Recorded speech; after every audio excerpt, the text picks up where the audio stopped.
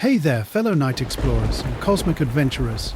Welcome back to another Dreamland Encounters episode. If you're new, this is our space for diving into incredible, unexplained stories beyond our world.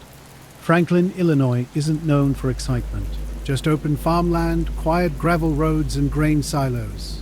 That night seemed ordinary at first. Around midnight, unable to sleep, I wandered into the soybean fields, phone in hand, drawn by crystal clear stars. At the far end of the field, 3 pale white orbs appeared, completely motionless, hanging about 30 feet above ground. No sound, no blinking, just suspended in absolute silence. I started filming, zooming, to capture every minute detail. Then something extraordinary happened. The lights began moving with perfect synchronization, slow, smooth, almost deliberately. They drifted together, paused, and started rotating as a single unit, like some choreographed cosmic dance. Gliding sideways, silent as a whisper, they seemed to make the world stop breathing. I captured 2 minutes of footage, offering no commentary, just pure observation. Eventually, the lights retreated, dissolving into the darkness. Back home, with phone service restored, I clipped the most intriguing 30 seconds and posted to TikTok. My caption was simple: anyone else seeing this over Franklin right now? I didn't expect much, maybe a few local views, but by morning, everything had changed. Tens of thousands of views. Comments flooded in from across the country, Indiana, Missouri, even Oregon. Some believed, some called it fake. I was just trying to understand what I'd witnessed. Then came the knock. 8:30 in the morning, 2 sharp raps. Through the peephole, 2 identical figures stood, black suits, white shirts, narrow black ties. 2 men, identical in every way. Sleek black sunglasses, short hair slicked back, matching builds that could have been cloned. I cracked the door open, keeping the screen between us. The left one smiled first, a wide, lipless crescent spreading across his face. A heartbeat later, the right one mirrored the expression. Something about it felt choreographed. Mr. Porter. The voice was flat, devoid of emotion, like a speaker with its bass removed. "Yeah," I responded. "What's this about?" They approached me with that same unnerving smile, tilting their heads in perfect unison. "Just checking in," they said, ensuring I felt safe. My words caught in my throat, unable to form a coherent response. Why were they here? No specific reason, they claimed. "You've had a busy night." A tightness gripped my chest, not quite panic, but that electric tension you feel when a police car trails behind you, despite knowing you've done nothing wrong. They asked who I was with, but silence was their only answer. "We appreciate your cooperation," they stated in synchronized voices before turning and walking away. Their movements were identical. Same stride, same posture. I watched them climb into a black sedan with standard Illinois plates, drive off after a brief pause. They never mentioned the video. No talk of TikTok, no specific questions, just vague references to a busy night and safety. Back inside, I locked the door and rushed to my desktop. The video had vanished completely. No flags, no takedown notice, just nothing. I always back up files, so initially I wasn't worried. But when I tried accessing the external drive, it was dead. No response, not even a BIOS flicker. The garage PC showed the same result. Clicks, a spin, then silence. My cloud sync was empty. Something had wiped everything clean and precise, without a trace. I couldn't upload the file due to slow internet. The only copy was local. Suddenly the house fell unnaturally quiet. No background noise, no pets, no kids, just dead silence for what felt like an eternity. A car door sound broke the stillness. I checked the front window, but the street was completely empty. My truck and the neighbor's old Pontiac were the only vehicles in sight. I closed the curtains and sat in the hallway, half expecting something to happen. Nothing did, yet that eerie feeling of being watched persisted. Around noon, I tried logging into my TikTok account. The password wouldn't work. I requested a reset link, but nothing arrived. Not in my inbox, not in spam. Attempting to log in from another device, the system claimed the account didn't exist. When I tried finding the video through previous links on Reddit, Twitter, even UFO forums, everything was gone. Blank thumbnails, 404 errors. Recovery tools yielded nothing but fragments of old files, family photos from months ago. No trace of that night's recording remained. I drove home in my parents' silver Camry, a car with a cracked windshield and only one working speaker. The road stretched endlessly between cornfields, dark, except for occasional mailboxes. My window was cracked, music playing low.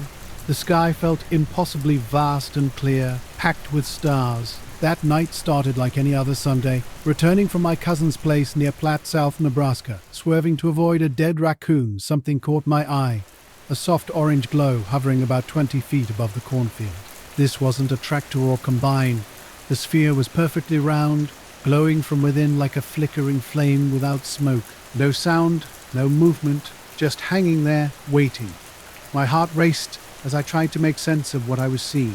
That moment when your brain struggles to determine if something is real, that was me right then. I grabbed my phone to take a picture, but the screen showed only black. No matter how I adjusted the settings, the glow wouldn't register. When I looked up again, it was gone, completely vanished as if it had never existed. Only my headlights illuminated the road ahead. I didn't tell my parents. How could I explain seeing a floating fireball? I showered and went to bed, and the next day proceeded normally. School was typical boring chemistry, the usual routine.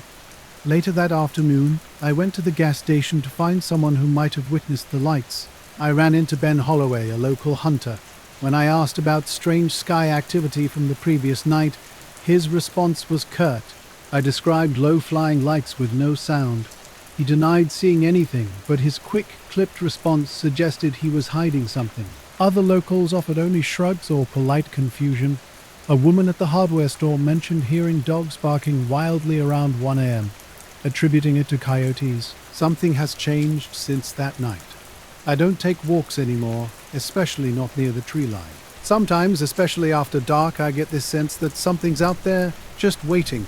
I haven't filmed anything since. My new hard drive works fine, but I compulsively check it daily.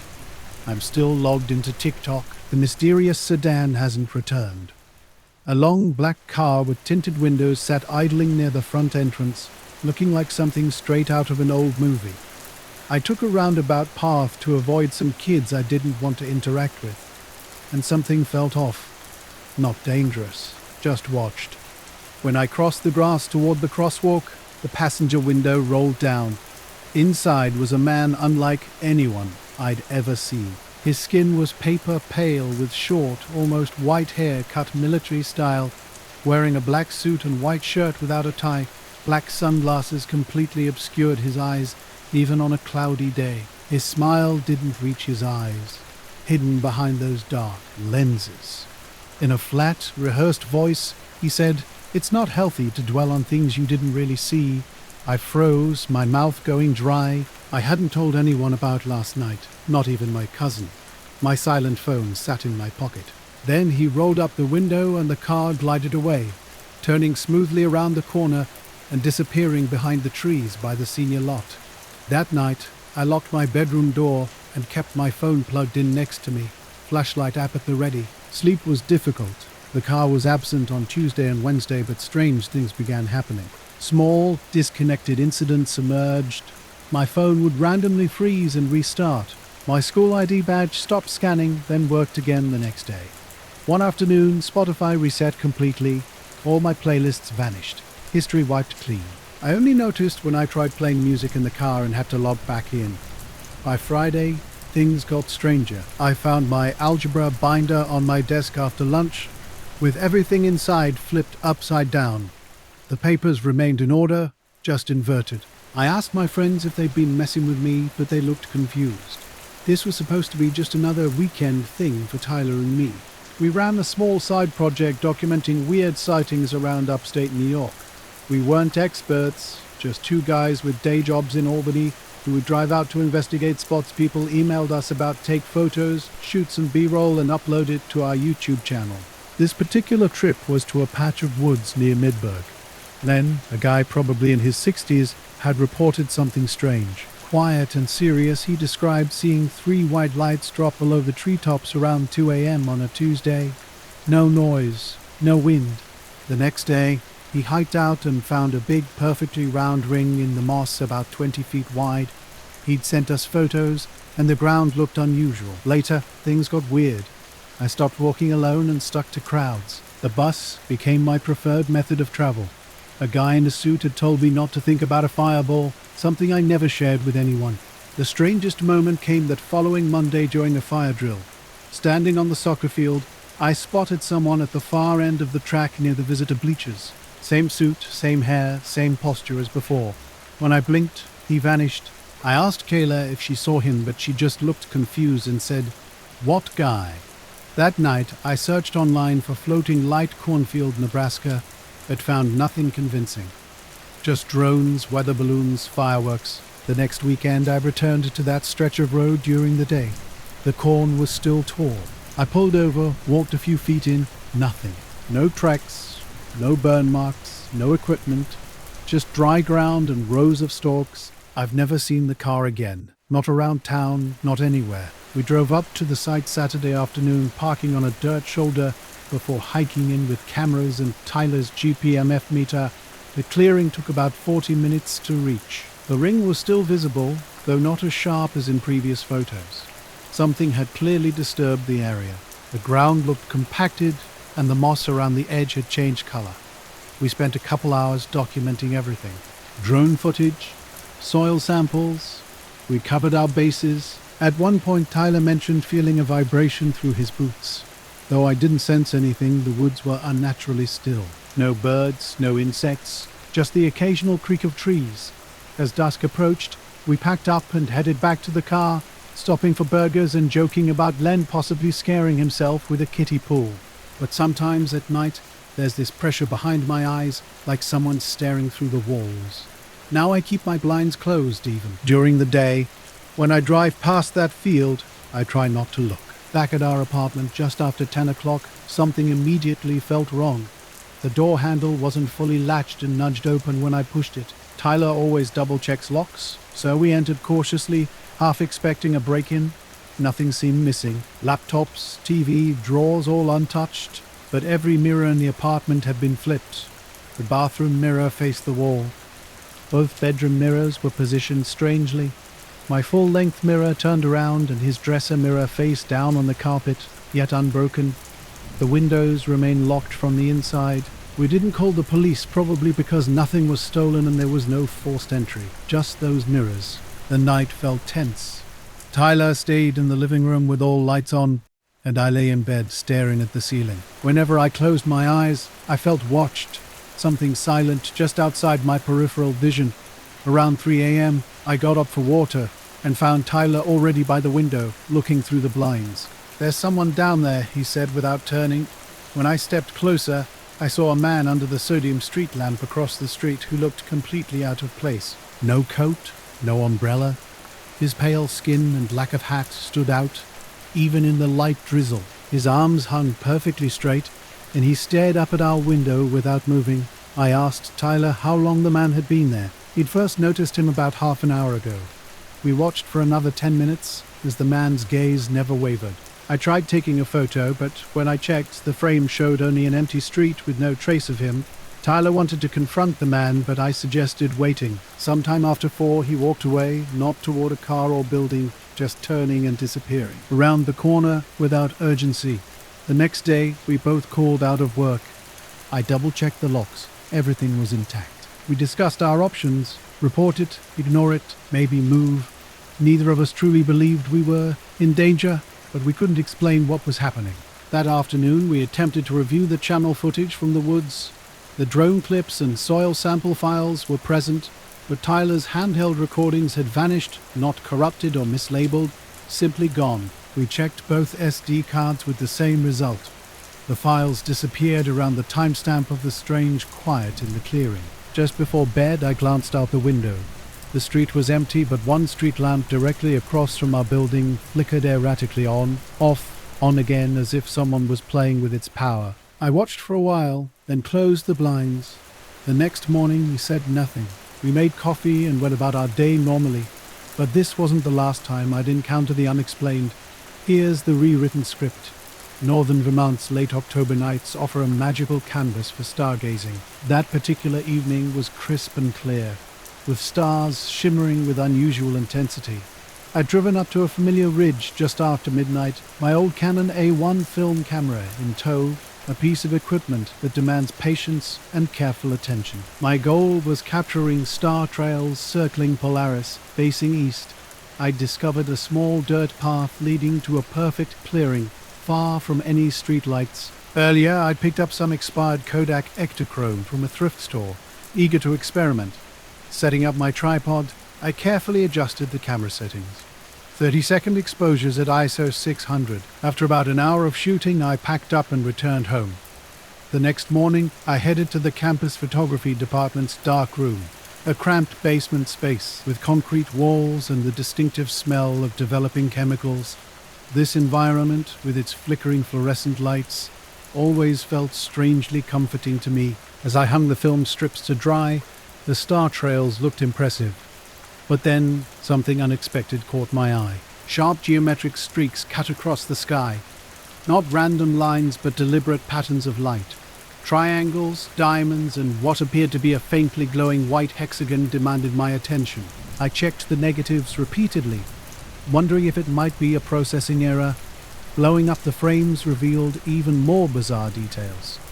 While the stars blurred from the long exposure, these shapes remained unnervingly sharp and rigid. I showed the prints to Claire, a fellow photography student, who suggested it could be like graffiti or a film glitch. Though I agreed with her assessment, something about those shapes continued to intrigue me. I attempted to return to the ridge the next night, but cloudy skies prevented another shoot. Days later, when I went back to the dark room to make more prints, the room was empty and those strange geometric shapes still haunted my mind. Carver, the janitor, gave me an odd look when I greeted him. Something felt slightly off. At my locker, I discovered a shocking development. The geometric street prints had vanished completely. Not just a few, but the entire set. No, a few nights earlier. Men in black suits had arrived after hours with unusual questions. They seemed intensely interested in lights, long exposures, and capturing things not meant to be seen. Their primary concern focused on whether anyone had been taking sky photographs, appearing worried about too much light and hidden details. Over the next weeks, unsettling events began to unfold. My phone battery started draining unusually quickly, and I'd catch brief, strange movements outside my window that vanished instantly when I looked.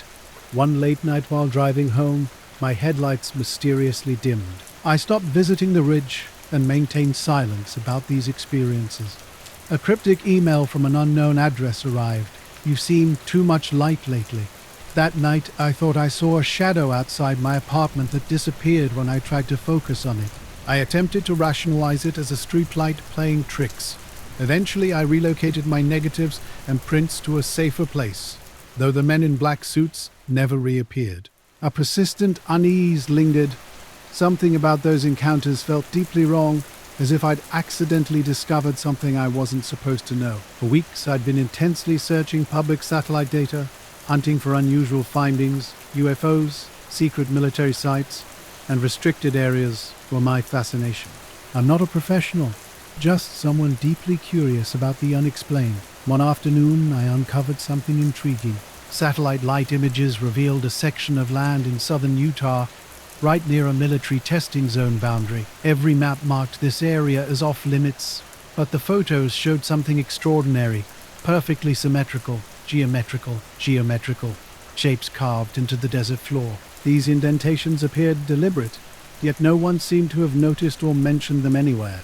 I meticulously downloaded and enhanced the images, then posted a detailed thread on a small online forum. Precise coordinates, zoomed-in views, and overlays highlighting the mysterious shapes were included.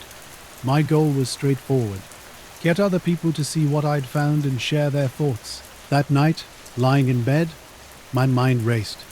Those shapes seemed purposeful. Who had access to this land? Why was it completely restricted? I felt like I'd uncovered something someone wanted to keep hidden. Around midnight, an uneasy feeling settled over me. The silence of the observatory was shattered by an unexpected knock. I'd been working nights at Mount Kelsey, a remote facility nestled in the pine forests about 40 miles outside Flagstaff, Arizona. For almost 3 years, nothing unusual had happened, until that night. The knocking began sharp and deliberate, like a metronome striking every 3 minutes. At first, I thought it might be a prank or a drunk neighbor, but the rhythm was too precise. My phone showed no signal, which was strange given the usually decent reception. I checked the locks and windows, making sure everything was secure. Peering through the peephole revealed nothing, an empty hallway that seemed to echo with those persistent sounds. The air grew cold, despite the heater running, and a quiet, steady buzz underlay everything. I sat near the door, listening intently. Hours passed without sleep, just watching and waiting.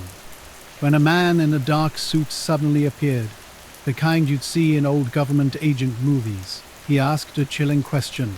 "What do you think you saw?" His voice was quiet yet commanding. I stammered in response, and he repeated the question more like a warning. Quickly, I shut and locked the door, my heart racing. Something felt fundamentally wrong. Those mysterious shapes on my film, the strange men, I never understood what they meant. As dawn broke, the knocking abruptly stopped. When I finally opened the door hours later, nothing remained. No footprints, no notes, nothing. Later that day, I discovered something even more disturbing. The online thread I'd posted about satellite images had vanished, deleted without explanation. I stopped photographing the night sky. It just didn't feel right anymore. My night shifts at the observatory were usually calm. Located in a remote area with nothing but open landscape surrounding the building, I'd patrol the grounds and check the perimeter from 10 p.m. to 6 a.m. One clear, cold night in mid-October, something unusual caught my attention. Around midnight, 2 bright spheres hovered silently over the east ridge. These weren't typical aircraft lights. They appeared steady and intense, with a pale blue-white glow. Initially, I thought someone might be playing with spotlights, but these spheres were different. Positioned about 50 feet apart, just above the tree line, they remained perfectly motionless and silent. I grabbed my flashlight and binoculars, watching carefully for nearly 5 minutes. Radioing the control room, I reported the unusual sight. They instructed me to observe, but not approach. Suddenly, the spheres began rising slowly straight upward, moving faster than any helicopter or drone I'd ever seen. Within seconds, they vanished into the sky. The rest of my shift was spent checking cameras and walking the grounds, searching for any explanation. I found nothing. No footprints, no vehicles, no signs of disturbance near the ridge. When writing my report, I tried to sound matter-of-fact, simply describing the 2 bright lights that hovered and then disappeared. The next morning changed everything. My manager Jeff was waiting for me, looking tense and guarded. Before I could ask any questions, 2 men walked into the office. They wore black suits, sharp and clean, carrying themselves with a cold, calm authority. Jeff introduced them as Homeland Security agents, but they didn't offer names or details. Their badges showed only numbers 0473 and 8921. Their eyes struck me most unblinking, staring straight ahead, almost inhuman. I felt like something I wasn't supposed to see, or someone who didn't want me to know. The mysterious shapes on the ground remain on satellite maps, somehow escaping deletion, but I won't touch those images anymore. And if I hear knocking at my door again, I'm not opening it. I was walking the observatory's perimeter that night when I saw them again. 2 silent spheres hovered in the exact same spot, completely motionless. A low electrical hum filled the air, and the forest around me felt unnaturally quiet. No wind, no wildlife sounds, everything had stopped breathing. When I looked at the spheres, something unusual happened. One seemed to flicker, almost like a digital glitch. My stomach tightened. Slowly, they began moving toward the main telescope dome. I tried to radio the control room, but my voice came out distorted, overwhelmed by static. For 10 minutes, the lights hovered above the dome, then vanished without a trace. The weird feeling lingered, unexplained and unsettling. Some memories refused to fade, those silent spheres hovering in the forest stillness. I kept working night shifts, always alert. Every time the wind died down and the sky went completely quiet, the familiar unease would creep back. Would they return? I'm Jake, an urban explorer passionate about abandoned sites rich in history. I'm not the thrill-seeking type who breaks in recklessly, but someone genuinely curious about forgotten places. My current mission involved a decommissioned missile, silo a few miles outside Fallon, nestled in scrubland. Earlier that day, some officials had visited me, questioning me methodically about my earlier report. They listened intently, exchanging occasional glances, never taking notes. Jeff stayed nearby but remained quiet. After about 20 minutes, they left abruptly, offering no explanation. Just before exiting, I caught a whispered fragment about restricted airspace and non-conventional aerial phenomena. Something felt off. The rest of the day seemed strange. Cameras showed intermittent static, and Jeff avoided my gaze as if hiding something. I don't have clear answers, just a collection of inexplicable moments that keep me glancing over my shoulder. What happened to me that October night near Fallon, Nevada, defies explanation. The site was fenced off, though not completely secure. A large concrete opening revealed where the missile would have been stored, leading deep underground. Late afternoon sunlight cast an orange glow, and a dry, chilly wind whispered across the landscape. I parked my truck on a distant dirt road and approached on foot. Silence surrounded me. My boots crunched against the gravel beneath my feet. At the shaft's edge, I peered down into an impossibly dark depth. My phone's flashlight offering barely any illumination. Security cameras caught fleeting movements just beyond their frames, too quick for a person, yet too indistinct to be an animal. Strange details emerged everywhere. Faint footprints leading nowhere, small scorched brass patches near equipment sheds. When I mentioned these to Jeff, he quickly dismissed them as random animal activity or natural disturbances. After that night, the strange spheres disappeared. The agents never returned, and Jeff remained silent. An unsettling sense of being watched persisted. Those eyes haunted me. Sleep became increasingly difficult in the following days. Gradually, normalcy attempted to reassert itself, but some experiences leave an indelible mark, a persistent reminder that not everything can be easily explained. The wind picked up, darkening the sky around me. No footprints, no vehicles, no signs of any other presence. The air felt stale and cool, like a place sealed away for years. I prepared a rope harness, intending to lower myself into the shaft for a closer investigation. Something flickered in the shadows, a faint glow, almost, like a phone or lantern light. I hesitated, then rationalized it as a trick of light or sun reflection. Nobody else was supposed to be here. I rigged up and descended about 20. The walls were damp, with a musty smell of old metal and earth mixing together. The earlier glow had vanished, but my flashlight caught something else. A series of irregular, pulsating blue and white lights along the shaft's far side.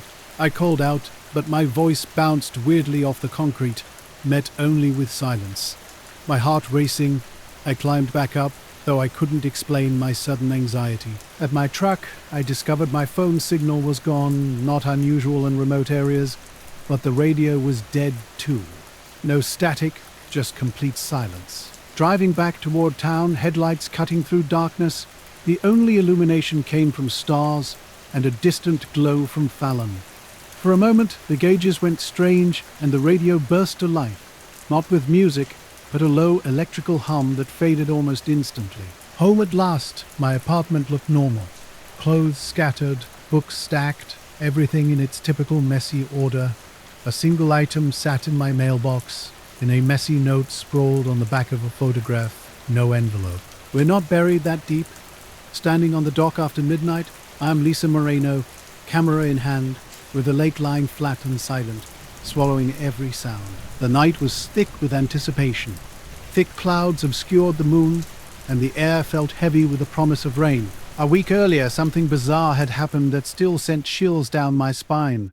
I'd found a grainy black and white photo on my doorstep, taken from above, showing the silo at night. In the picture, my own silhouette stood at the edge of the silo's opening, hands resting on the concrete rim looking down. I couldn't explain how someone had taken this photo. My apartment was locked tight with only me and the landlord having keys. I'd returned to the silo during the day, both alone and with friends, but found nothing unusual. No footprints, no sounds, no evidence of anyone else being there. Then came the night I was driving by the silo at dusk. My truck's radio suddenly died, and that familiar low, steady hum returned. I stepped outside into an eerie silence. Even the cicadas had gone quiet. Just beyond the tree line, I saw it again.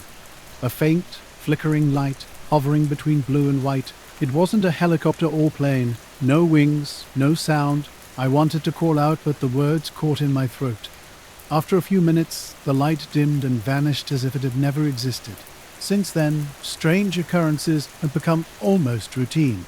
My porch lights flicker mysteriously at night. My phone glitches constantly. Unexplained photos appear in my gallery, just static and indecipherable shapes. That original photo still haunts me, leaving me with more questions than answers. Out here on the outskirts of Ashford, Washington, my small cabin sits right on the edge of wilderness. I've always been drawn to recording unusual things. Maybe it's a hobby, maybe an obsession. Strange occurrences fascinate me.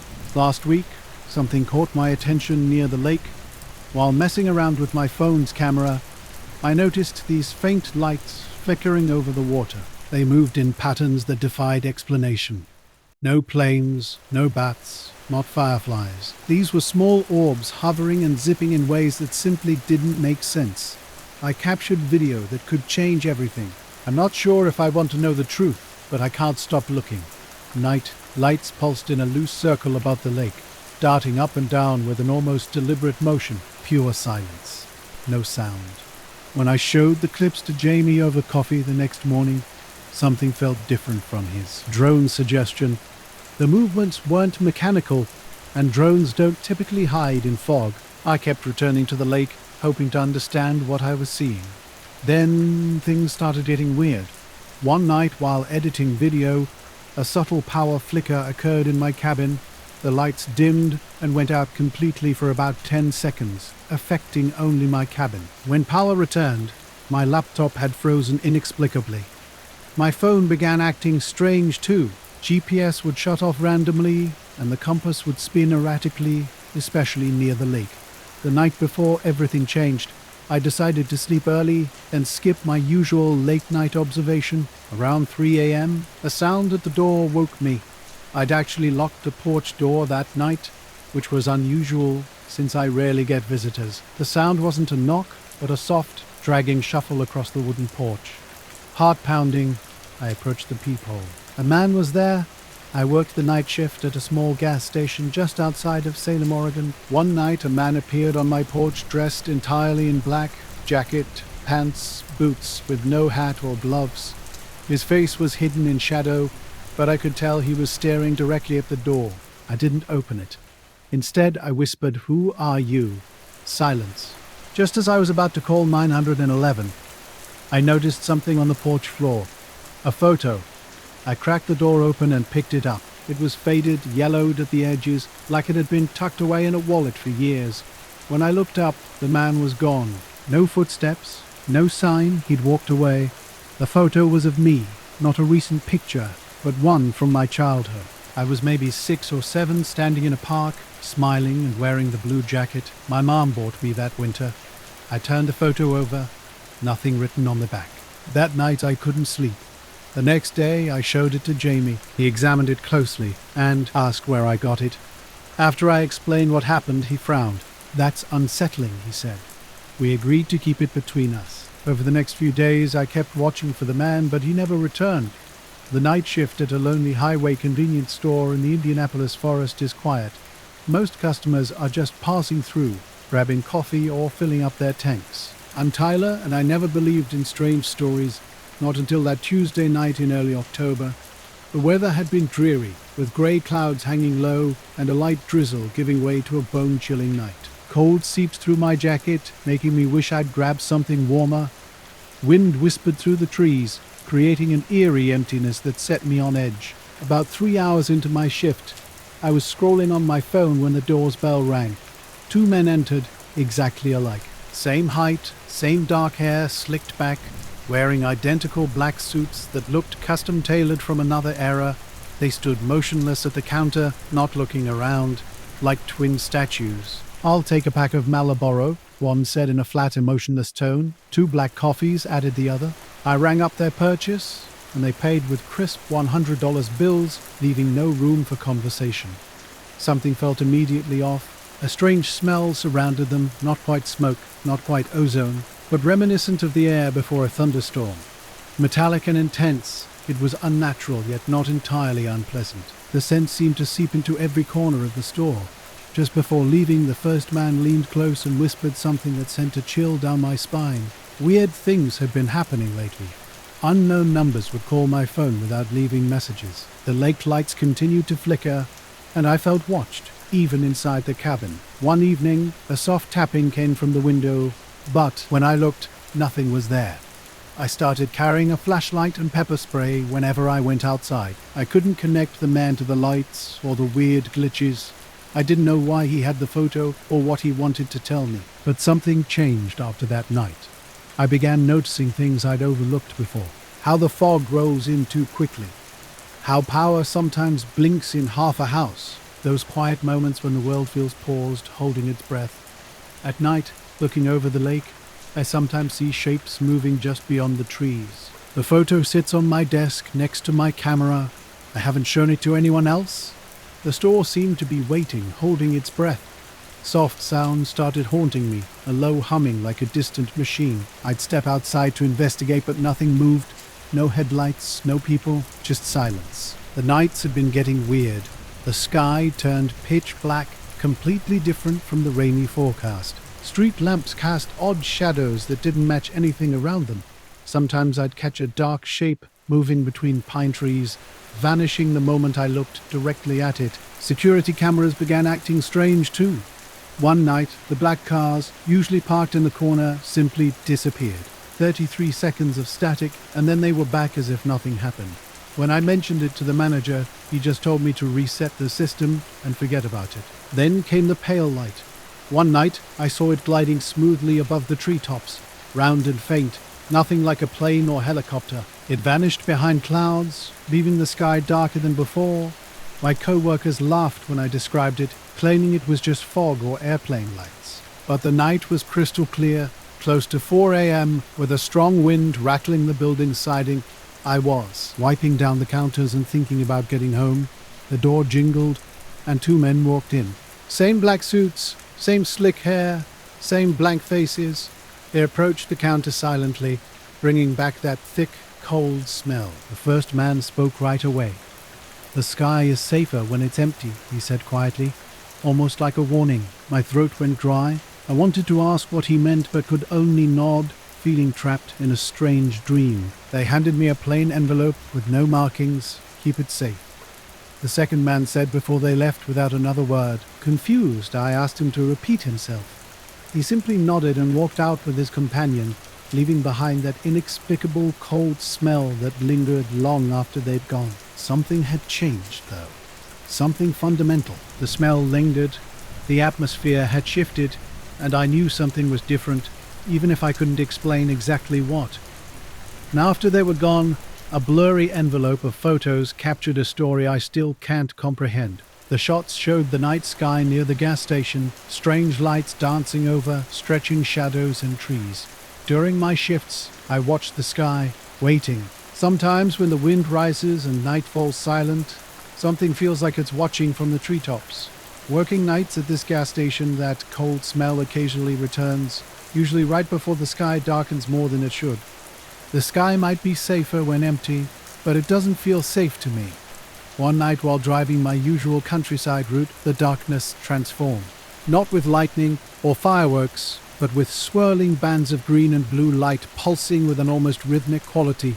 This wasn't like any northern lights or storm I'd seen before. I pulled over, cold air pressed against my skin. Fog curled around my boots as I stepped out. The sky moved with hypnotic energy, electricity hanging silently. When I tried capturing the moment, my phone screen flickered and the camera refused to focus properly. As quickly as it appeared, the light faded, melting like smoke, leaving only faint stars barely visible through the fog. Driving back, I wondered if I should tell my brother. He'd likely dismiss it as a drone show or airplane lights. I didn't want to sound crazy. 20 minutes later, pulling into my driveway, something caught my attention immediately. My windshield bore a fresh message scratched across the driver's side. "Look up less." I rubbed my eyes, double-checking. The etching looked recent, as if carved moments ago. A black sedan sat parked down the street, about 50 yards away. No markings, no headlights, but its engine ran softly in the night. No one was inside. I stood watching from my porch. Was this a prank? The car remained motionless, idling like it was waiting. The past few weeks had become increasingly unsettling. Strange occurrences were mounting, and no answers seemed forthcoming. A black car kept appearing and vanishing mysteriously around my neighborhood, always with its engine running but never showing any occupants.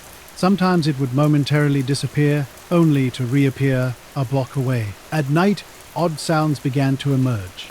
A low humming like a distant transformer would drift from the woods behind my house. Then came the night everything changed. Around 3 a.m., a brilliant white light suddenly flooded my bedroom, transforming the space into midday brightness. Dressed and cautious, I went out to investigate. Thick fog hung low around the trees, and an eerie silence blanketed the street. Where the car had been, there was no trace. The next morning, a chilling message appeared on the old maple tree in my front yard. Stop watching. I kept this discovery to myself. The handwriting looked identical to the previous message on my windshield, jagged yet deliberate. I spoke with neighbors who reported similar strange experiences. Some mentioned unusual lights in the sky, while one neighbor noted his dog had been barking inexplicably for hours. The sense of being watched began to consume me. It wasn't a physical presence, but something more ethereal. Shadows and street lamps that didn't belong to me, a faint glow behind the tree line. Late at night, I stopped venturing outside after dark. One evening, I thought I heard footsteps in the leaves near my back door, but seeing nothing when I checked, I dismissed it as the wind's branches scratching against the window. Communication became difficult. When I tried calling a friend, there was no answer. The next day, I discovered something was wrong with my phone. Adding another layer to the growing mystery, I was out by myself on the edge of Devil's Ridge, a little spot I'd found a couple of years ago while hiking near Flagstaff, Arizona. The skies were so clear out here, away from all the city lights. It was late September, and the air had that dry, crisp feeling. Once the sun dipped below the horizon, it got colder than I expected. I had my camera gear with me, a tripod, a couple of lenses, and my phone. About an hour after sunset, I set up and inside and locked the door. The next morning, I shared the story with my neighbors. The weird light, the mysterious message, the strange car, but no one had any answers. The night was pitch black, stars scattered across the sky. I was focused on capturing the celestial display, adjusting my camera settings, and checking the exposure. Everything was set up just in time for the Milky Way to start showing. A deep silence enveloped the landscape, broken only by the occasional whistle of wind through scrub and pine needles. On a narrow rock outcrop, a figure stood motionless, dressed entirely in black. It was like a statue, a silhouette against the starry backdrop. I couldn't make out any features, just an unmoving shape. Thinking it might be another late-night photographer or hiker, I called out softly, "Hey, you okay over here?" No response. I tried again, a bit louder. Silence followed. Suddenly, the figure wasn't standing there anymore. It hadn't walked away or hidden, but simply disappeared as if someone had flipped a switch. Blinking in disbelief, I saw nothing where the figure had been. My battery was dead, even though I'd charged it fully the night before. The signal was weak, like I was in a dead zone, despite my house usually having 4 bars. Time slipped weirdly, with some hours passing faster than others. I'd glance at the clock and swear it had jumped ahead by 10 or 15 minutes. A few nights later, I was sitting on my porch smoking a cigarette when a black car rolled slowly down the street. Its headlights were off and the engine was quiet. It stopped in front of my house and just sat there for a long minute. No one got out. I stared back, heart thumping, until the car finally pulled away, disappearing into the fog. After that, the messages stopped and the lights faded from the sky. The black car didn't show up again. I went back to normal routines. But sometimes when I'm driving home late or sitting alone outside, I feel that same quiet, watching feeling creep back in. It's subtle, like a soft pressure on the back of my neck. I've checked my windshield and the tree.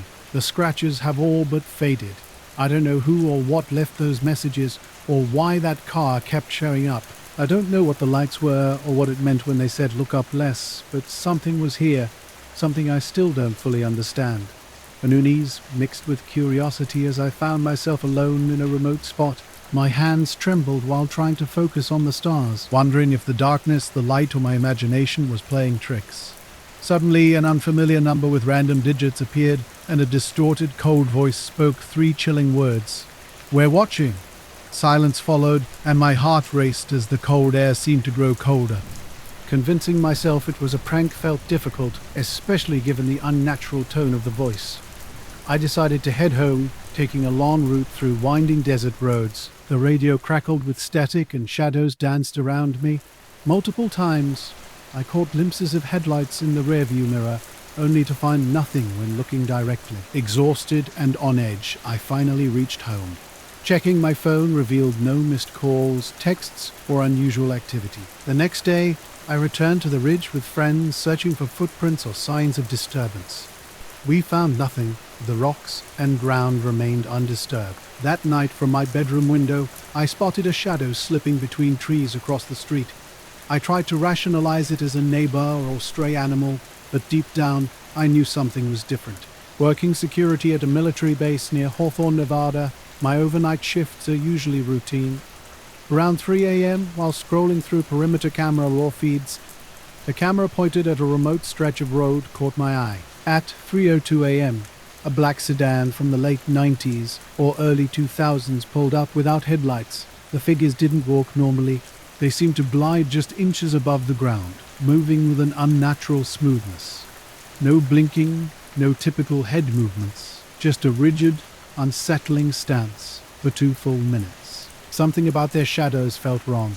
I blinked repeatedly, wondering if the camera was malfunctioning. Since that night, I've returned to Devil's Ridge multiple times, searching for answers. The experience haunts me. Out there, I sense a quiet pressure, like unseen eyes watching. My phone occasionally lights up with recognized numbers, but answering reveals only silence. I can't explain what I saw or who those figures were. All I know is that something was definitely paying attention that night. Something not quite right, observing from just beyond view, under the dark, star-filled sky.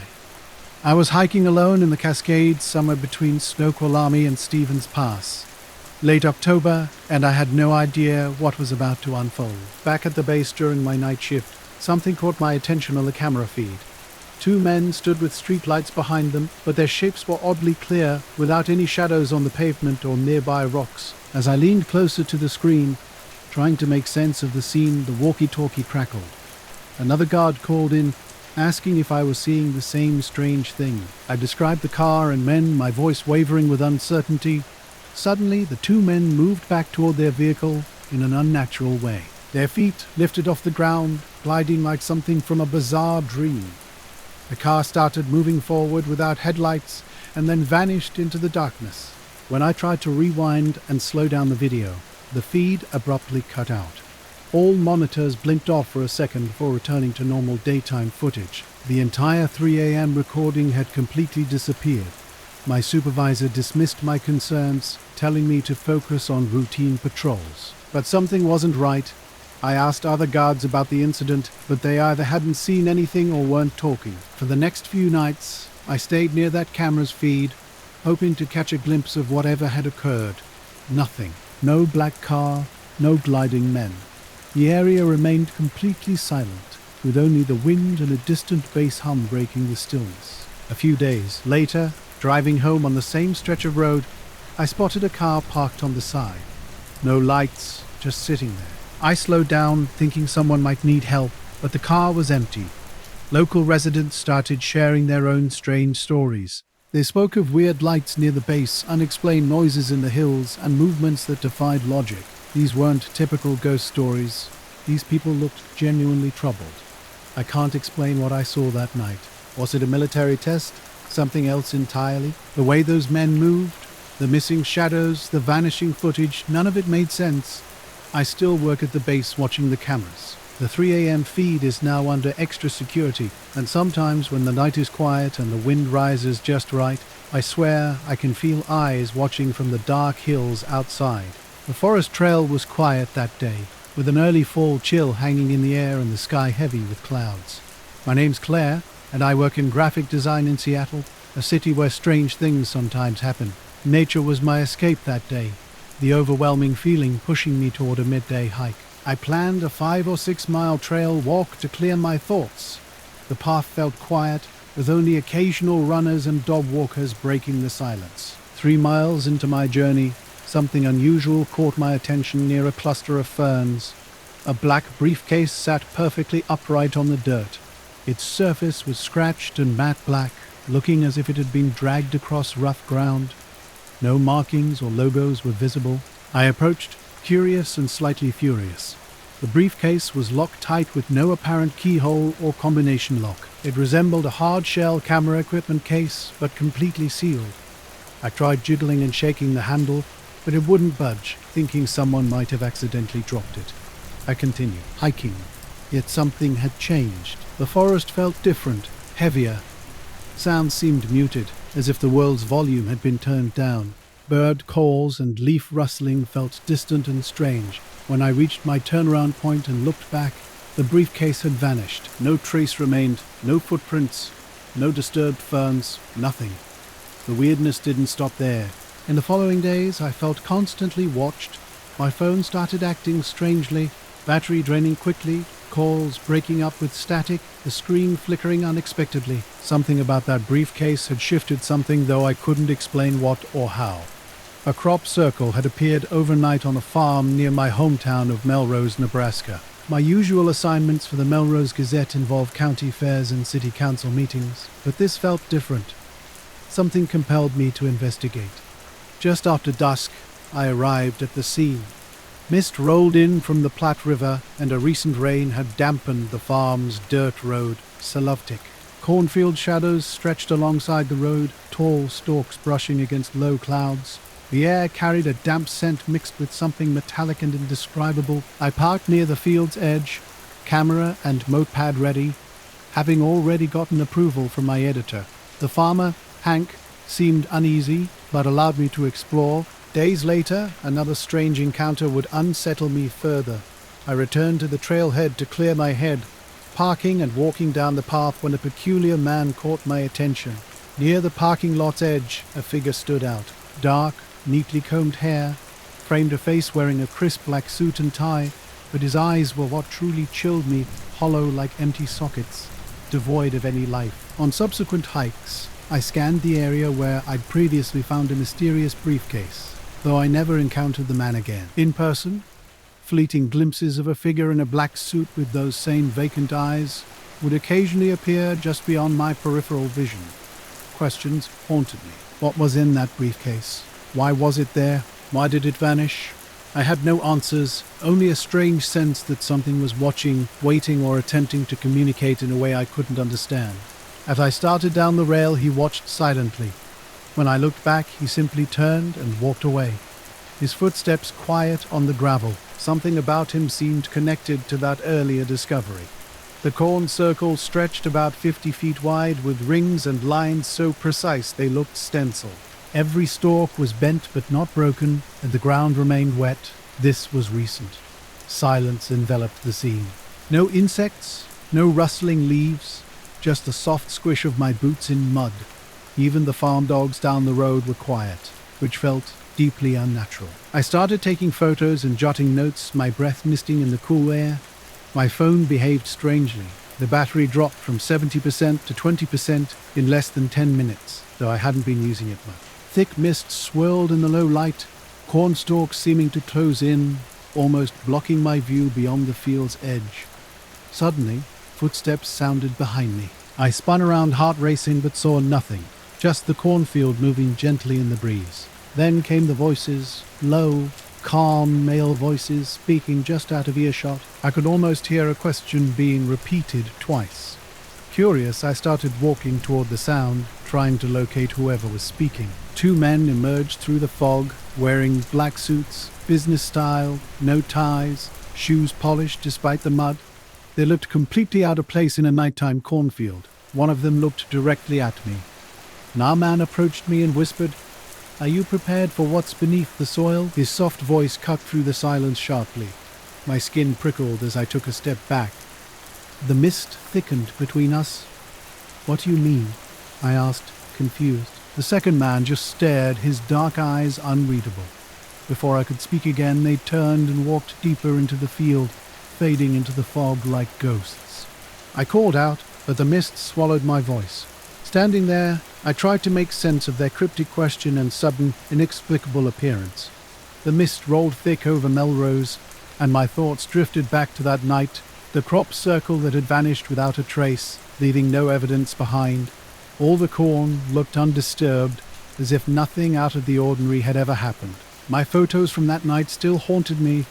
The mist seemed denser than I remembered, almost like a heavy curtain. I rarely spoke about what occurred. The circle, the men, the lingering question that never found an answer. Sometimes I wondered if it had been just a strange dream or something more real, something I couldn't quite explain. It started with a black sedan. At first I thought nothing of it, just another car parked on the street around 11 p.m. on a quiet Tuesday night, clean, with completely blacked out windows and no license plates.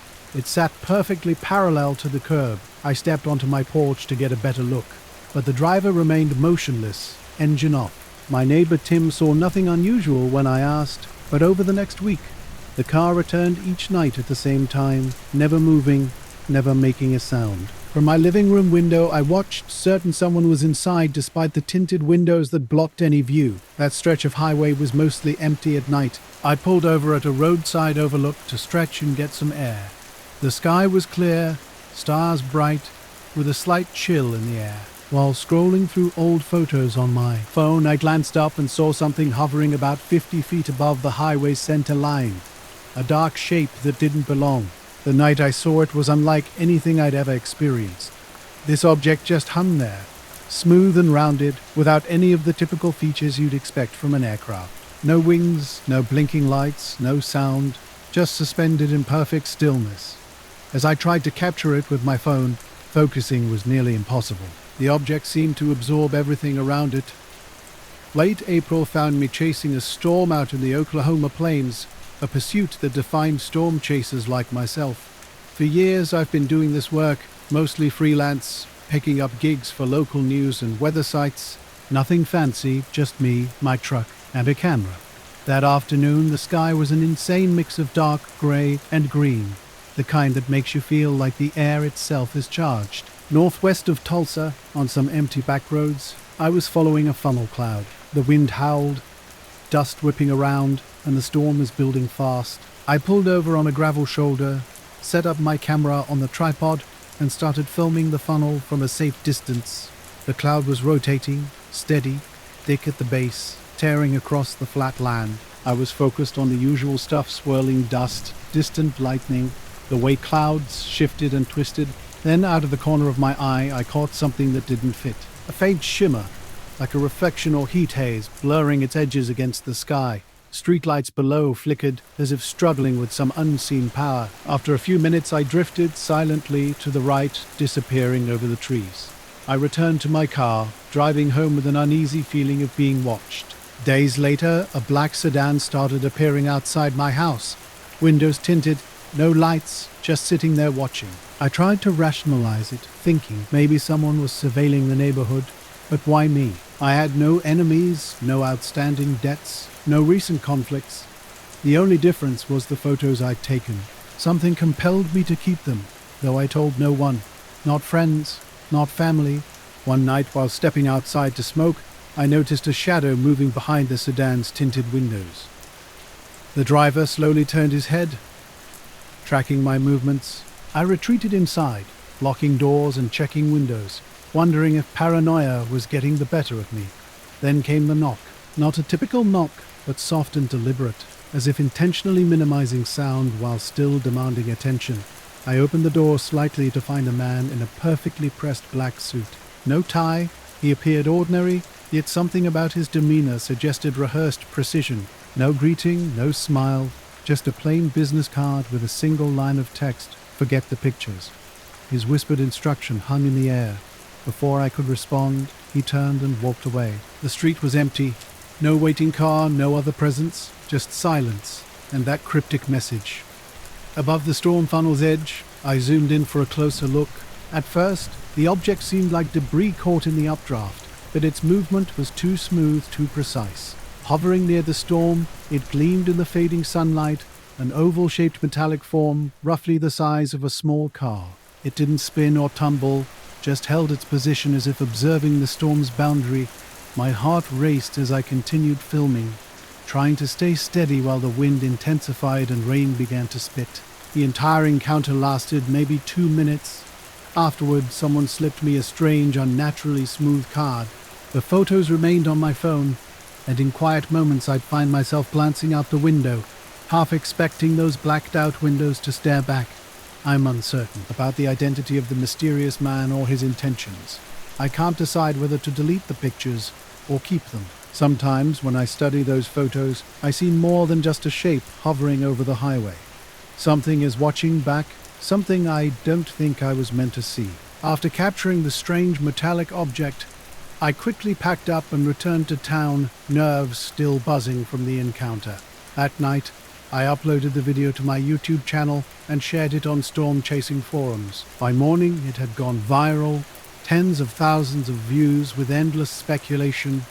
Some viewers suggested it was a drone, while others claimed it was a light reflection or visual trick. The weird part began about a day later. An unknown caller claimed to be an insurance agent, asking about potential wind damage to my brain. Initially, I dismissed it as a prank, but the caller's tone was unnervingly clinical, almost robotic. They discussed routine cognitive impairment checks related to high-risk weather events. When I requested more information, the line went silent and disconnected. Attempting to call back, I found the number was already dead. The video vanished completely from my YouTube channel without explanation or takedown notice. My attempts to re-upload from a backup failed. Even more strange, other forum members who had saved or shared the clip experienced similar issues. In early October, the Big Tetru National Forest in Montana held a quiet stillness. Leaves were just beginning to change, with a crisp hint of winter in the air. I had chosen a less popular trail, hoping for some solitude and maybe capturing the landscape's transformation. Initially, everything felt normal. Birds chirped, leaves rustled, and distant streams provided their ambient soundtrack. But halfway through my hike, as I crossed a small ridge and descended into a hollow, something dramatically changed. The forest went completely silent. Not just quiet, but utterly muted. No bird calls, no wind, no animal movements. Even the stream's distant gurgle had vanished.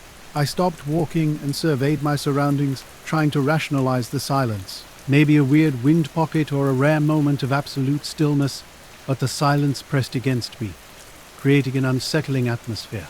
Then I saw it. In a clearing ahead, what first looked like a black top gradually resolved into something else entirely. A helicopter hovered about 20 feet above the ground, completely motionless, except for slowly spinning blades. This wasn't like any rescue or ranger chopper I'd ever seen. Its matte black surface bore no markings, and it emitted a low, almost mechanical humming. Beneath the helicopter, 3 figures stood in a tight, unmoving line. They were dressed in uniform black, but with no discernible details, no faces, no movement, just dark, statue-like shapes. My brain screamed to keep walking or turn back, but my body remained frozen. Hands slightly shaking, I raised my camera and took a few pictures. Since that day, strange things have been happening. My files, mysteriously corrupted or deleted, small, unsettling incidents began occurring. My phone would beep randomly with no notifications. Looking up, I'd catch fleeting reflections or quick flashes in the clouds. Nothing definitive, just hints of something trying to stay hidden. One night while driving home, my radio cut out entirely for 5 full minutes. No static, just complete silence. Despite everything else in the car working normally, I kept expecting some official contact about the footage or a request for an interview. Weeks turned into months, and nothing came. I still chase storms, but now I'm more cautious.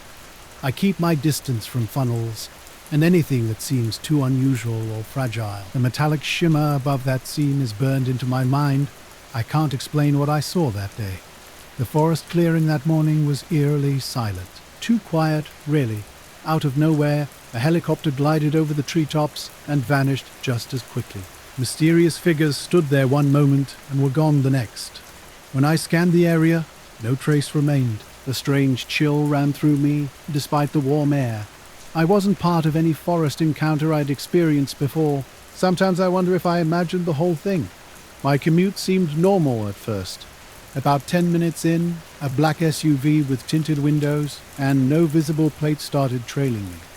At first, I thought it might be a coincidence, but the vehicle matched every turn I made through the back roads. At a downtown red light, the passenger window rolled down. A man leaned out, speaking in an unnervingly calm voice. "Forests don't like company." Those words sent a chill down my spine. I didn't respond. The light changed, and the SUV maintained its distance before disappearing. Those words haunted me. Was it a warning? I tried to dismiss it, but the comment lingered in my mind. Over the next few days, I watched for the SUV, but it never reappeared. Still, I felt constantly observed. My phone battery drained faster. Fleeting movements appeared in my peripheral vision, shadows that vanished when I looked directly. The memory of that silent forest clearing remained vivid. The three motionless figures seemed to belong to another world entirely. I never returned to that part of the forest. I can't explain what happened that day, but sometimes when the wind is still and the trees stand silent, I feel those dark shapes watching from somewhere out there. My name is Jamie Tate.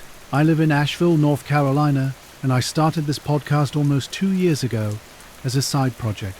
I've always been drawn to strange stories most people dismiss as conspiracy or urban legends. I've been chasing local mysteries for years. Nothing wild, just those odd stories that never quite add up. A month back, I released an episode about a forgotten UFO sighting from the 1970s. Walt, a trucker, reported seeing something extraordinary. My podcast about a UFO sighting near Cherokee had unexpectedly gone viral, drawing more listeners than anything I'd ever produced before. But then, strange things began to happen. The episode, which detailed some bizarre lights hovering over a highway, was initially treated by locals like an old campfire tale. Official records were minimal, and most people didn't take it seriously. Voicemails started arriving on my podcast line shortly after. At first, they were just static, the kind you'd expect from a poor connection. But within days, something changed dramatically. A deep, distorted voice began repeating the same cryptic message, "Turn back the signal." These calls came almost daily, always at night, with an unsettling consistency. The static would sometimes spike so intensely that my phone would vibrate violently. I tried blocking the number, but it kept changing. No caller ID, no traceable origin. My friends dismissed it as podcast hype or an internet prank. Yet something felt fundamentally wrong. A week after the episode launched, I woke up to find all my recording equipment had vanished. Every microphone, recorder, mixer, and set of headphones was gone. I live alone on the town's outskirts, with no one having easy access. I checked every entry point, no signs of forced entry. It was as if someone had a key and knew exactly what to take. The real shock came when I found a single microphone placed precisely in the center of my welcome mat. An old handheld interview mic, deliberately positioned. When I picked it up, I noticed a word carved into its metal body near the base: silence. I called the police, but they treated it as a routine burglary with little interest. Something was happening, something beyond a simple theft. I knew my UFO story had stirred up something I didn't understand. The silence in my apartment felt heavier, like something was watching me. Hoping to end whatever was happening, I shut down the podcast and deleted the episode about Walt. But that didn't stop things. When I tried recording ambient sounds, the playback would have static and low whispers underneath. Something else had started, and I was right in the middle of it. I took off from the municipal strip outside Missoula just after 7 p.m. flying solo in my shared 1974 Piper Cherokee. The sky held scattered clouds with no turbulence. This was a routine flight, a simple loop east toward the Bitter Roots and back. I'd filed the standard VFR flight plan and completed all the usual checks. About 20 minutes into the flight, somewhere over the foothills near Rock Creek, something caught my eye off the left wing. At first, it looked like another aircraft, metallic and round, maybe 200 feet away. As it moved closer, around 500 feet from me, I realized this was unlike anything I'd seen before. No drone I knew could match its characteristics.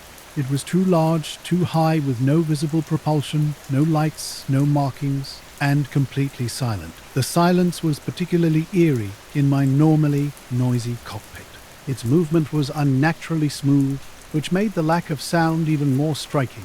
For roughly 15 seconds, it kept perfect pace with my aircraft before shooting upward at an angle and vanishing into the clouds. Following protocol, I radioed air traffic control with a calm position report about a possible unidentified aircraft. The controller's response was strange. After a brief pause, they confirmed no traffic in my vicinity and no primary radar hits, unusual even in a low traffic area. I completed the flight normally, logging my time and filing a standard report about the unauthorized aircraft. Days passed. A week went by, then two. No follow-up, no communication from anyone. As an experienced pilot with over 30 years in the air, I knew bureaucratic systems could easily swallow such reports. Then the interference started. Always present, never clear. I wiped my phone and computer, reinstalled everything, but it persisted. Last night around midnight, a soft, deliberate knock came at the door. I opened it to find a small, worn cassette tape sitting on the porch-like ledge. No label, no writing. Inside, I played it on my old tape player. Mostly silence, except for a low rhythmic pulse like a heartbeat. Then after a minute, that same deep voice came through clearer than before. Calm but chilling. Turn back the signal. I switched it off, heart racing. Now I'm writing this, trying to make sense of it all. The gear's still gone. The voice keeps breaking through in bursts of static on my phone. The mic sits silently on my desk, cold to the touch. I don't know what to do next. My flight report had vanished without a trace. I'd originally been hesitant about submitting detailed documentation, so I hadn't pursued it aggressively. But when I checked the online flight log, the report was completely gone. Not edited, simply erased as if it never existed. Even the paper folder in the hangar cabinet was missing. My colleague Pete confirmed he hadn't touched anything. When I called the FAA field office seeking answers, the representative seemed deliberately obtuse. Claiming no report existed, his tone suggested I was mistaken and questioned whether I had even submitted anything. Something in his voice made me hesitate to press further. Weeks later, on a quiet Sunday morning, I arrived at the hangar early. As I unlocked the gate to the tarmac, a black rental car sat parked on the gravel. Two men in black suits stood nearby, watching. They weren't talking, just standing motionless in the wind. Something felt off about them. Same age, same build, same short haircut, like cousins trying too hard to look alike. When I started to open the hangar door, they walked over, not quickly or aggressively, but with a synchronized, deliberate pace that suggested they knew exactly where they were going. Mr. Wilcox. One spoke, his voice flat and mechanical. I nodded. You recently reported a visual anomaly on a flight east of Missoula. We're here to follow up. Who are you with? I asked. The second man smiled, wide but not friendly. Contractors, he said. We handle misfiled data. Something in his tone suggested the misfile wasn't accidental. The first man stepped closer. Have you been feeling unwell since the event? Any dizziness, confusion, auditory hallucinations? I shook my head. No, I'm fine, he continued. These experiences can cause residual effects. Pilots often mistake visual artifacts for airborne debris or weather phenomena. I was getting irritated. I know what I saw. It wasn't a weather balloon. It wasn't debris. They exchanged a look. We recommend a short leave from flying. Just a few weeks. Let things settle. I responded firmly. I'm not grounded. No one's filed anything. Not yet, he replied. The first man studied me intently. Then he said something that made my stomach drop. Still chasing the sky. It was a nickname, my grandfather's nickname for me. 2 winters ago, during an early February evening walk with Benny, my shepherd mix, our quiet Spokane Valley neighborhood near Pines and 16 felt unusually still. We were heading home when Benny abruptly stopped, staring straight up, thinking. He was watching a bird or owl. I looked and saw it too. A massive black triangle, unlike any aircraft I'd encountered. The object moved impossibly slowly, defying physics. 3 faint white lights marked its corners. No engine noise, no wind disturbance. It simply glided weightlessly overhead, maybe 200 feet up. An eerie silence descended, not just from the object, but from everything around us. I couldn't hear my footsteps or Benny's breathing, as if someone had muted the world. Benny remained motionless, just staring until the triangle disappeared behind northern trees. I tried capturing a photo, but my phone screen was frozen, only resuming function about 30 seconds after the object vanished, dismissing it as potentially a military craft or unfamiliar drone. I didn't mention the encounter to anyone, just another weird moment to overlook. 2 days later, strange occurrences began. I woke suddenly in the middle of the night with an inexplicable alertness. Later, I discovered everything was gone: emails, notes, cloud backups. Every trace of my original report had disappeared. Even my laptop's local copy was overwritten, leaving only a blank document with the original file name. Pete mentioned seeing the same car parked down the road the following evening, idling near the tree line. Since then, I haven't flown. No trace existed anywhere, not on my license, social media, or any official document. How did they know? They turned and walked back to their car. The wind picked up, strangely. The gravel didn't crunch under their shoes. They drove away without another word. The car arrived silently, turning corners without a sound. The subtle light flickered, not a sharp flash, but a gentle signal. At first, I dismissed it as a strange dream, but it wasn't a one-time occurrence. Night after night, the same scenario repeated. Always at exactly 3:17 a.m., the vehicle would appear near different locations, sometimes close to the Wilkins, sometimes close to the Morgans, but always directly across from my house.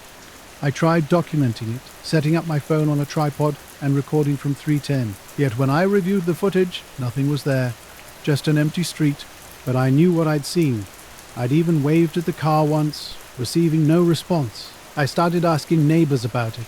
No one else had witnessed anything, not the Morgans with their open blinds, not even Mr. Spout. Yes, Harrington, whose dog barks at the slightest movement. My wife completely dismissed my concerns, suggesting I was watching too many documentaries, so I adjusted my routine. No more late-night dog walks with Benny. I'd take him out earlier after dinner, but I kept watching.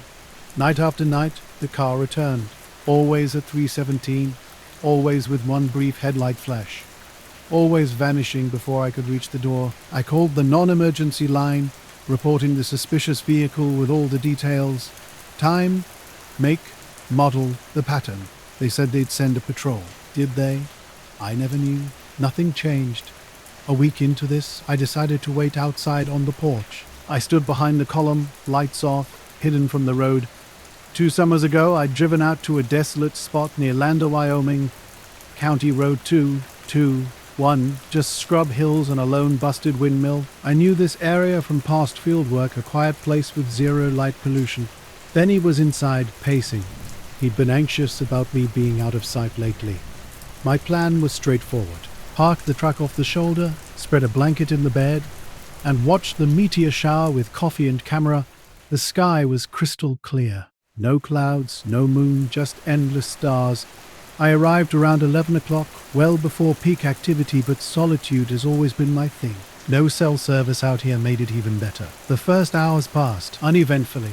I dozed off around 12:30, waking just after 2 a.m. to a sky ablaze. Camera ready, I set up my basic tripod and started capturing long exposures. Just past 3, something caught my eye on the road behind me. At 3:17, 9 car pulled up across the street with no headlights, just faint running lights. I stood completely still. The engine was running. The windows were impossibly dark and unnaturally clean. When I stepped out slightly for a better view, the driver's side window rolled down halfway. A pale, thin-faced man in a black suit sat motionless, staring directly at me. We remained frozen, neither moving. After about 10 seconds, he raised his hand, not waving, but holding it flat like a stop sign. Then he rolled the window up and drove away without signaling. During the next few nights, I kept watch. Nothing happened. No headlights, no idling, just an empty street. I told myself I was relieved, but part of me missed the predictability. Now I habitually check the street at 3:17. Sometimes swearing I hear a car idling nearby, but when I look, there's nothing. While taking night sky photos and setting up my tripod on a quiet road, I first thought the shape was just a shadow, but it didn't move when I did. About 50 feet back, a figure stood dead center on the road. No flashlight, no movement, just a silhouette. I watched, wondering if someone had pulled over, but there was no sound, no car, no footsteps on gravel, nothing. This person, if it was a person, didn't shift or turn like a normal human would. I switched on my headlamp and shined it toward them. The beam hit the road, illuminating the shoulder and brush, but didn't catch their face. They didn't react. No flinching, no shielding their eyes, no stepping back. Quickly, I snapped a photo with my phone. As soon as the shutter clicked, they turned and walked into the darkness, vanishing behind the low slope on the road's other side. I considered checking if they needed help, called out, but got no response. Not wanting to chase someone through the wilderness, I returned to my truck and looked at the picture. The image showed a thin, unusually tall figure, possibly wearing black. Something was off. The arms seemed too long, the head oddly shaped. Not a hat, no hair, but almost featureless. I told myself it was a camera glitch, but it unsettled me more than I wanted to admit. I saved the photo and locked my phone. The rest of the night passed quietly. I watched the meteors for a while longer and left before dawn, mostly forgetting about the incident. The next morning changed everything. Stopping for gas at a Conoco in Riverton, I went inside around 7 a.m. The place was empty except for the cashier. As I dried my hands in the bathroom, the door opened.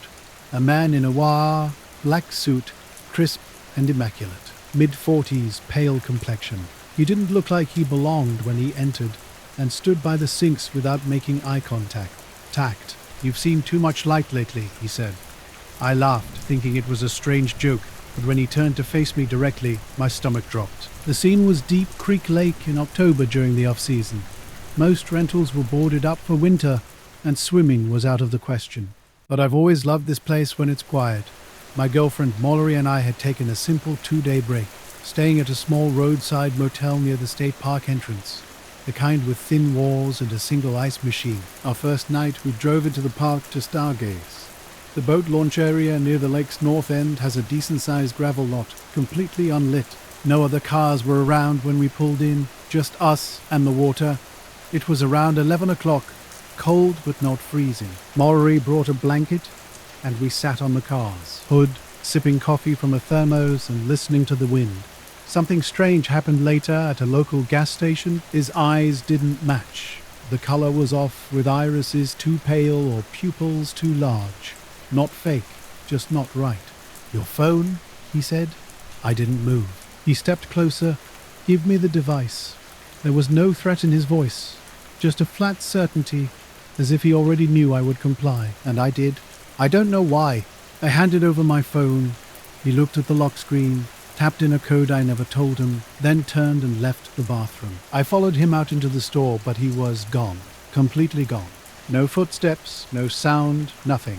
The cashier continued flipping through a flyer, not even looking up. When I asked if he saw anyone walk out, he said no one had come in. I checked the parking lot. No black car, no weird SUV, no sign of anything, just me and the truck. I stood there for 5 minutes, trying to understand what had just happened. Then I noticed my phone was back in my pocket. I didn't feel him put it there, didn't see him come near me. When I unlocked the device, everything was wiped. Camera roll, texts, downloads, all gone. Factory reset.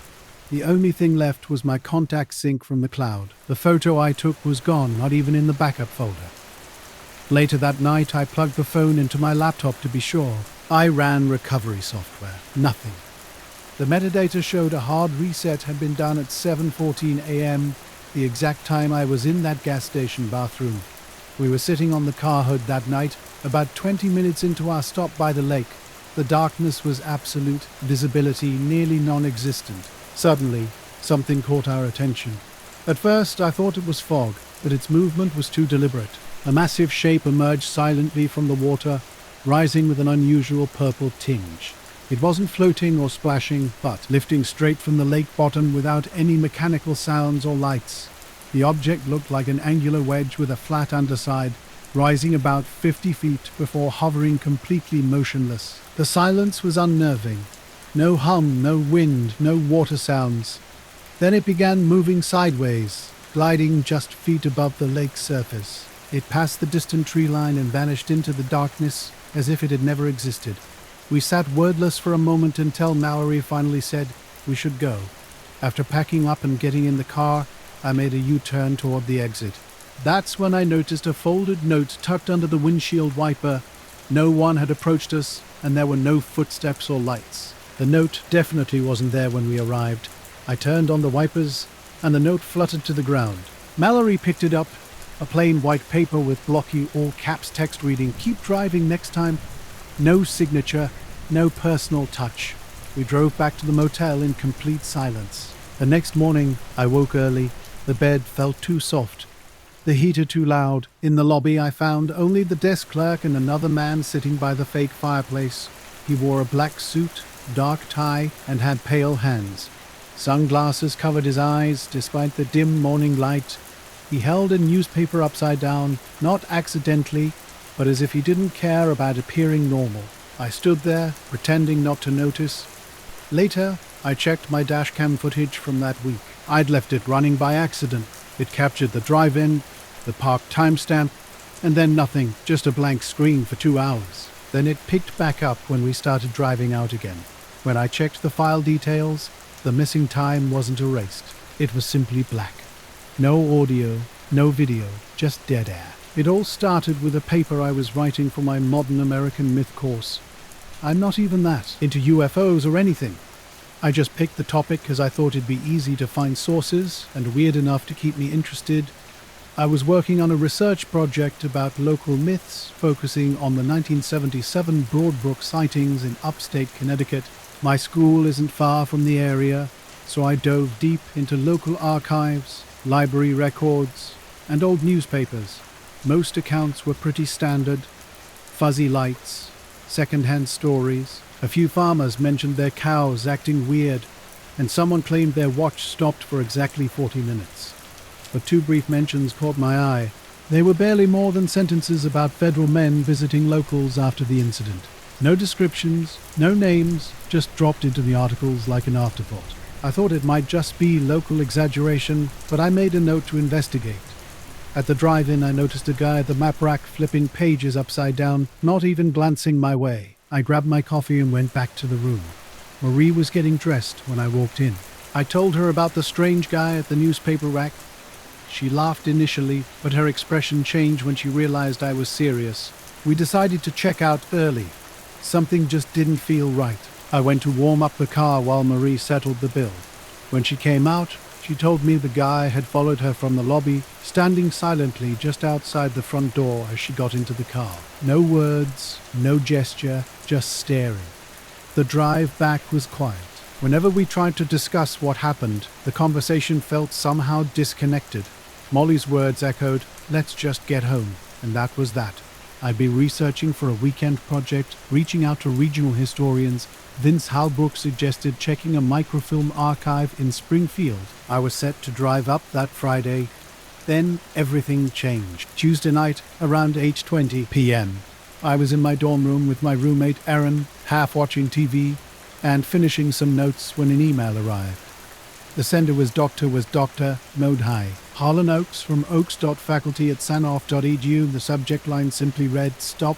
The message was direct and cryptic. "You are looking in the wrong places. There are things that are not meant to be named. Move on. This is your only warning. No greeting, no signature, no attachments." Curious, I investigated. Southern University of New Hampshire had no record. Harlan Oakes? The fire alarm shattered the quiet, its strobing red lights flooding the building and sending everyone out into the cold early March evening. Across the street, 2 men stood perfectly still, dressed in black suits and short black coats with dark ties. One wore sunglasses. They were motionless, hands hanging at their sides, staring directly at me. No one else seemed to notice them. Erin beside me continued scrolling Instagram, oblivious. When I first saw the email, everything looked legitimate. I had passed through standard campus filters without any signs of spoofing. I showed Erin, who dismissed it as a prank. But when I pointed out the men, they vanished instantly. No sound, no movement, just gone. Back in the dorm, I discovered the message from Dr. Second. Sapphire had disappeared completely. No trace remained in my inbox or trash folder. I'd searched everywhere, running searches across my laptop and checking every possible folder. When I approached the campus help desk, they confirmed something strange. The email had never passed through the university's servers. No record existed of any message to or from that address on any domain connected to Sun. Feeling uneasy, I switched my research paper topic to Elvis sightings in the 80s. Now exacta, throughout the rest of the semester, I found myself constantly looking over my shoulder. Late one night, driving through the Mojave Desert between Las Vegas and LA, I experienced something equally bizarre. The highway was a dark stretch of asphalt cutting through empty landscape, surrounded by nothing but scrub and cacti. My gas was low and the night felt endless. Around 1 a.m., a figure on the shoulder caught my attention. At first, I thought someone needed help, but this wasn't a typical roadside scene. A man in a black suit stood completely still, holding his hand out with an odd, rigid gesture. As I approached, something felt wrong. His face was blank, almost inhuman, watching me in a way that sent chills down my spine despite the desert heat. I didn't stop. The moment I passed him, my GPS went haywire, the screen flickering and distorting. Here is the rewritten text. The drive home that Sunday night was unlike any other. I was returning from Emma's cabin in the Cascades, navigating forest roads, with tall firs lining both sides. It was early November, cold enough to see your breath, though the roads weren't icy. Around 10:30 p.m., I left her place, eager to get back to Seattle before it got too late. My car radio played classic rock, the signal cutting in and out with bursts of static. The moon barely illuminated the landscape, and an unusual thin fog hung low over the trees. Suddenly I spotted a man standing on the highway shoulder. I pulled over, shutting off the engine to check my phone, but there was no signal. No bars, no Wi-Fi. It felt like I'd been completely disconnected. When I tried rebooting the car's system, something strange happened. The GPS kept redirecting me back to the exact spot where I'd seen the figure. The desert around me had gone unnaturally silent. No crickets, no wind, no passing cars, just complete silence. The air felt heavy, like the moment before a storm, despite the clear starry sky. I scanned the shoulder again with my headlights. No trace of the man remained. Panic started to creep in. Determined to escape, I took a side road I recognized from an earlier map, hoping to break free from this bizarre loop. Hours later, I checked into a small motel on the outskirts of town. Exhausted and shaken, I tried convincing myself I was just tired and stressed. Just after midnight, the phone rang. An unfamiliar number. I answered. A calm, cold voice spoke. "You were right not to stop. Not everyone is. Eli went dead." I stared at the receiver before hanging up. Sleep didn't come easily that night. The next morning, my GPS worked perfectly fine. As I left the motel heading home, my mind kept returning to the roadside figure, the strange looping route, and that mysterious phone call.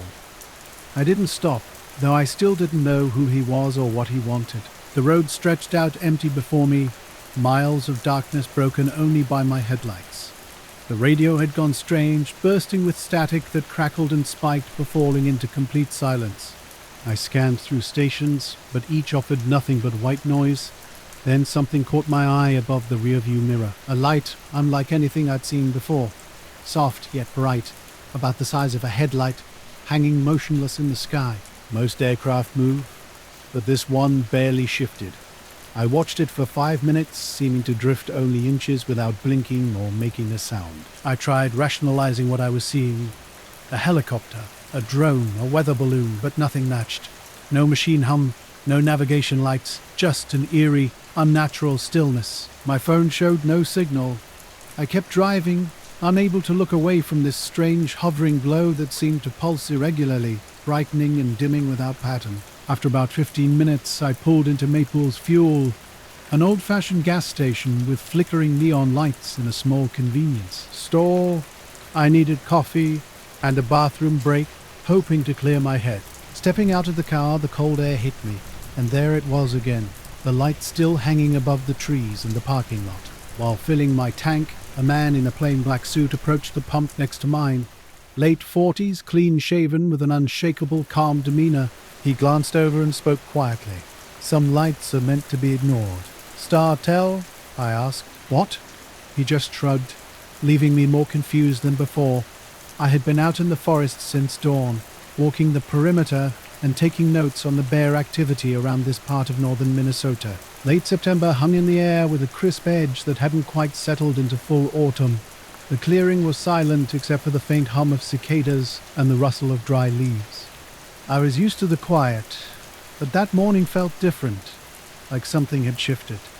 Just before I was about to pack up and head back to the research station, I noticed something strange in the clearing. A series of perfectly round scorch marks were arranged in an odd pattern, about 6 or 7 of them, each around 2 feet across, forming a rough circle about 15 feet in diameter. The marks were deeply embedded in the earth, with the soil beneath blackened and cracked. Oddly, no trees or plants were damaged. The forest was eerily silent that day, with a feeling something wasn't right. Clean, symmetrical scorch marks dotted the ground in a way I'd never seen before. They looked like a precise cookie cutter had pressed into the earth, leaving no trace of disturbance around them. Methodically, I documented everything, taking photos, making sketches, collecting soil samples, and marking the location on my GPS. When I radioed back to the station, my colleague suggested it might be a lightning strike or an animal territorial marking. But the shape and precision didn't align with those explanations. An unsettling feeling crept over me the entire time. I kept glancing over my shoulder, certain I was being watched, though nothing was there. Days later, an unexpected visitor arrived at my research cabin. A tall man in a plain black suit stood at the door, completely out of place in the wilderness. No badge, no identification. His dark eyes were steady, his voice flat and calm. "I'm interested in patterns in non-human behavior," he stated without preamble. I showed him the photographs of the scorch marks, and he examined them with an intense analytical gaze. Later, at a gas station, a man leaned slightly on the pump and asked, "You saw it too, didn't you?" Words stuck in my throat, and I could only nod.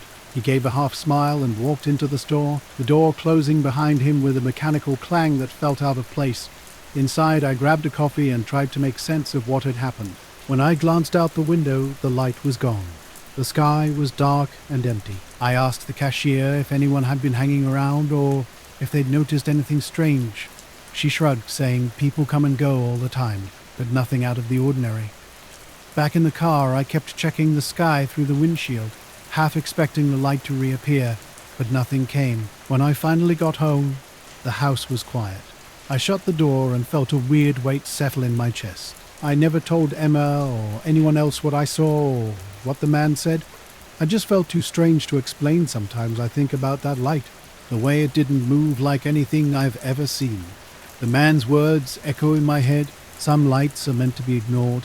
Since that night, I'd never looked at the sky quite the same.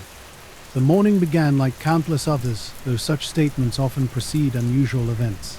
Around 5 a.m. I was out early, driven by my habit of catching the river when it's calm, especially in late spring near Seattle.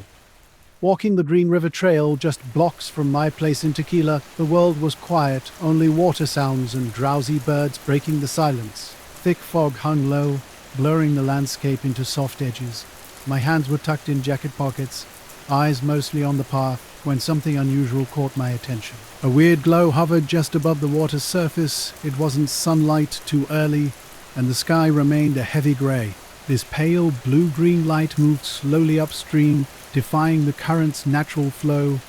Initially, I thought it might be a reflection from fishing equipment or a boat. But there was no boat, no sound, no typical explanation. The light shifted gently, seeming to float on the mist itself. I stopped, blinking repeatedly to confirm I wasn't hallucinating. Complete silence surrounded me. No buzzing, no humming, just this inexplicable luminescence. Later, a man would approach me with incredibly specific questions about my work and the animals I tracked. His manner was deeply unsettling. He seemed to study my every word and reaction with an unnerving precision, already knowing details I hadn't shared. When I offered to guide him to a particular clearing, he politely declined, mentioning he had his own methods. After nearly an hour of this strange interaction, he left without another word, leaving me with more questions than answers. I kept returning to the clearing, always searching for changes or unusual marks, but nothing ever appeared. The silence, his calm demeanor, and his seemingly prescient knowledge haunted me. I watched him walk away through the trees, his steps almost too quiet for the soft forest floor. After his departure, I meticulously checked my equipment and locks. Nothing was missing, yet a persistent feeling that something wasn't right remained. Some nights, when the wind rustles the trees just right, I swear I can hear a low hum, unlike any animal or machine I recognize, just a faint vibration under the forest's skin. I never saw the man again. No calls, no messages, just that single visit and the lingering sensation that something out there was watching, uninterested in me, but definitely present. A long night of walking had left me tired, craving coffee as I approached my townhouse around 6 a.m. Something immediately felt off. The front door stood slightly ajar, just open enough to see inside from the street. My heart raced. I always lock my door, especially at night. Standing frozen, I listened. No sounds, no footsteps, no voices. The neighborhood remained silent except for distant cars on the main road. I texted my brother Mark, a cop, doors open. Don't come over, but I might need you to check this out. Everything looked normal. Couch cushions untouched, TV off. But the clocks, every single one read exactly 3:33. Wall clock, bedside alarm, microwave, all synchronized perfectly. This wasn't normal. These clocks were never aligned like this. I considered a power outage, but nothing suggested that. My phone was fully charged with no warnings. I called Mark, explaining the situation. He said he'd stop by after his shift, but I downplayed the urgency. Still, I spent the day obsessively checking locks, changing the keypad code, moving restlessly through the house. The silence felt different, heavier, more oppressive.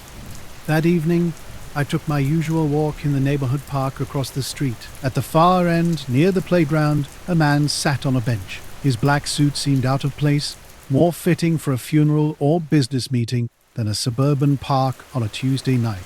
He was reading a newspaper, but something was strange. The pages were completely blank. No text, no images, just pristine white. His eyes were dark and unsettling. My mind drifted back to a recent camping trip with Mike in the White Mountains. We'd set up near a clearing and built a fire. Around midnight, we decided to lay back and watch the stars.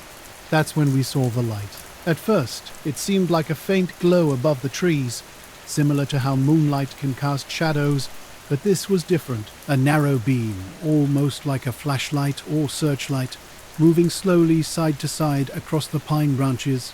What struck us was the complete silence. No helicopter hum, no drone buzz, no sound, just a strange steady glow moving slowly along the water, barely making a ripple. I felt like the whole river was holding its breath. I didn't get closer. Something about it felt wrong, like disturbing it would be a bad idea. So I kept walking, glancing back every so often until the fog swallowed it completely. I was driving back from a week-long trip through the Mojave Desert, trying to clear my head. My name's Eric, and I work in software support, which means sitting behind a screen all day. I usually need to get outside now and then. This trip was mostly just me, my old Jeep, and a map. On the last night, I was somewhere near Baker, California, coming back toward the 15th. The sun had already dipped below the horizon, and the sky was that deep blue you only get in the desert at dusk. The air had cooled down, but the heat from the day still hung close to the ground. The roads were nearly empty, just me with headlights cutting through the dark.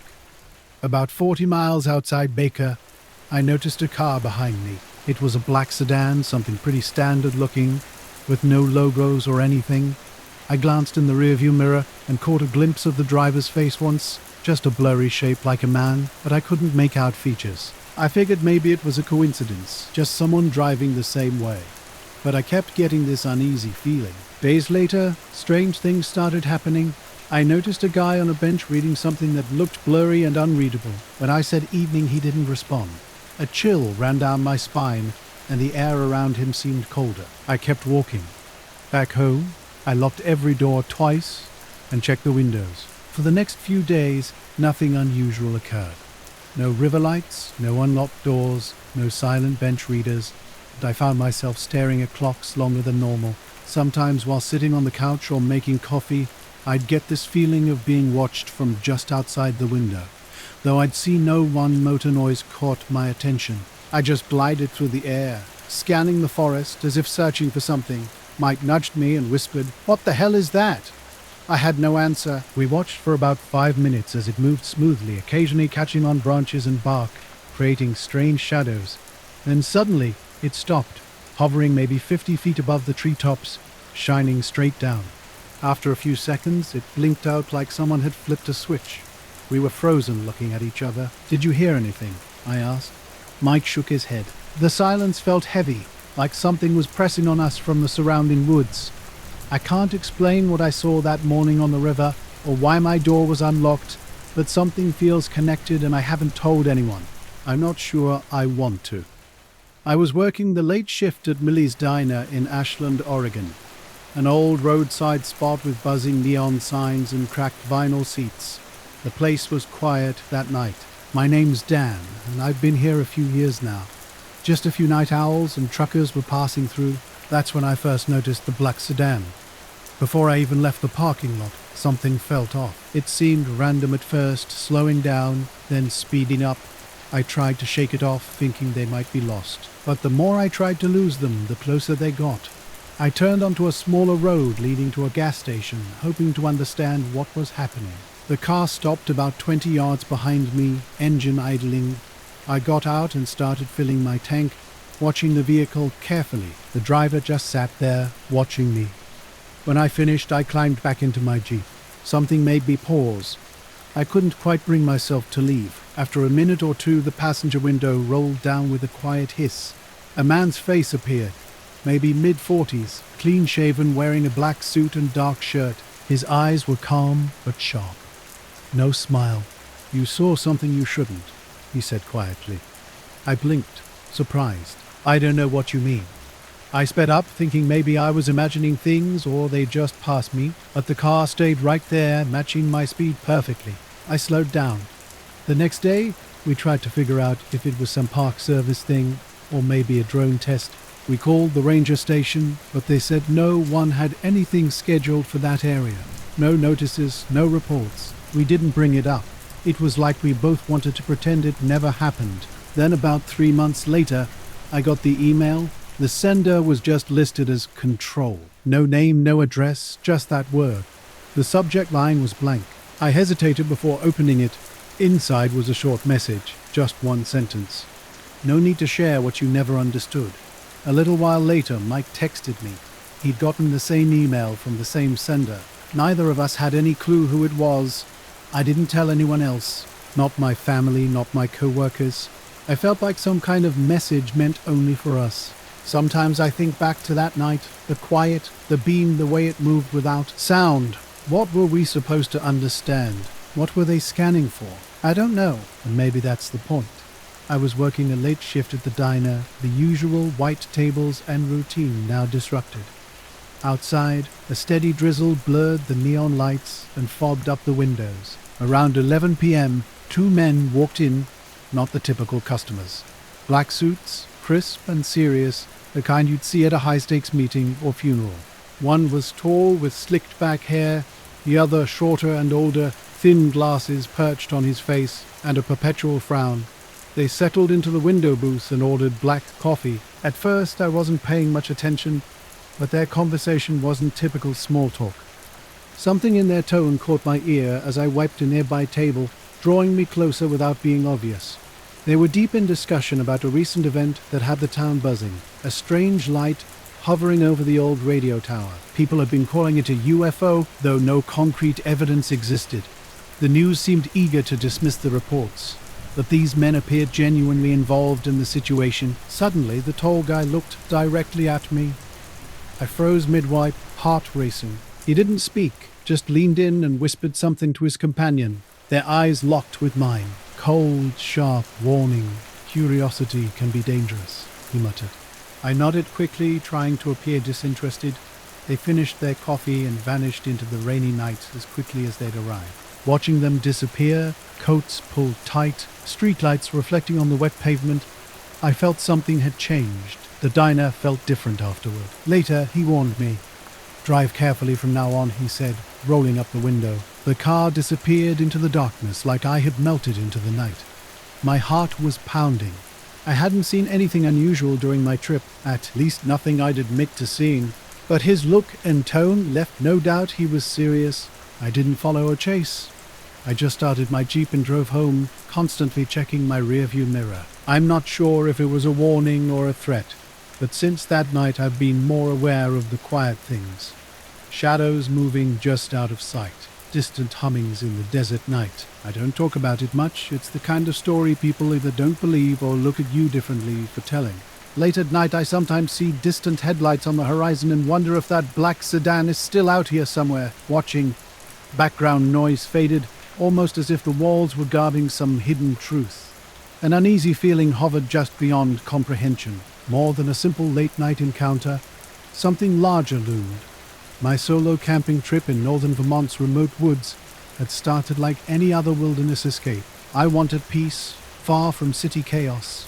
About 10 miles from the nearest town, I'd found a flat clearing near a creek, carefully selected from a map.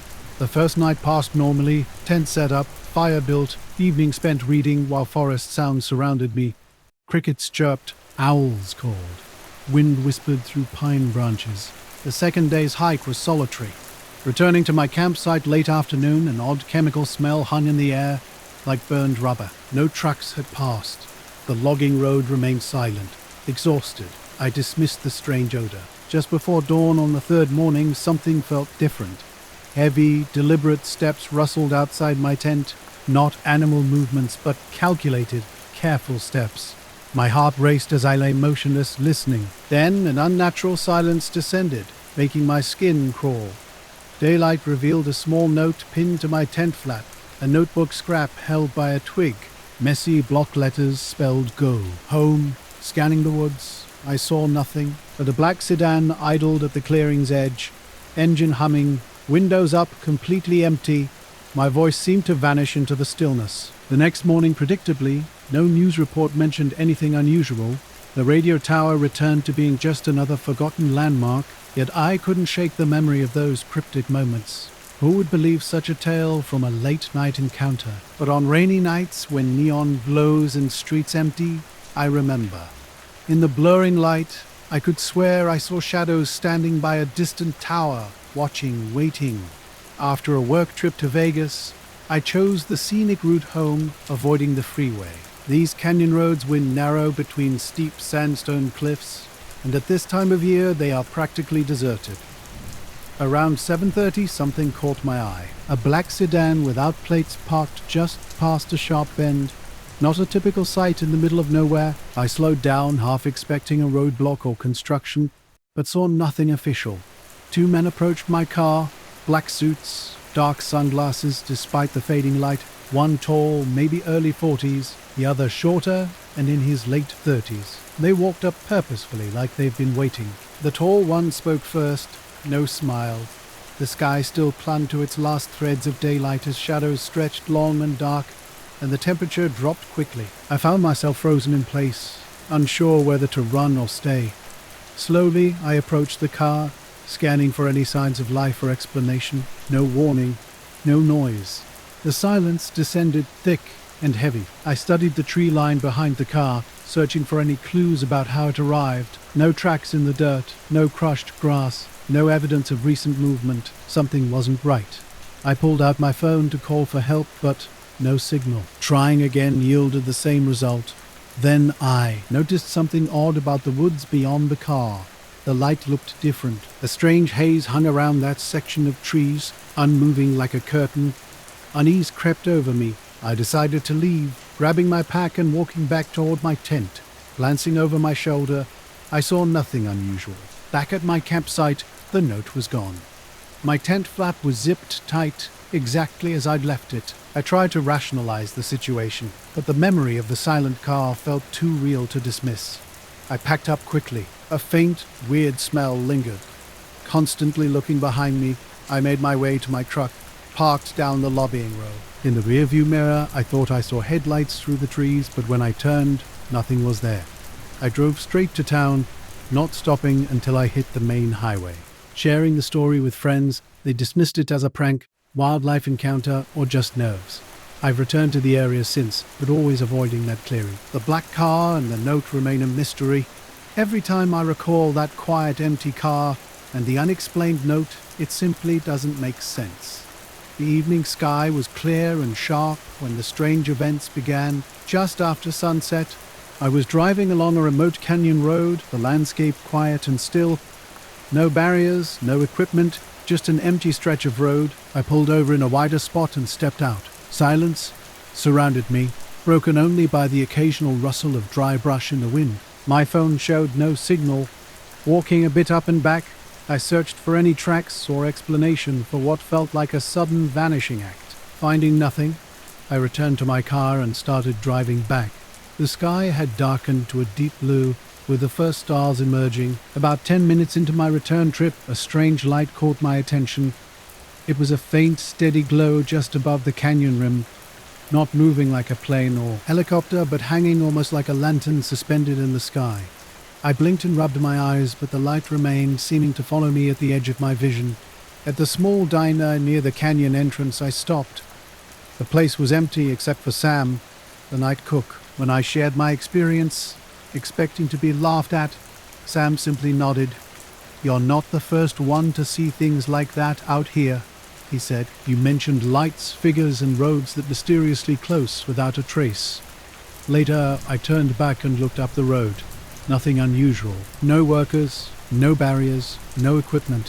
When I mentioned the lack of signs, the shorter man stated flatly, "It's a private job with no exceptions." I needed to get through. "I'm trying to get home," I said. The tall guy was firm. "We can't let you through. It's not safe." The canyon stretched empty around us. No lights, no sounds, just quiet rocks against the dimming sky. Their car was completely black. No visible windows, no license plates, no markings at all. Something felt off, but I kept my voice steady. "How long is this maintenance?" "Indefinite," came the short reply. I sighed and started backing up slowly, checking my rearview mirror. When I looked again, both men were already back in their car. The sedan began to move, but as I shifted gears and glanced over my shoulder, it had vanished. No engine sound, no lights, just empty road and canyon walls. No tire marks, no evidence they'd ever been here. I gripped the steering wheel, trying to make sense of what had just happened. I left with an uneasy feeling. Driving home, I kept checking. I kept seeing things that felt out of place. It started with the road empty, silent, with nothing but my racing thoughts. Later, I scoured the news and county road updates. Standard warnings about loose rocks and narrow lanes, but nothing about maintenance. The men, the empty road, the strange light, these moments haunted me.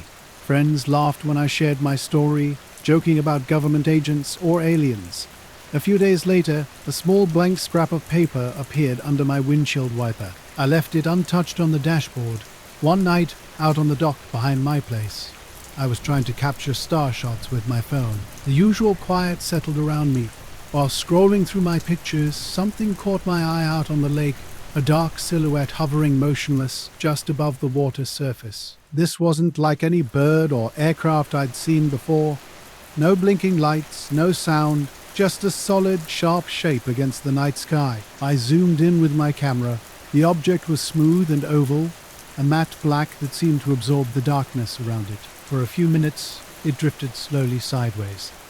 Then, without warning, it shot straight up and vanished into the darkness. Days later, a strange black car appeared at the end of my driveway. An early 2000s model, pristine and without a single blemish. No license plate. What struck me as odd was the complete lack of tire tracks or footprints on the gravel. Each morning, the car remained in exactly the same spot. I started leaving notes on the windshield, hoping the owner would move it. But the notes disappeared, and the car stayed put. Something felt off, but I kept quiet. Who would believe me? Then, one evening after dinner, I heard gravel crunchy. Looking up, I saw a man in a neat black suit standing at the end of my driveway. His face was mostly hidden in the streetlight shadow. He just stood there watching me, saying nothing. The car, the strange object on the lake, this silent figure, something was definitely not right. I'd been filming for about an hour at the old airfield near Milltown in western Kansas, just scanning the sky when something caught my eye. At first, it was just a flicker, barely noticeable. Night, just a spur-of-the-moment decision to capture the stars. I was out at the abandoned airfield with my old camcorder, something feeling different. Weeks earlier, strange things had started happening. A man had appeared on my porch, cryptically saying, "The water remembers." Before I could respond, he vanished into the darkness. I'd locked the door and spent the rest of that night watching out the window. Over the next week, a car kept appearing every morning, though the man never returned. Odd occurrences became more frequent. My phone would glitch when I tried to photograph the lake. Late at night, I'd hear a faint humming that would stop when I went outside. One night around 3 a.m., I saw soft blue lights flickering over the water, pulsing slowly. When I tried to capture them on my phone, the screen went black and froze. By the time I looked up again, the lights had disappeared. The water, even though the car had stopped appearing, and I hadn't seen the man since that night on the porch. Something felt off. Whenever I was near the water, an unsettling sensation would wash over me like something was watching, waiting just below the surface. As I continued filming, that feeling of being observed grew stronger. The words kept repeating in my head, a constant whisper. The night was quiet when something caught my eye. Lights drifted high in the sky, moving slowly and pulsing in ways that didn't match any aircraft I knew. No red or green blinking, no engine sounds, just round silent shapes flickering and vanishing, then reappearing elsewhere.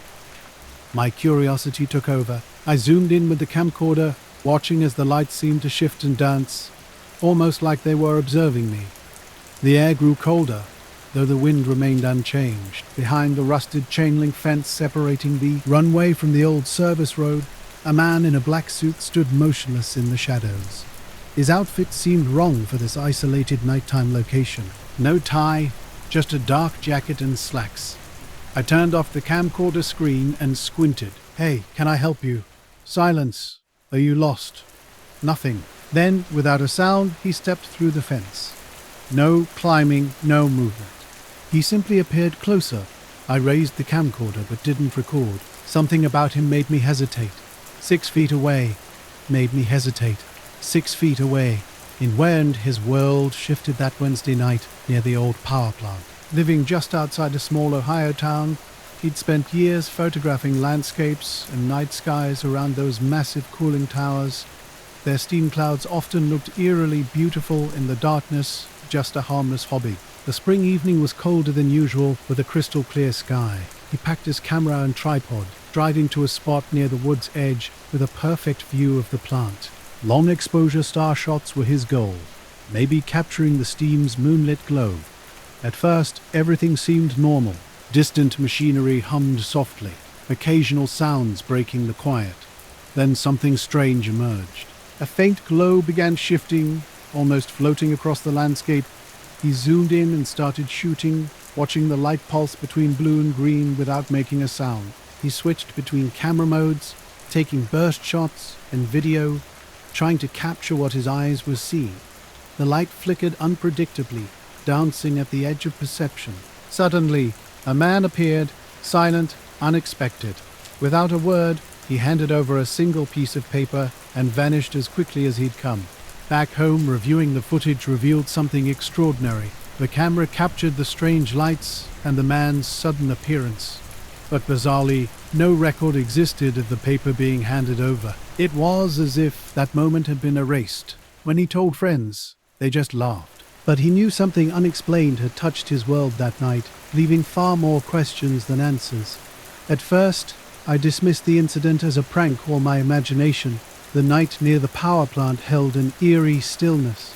Fog rolled in thick from the nearby river, and flickering streetlights cast a dim glow. Only distant dogs barking broke the silence. A weird light appeared out of nowhere, hanging in the sky.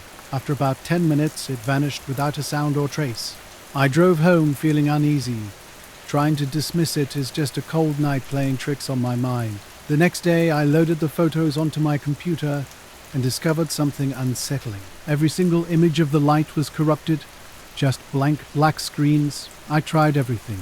Different card readers, recovery software, even a different computer. Nothing worked. It was like the photos had been deliberately erased. While sitting in my living room and staring at my camera bag, a sharp knock interrupted my thoughts. Two men in expensive black suits stood at my door. They didn't introduce themselves. One held out a business card, but when I looked closer, it was completely blank.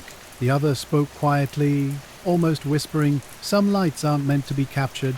Their presence was unnerving.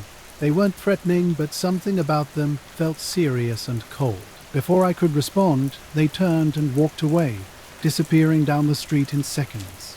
I locked the door, my hands shaking. The blank card remained in my hand, with only a faint smudge where text should have been. Since that night, something has changed. Whenever I go near the power plant, I feel watched. The machinery's hum sounds different, like it's concealing a secret. I never saw those men again, and the photos remained missing. Even now, I don't know what I saw or who that man was. I don't think I'll ever go back to that airfield. But sometimes when I'm outside at night, I swear I see lights moving just out of the corner of my eye watching. One thing became clear. Some mysteries are better left unexplored. Near the entrance, watching me intently, something felt off as I tried to peer over the fence, but I could only make out my old garden shed and a few scattered bushes. An eerie tension hung in the air. The man in the yard called me over with a firm instruction, "Please stay inside." When I questioned his directive, he simply responded, "Standard procedure," his tone polite yet leaving no room for argument. Back inside, I watched through the window as they pulled out heavy black bags from their coat pockets, similar to what forensic teams might carry. One of them carefully approached something near the shed, methodically wrapping an object that appeared small. I reached for my phone to call the police, but the screen went black. No signal. Minutes passed like hours, each moment stretching uncomfortably. As silently as they had arrived, the men walked back to the front. One gave me a brief, almost warning nod before they vanished completely. No car was visible during their arrival or departure. After they disappeared, I stepped outside. My breath hung visible in the cold air. The yard looked untouched, save for a faint scuff mark near the shed. No footprints, no trace of what they might have collected. Confused and unsettled, I returned inside, locked the door, and tried to make sense of the bizarre encounter. Something had happened, but I couldn't explain what. Two men stood outside my door, identical in every way: black suits, white shirts, narrow ties, old-style sunglasses with thin black frames. Their hair was slicked back, their heights and builds perfectly matched. When I opened the door, halfway keeping the screen between us, the one on the left smiled first, wide and unnaturally so. No teeth, just a perfect crescent of lips. Half a second later, the right one mirrored the smile. The night before had been strange. I was filming when lights appeared, suspended motionlessly as if waiting. Then they began drifting smoothly, not moving individually, but rotating as a whole, like a single entity turning in place. They glided sideways, completely silent. Goosebumps ran down my spine. I'd expected some mechanical sound, a drone's hum, but there was nothing. The world seemed to pause, holding its breath. For about 2 minutes, I recorded without a word, just watching. Eventually, the lights retreated into the tree line. Walking home, I regained cell service. I trimmed the most interesting 30 seconds and posted it on TikTok with a simple caption, "Anyone else seeing this over Franklin right now?" I went to bed thinking nothing of it, maybe a few dozen views, perhaps a local comment. The next morning changed everything. The video had exploded overnight. Tens of thousands of views, comments flooding in from everywhere. People reported similar sightings in Indiana, Missouri, even Oregon. Some called it fake CGI. But I was just trying to understand what I'd seen. Around 8:30, a sharp knock came. 2 quick raps. Through the peephole, I saw them, those 2 men. The left one spoke, his voice flat like a speaker, with no bass. "Yeah," I replied. "Just checking in, making sure you've been feeling safe lately." The question hung in the air. I hesitated. Mouth half open, brain racing. The day before, I'd noticed something odd. When I first saw them, they had smooth, featureless skin, like someone had completely erased their features. I froze, then started walking faster. Curiosity pulled me back, and when I glanced over my shoulder, the car was gone. No lights, no engine sound, no tire marks, just an empty street under the fog. I checked my yard thoroughly the next day. Nothing seemed out of place, but a strange scuff mark remained. I don't know what they were looking for or why, but I can't shake the feeling that something was watching me. Those two men, I've never seen them again. The fog outside thickened and stayed until dawn. They had just left. Two visitors, identical in walk, posture and voice. They smiled and nodded, saying they appreciated my cooperation, but something felt off. A tightness grew in my chest. Not like a panic attack, but that familiar tension you get when a cop pulls up behind you, knowing you've done nothing wrong. They hadn't asked about anything specific, no mention of the video, no questions about TikTok, just vague references to a busy night and feeling safe. After they left, I watched their black sedan with regular Illinois plates drive away. I locked the door and headed to my desktop to review the video, but the app claimed it was no longer available. No flags, no takedown notices, just gone, as if it had never existed. I always back up my footage, so I checked my hard drive. Clicks, then nothing. Not even showing up in Disk Manager. I tried another PC in the garage. Same result. The BIOS didn't recognize it either. My cloud sync was offline as usual. The house had become unnaturally quiet. No pets, no kids, no background hum, just dead air. Then I heard a car door. Looking out the window revealed an empty street, just my truck and the neighbor's old Pontiac. I closed the curtains and sat in the hallway, half expecting them to return. They didn't, but the feeling of being watched persisted, even inside my own home. By noon, my TikTok account was inaccessible. The password wouldn't work and the reset link never arrived. It was a Sunday night in September, around 10:30. I was driving home from my cousin's place outside of Platt, South Nebraska, in my parents' beat-up silver Camry with one working speaker and a cracked windshield. The road was a narrow two-lane cutting between cornfields for miles. No lights, no houses, just stalks on both sides and the occasional mailbox. I had the window cracked and music low. The sky felt massive and clear. No clouds, just stars everywhere. Later, I started noticing strange things. My video had vanished completely. No matter where I looked, Reddit, Twitter, UFO forums, the content was gone, replaced by blank thumbnails, or 404 errors. I tried recovery tools, running 3 different programs. They found fragments of old files, family photos. I first saw the dead raccoon on the road, swerving to avoid it. That's when a soft orange glow caught my eye from the cornfield. At first, I thought it might be farm equipment working late, but this was different. Hovering about 20 feet above the ground, a perfectly round sphere glowed from within. It wasn't casting light outward, just flickering like a smokeless fire. I pulled over and killed the radio, staring intently. The object remained motionless, suspended in midair, seemingly waiting. My heart raced as my brain tried to process what I was seeing. Was this real? I grabbed my phone to take a picture, but the screen showed only black. No matter how I adjusted the settings, the glow wouldn't register. In an instant it vanished, not gradually or with movement, but completely gone. Only my headlights illuminated the road ahead. I drove home constantly glancing at the fields, unsure of what I just witnessed. I kept the experience to myself. What would I even say? A floating fireball. No way my parents would believe that. I showered and went to bed, pushing the memory aside. The next day proceeded normally. School dragged on with chemistry feeling especially tedious. As 7th period ended, I decided to take a different route to the bus area, avoiding a group of kids. That's when I noticed the car. A long black vehicle, maybe a Lincoln, sat across from the school's entrance. The engine ran, but nobody entered or exited. Something felt strange, not threatening, but definitely watchful. I started asking around about what I'd seen. At the gas station, I ran into Ben Holloway, a hunter who lives 2 roads over. When I asked about lights in the sky, he gave me a strange look and said, "Like what?" I described low lights over the fields with no sound. He shook his head quickly, almost too fast. Other folks mostly shrugged or looked confused. One woman at the hardware store mentioned dogs barking wildly around 1 a.m., thinking they were coyotes.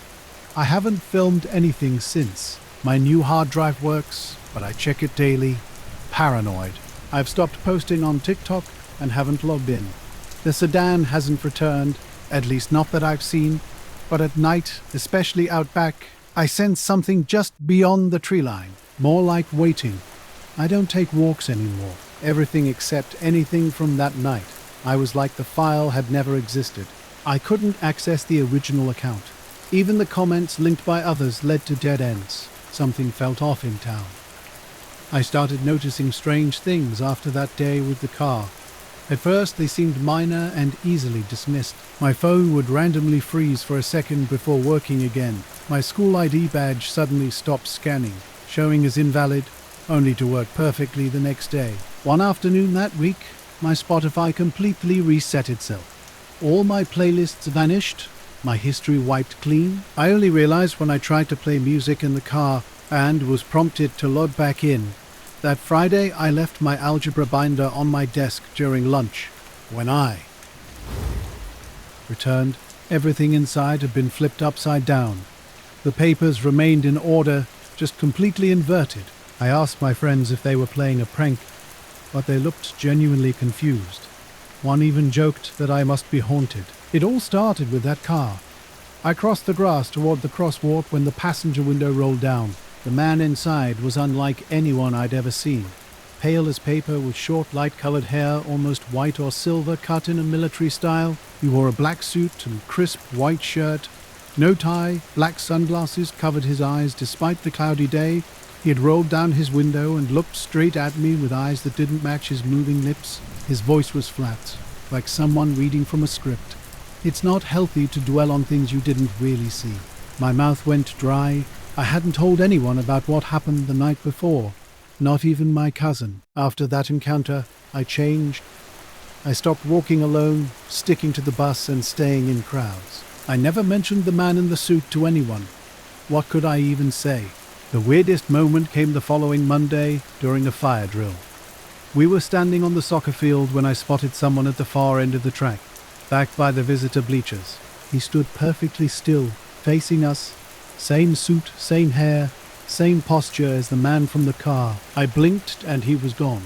No one else seemed to have seen him. When I asked Kayla, who was next to me, she just looked confused and said, "What guy?"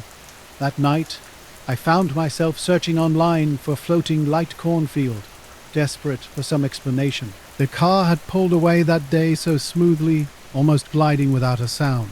I went straight home and locked my bedroom door, keeping my phone plugged in with the flashlight app open. Sleep didn't come easily. I'd been helping my friend Tyler run a side project, documenting weird sightings around upstate New York. We do this as a side gig, just two guys chasing down leads people email us about. We'll drive out, snap some photos, grab B-roll and upload it to our YouTube channel. It's small time, mostly just a hobby. Len, a guy in his 60s, had contacted us about something strange near Midburg. He was serious and quiet, describing 3 white lights dropping below the treetops around 2 a.m. on a Tuesday. No sound, no movement. The next day, he'd hiked out and found a massive ring in the moss, perfectly round, about 20 feet wide. His photos showed ground that looked odd, flat and dry, as if something had pressed it down.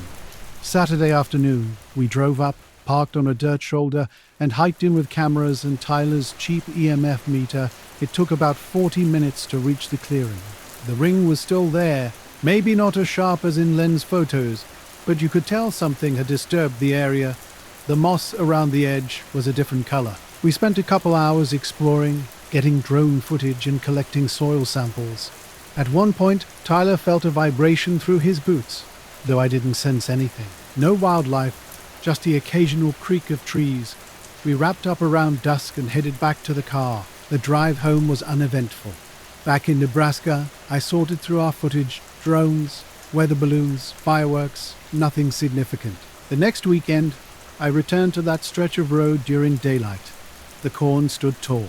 I pulled over to the same shoulder, walked a few feet in. No tracks, no burn marks, no equipment, just dry ground and rows of stalks. I've never seen the car again.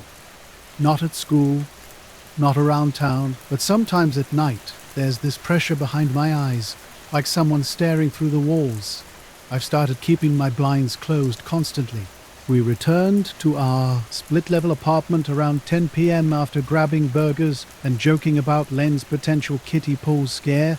Tyler and I had been roommates for 3 years, in this second-floor unit of a 3-story walk-up on Western Avenue. The moment we reached our door, something felt off. The handle wasn't fully latched. The door nudged open when I pushed it. I initially thought Tyler might have forgotten to lock up, but he always double-checks. We entered cautiously, half expecting a surprise. The apartment seemed normal after the break-in. Laptops sat undisturbed on the desk, the TV untouched. But something was off. Every mirror had been mysteriously flipped. In the bathroom, the mirror faced the wall. The full-length mirror in my bedroom was turned around. Tyler's dresser mirror lay face down on the carpet. No broken glass. No other disturbances. We checked the windows, all locked from the inside. We didn't call the police, probably because nothing was technically missing. Just those unsettling mirrors. That night was tense. Tyler stayed in the living room with lights blazing while I lay in bed, staring at the ceiling. Closing my eyes brought vivid images of someone watching just beyond my peripheral vision. "There's someone down here," Tyler said without turning. I joined him and looked where he pointed. Across the street, under the sodium street lamp, stood a man in a black suit. No coat, no umbrella, despite the drizzle. His pale skin stood out, no hat obscuring his features. His arms hung unnaturally straight at his sides, fixed in an eerie stillness. I asked how long he'd been there. Tyler mentioned first, noticing him about 30 minutes earlier. We watched for another 10 minutes. The man never looked away, never moved. I tried capturing a photo on my phone, but when I checked, he was inexplicably absent. Just an empty street remained. Tyler wanted to confront him, but I suggested waiting. Sometime after 4 o'clock, the man simply walked away, not toward a car or building, just vanished into the night. We both called out of work the next day. I checked the locks again, but nothing was broken. We talked about what to do next. Report it, ignore it, or maybe move. Neither of us really believed we were in danger, but we also couldn't explain what was happening. That afternoon, we tried logging into the channel to review the footage from the woods. The drone clips were there, along with the photos and soil sample materials, but the files from Tyler's handheld where he'd walked through the ring and talked about the soil were completely gone, just gone. Not corrupted, not mislabeled, like they were never recorded. We checked the SD card on my laptop and his with the same result. No files past a certain timestamp. Right around the time we noticed the weird quiet in the clearing, late one October night, the stars were incredibly vivid against a clear, cold sky. I was deep in northern Vermont pursuing my astrophotography passion, a hobby that lets me escape and focus on something larger than myself. About 20 minutes from home, I found a quiet ridge accessible by a small dirt path with no streetlights for miles. I set up my old Canon A1 on a tripod using expired Kodak Ektachrome film I'd discovered at a thrift store.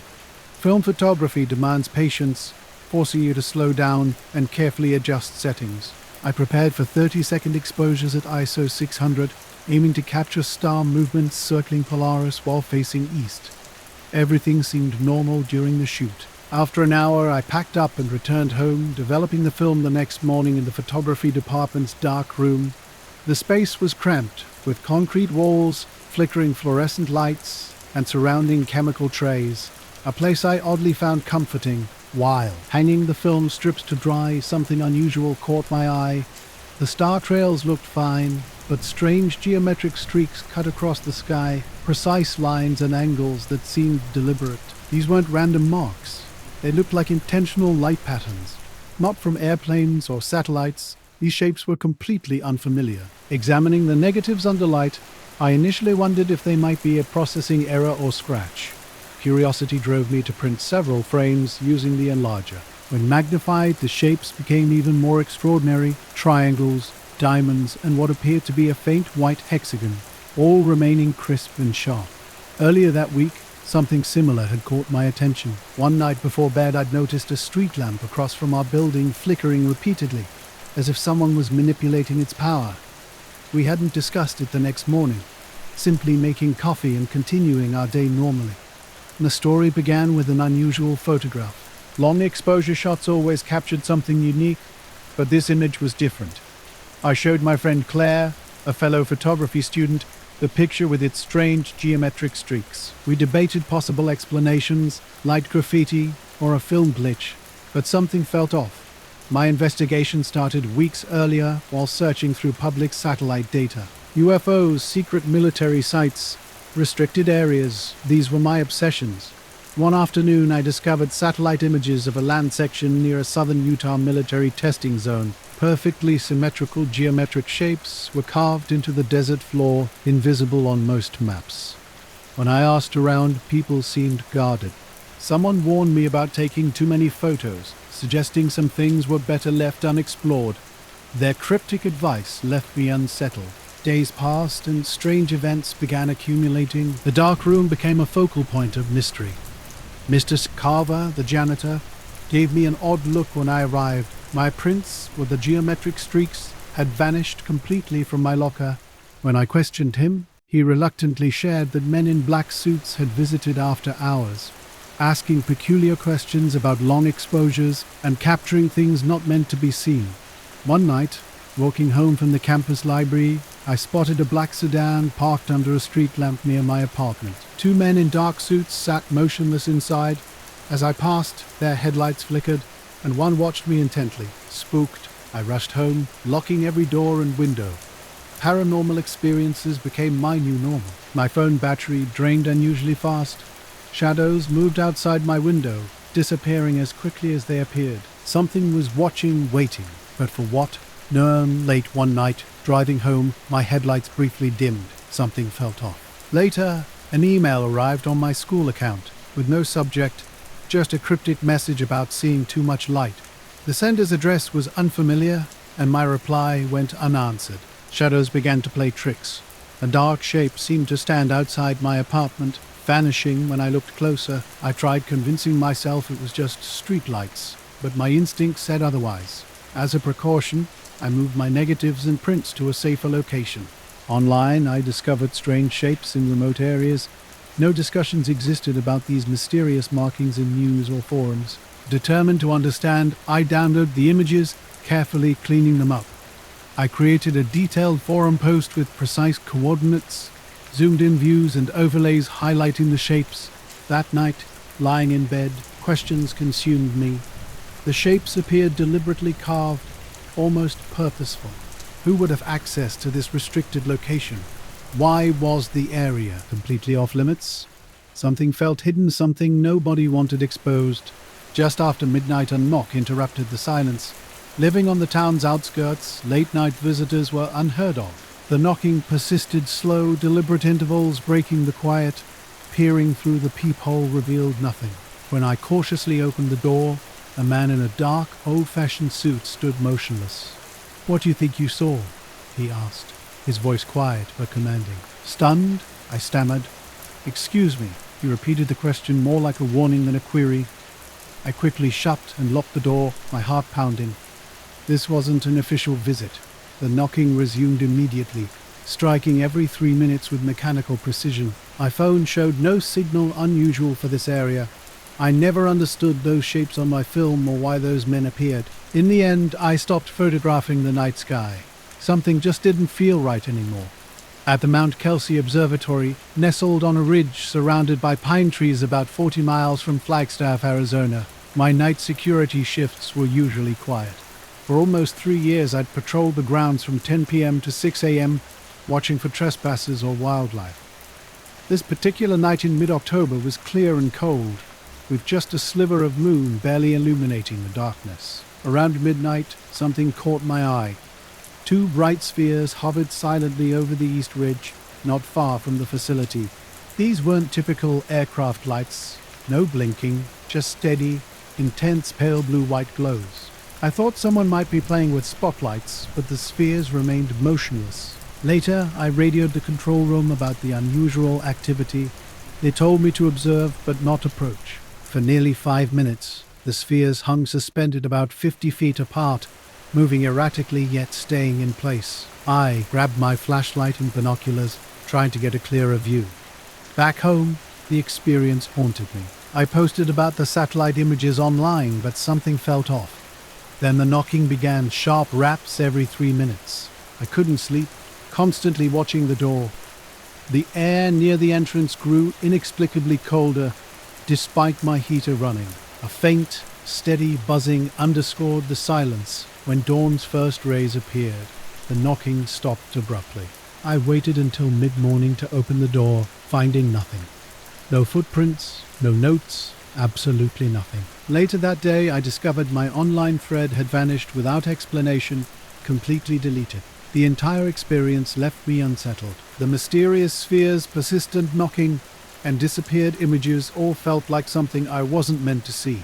The shapes on those satellite maps remained, but I won't touch them anymore. And if those knocks ever return, I'm definitely not answering. The night started normally enough until everything changed. Hovering silently, bright spheres began rising slowly from the ground, then quickly climbing 20 feet, 30 feet, vanishing into the sky at an unbelievable speed unlike any helicopter or drone movement. I spent my entire shift searching the grounds. Cameras scanned the property while I walked the ridge, looking for any trace of what I'd witnessed. Nothing turned up, no tracks, no vehicles, no evidence of anyone nearby. When I clocked out, I carefully wrote my report, trying to sound rational. The next morning, everything felt different. Jeff was waiting, looking tense and nervous. Suddenly, two men in crisp black suits entered with an unsettling calm. They carried thick metal badges numbered 04, 73, and 8921, and introduced themselves as Homeland Security agents there to discuss my report. Their eyes were what struck me most, never blinking, staring with an almost inhuman intensity. They asked questions from my original report. What did I see? Were there any unusual details? I repeated my account precisely, describing the spheres, their movement, the complete silence, my inability to explain what happened. They listened carefully, exchanging knowing glances but writing nothing down. After about 20 minutes of whispering about restricted airspace and non-conventional aerial phenomena, they departed without explanation. Jeff stayed close but remained silent, and a weird feeling settled over me. Throughout the day, cameras showed strange interruptions, sudden static breaking the feed at odd moments. Jeff avoided my gaze as if hiding something significant. That night during my shift, I encountered the two spheres again, hovering in the exact same spot. The environment was eerily different. The forest around the observatory was unnaturally quiet. No wind, no rustling leaves, no distant wildlife sounds. Everything had stopped breathing. A low electrical hum buzzed behind me, adding to the tension. Exploring abandoned sites isn't about cheap thrills for me. I'm Jake, and I'm drawn to forgotten places with untold stories. That October night near Fallon, Nevada, changed everything. The missile silo sat tucked away in scrubland a few miles outside town, fenced off but not exactly secure. Its concrete opening gaped like a wound leading deep underground. Late afternoon painted the sky orange, a dry chill hanging in the air as I parked my truck on a distant dirt road. Walking toward the entrance, silence pressed against my ears. Only the crunch of my boots broke the stillness. Cracked concrete walls with faded graffiti surrounded me. Leaning over the edge, I peered into a darkness that seemed bottomless. My phone's flashlight penetrated just a few feet, revealing a stale, cool atmosphere untouched for years. I prepared carefully, rigging a rope harness to lower myself for a closer look. Something flickered in the shadows, a faint glow like a phone or lantern light. I hesitated, then dismissed it as a sun reflection. Not my imagination. Nobody else was supposed to be here. Descending about 20 feet, I noticed the walls were damp. A musty smell of old metal and earth filled my lungs. The previous glow had vanished, but my flashlight caught something unexpected. A series of lights flickering deeper in the shaft, completely quiet now. As I looked at the spheres, one seemed to flicker momentarily, almost like a digital glitch, which made my stomach churn. The spheres began moving slowly toward the observatory's main telescope dome. I tried to radio the control room, but my voice came out distorted, overwhelmed by loud static. For about 10 minutes, the lights hovered overhead before vanishing completely. In the following weeks, strange occurrences continued. Security cameras would catch something moving just beyond the frame, too quick to be human, too indistinct to be an animal. I noticed odd details, faint footprints leading nowhere, and small scorched patches near the equipment sheds. When I mentioned these to Jeff, he dismissed them as potential animal or human activity. The agents never returned, and the spheres stopped appearing after that night. Yet, an unsettling sensation of being watched persisted. Those unblinking agents and the silent, hovering spheres remained etched in my memory, a constant reminder of that inexplicable experience during my night shifts. Eventually, things returned to normal, but I never forgot. I wandered near the silo, my attention drawn to those inexplicable spheres of light, blue and white, pulsing unevenly like lanterns. The concrete walls seemed to absorb my voice when I called out, met only by absolute silence. Something felt off about being so close to an unknown presence without any response. My heart raced as I climbed back up, though I couldn't explain why. The wind grew stronger, darkening the sky. I scanned the area but found no trace of another person, no footprints, no vehicles, no lights anywhere. Back at my truck, I discovered my phone had no signal, which wasn't unusual in remote areas, but the radio was completely dead. No static, no buzz, just pure silence when I turned it on. Driving homeward on the 2-lane road, only starlight and a distant glow from Fallon broke the darkness. Suddenly, my dashboard started flickering. The gauges acted strange for a moment, and the radio unexpectedly came to life, not with music or talk, but a low electrical hum that faded almost instantly. My apartment looked exactly the same, clothes scattered, books piled on the table. Nothing seemed out of place, but something new waited in my mailbox. A single photograph with a chilling handwritten note on the back reading, "We're not buried that deep." The photo was a grainy black and white aerial shot of the silo from that night, showing my silhouette standing at the concrete edge, hands resting, looking down. I live alone on the second floor in a locked apartment with only the landlord having a spare key. In the days that followed, I tried to make sense of what happened. I returned to the silo with friends and alone, but found nothing unusual.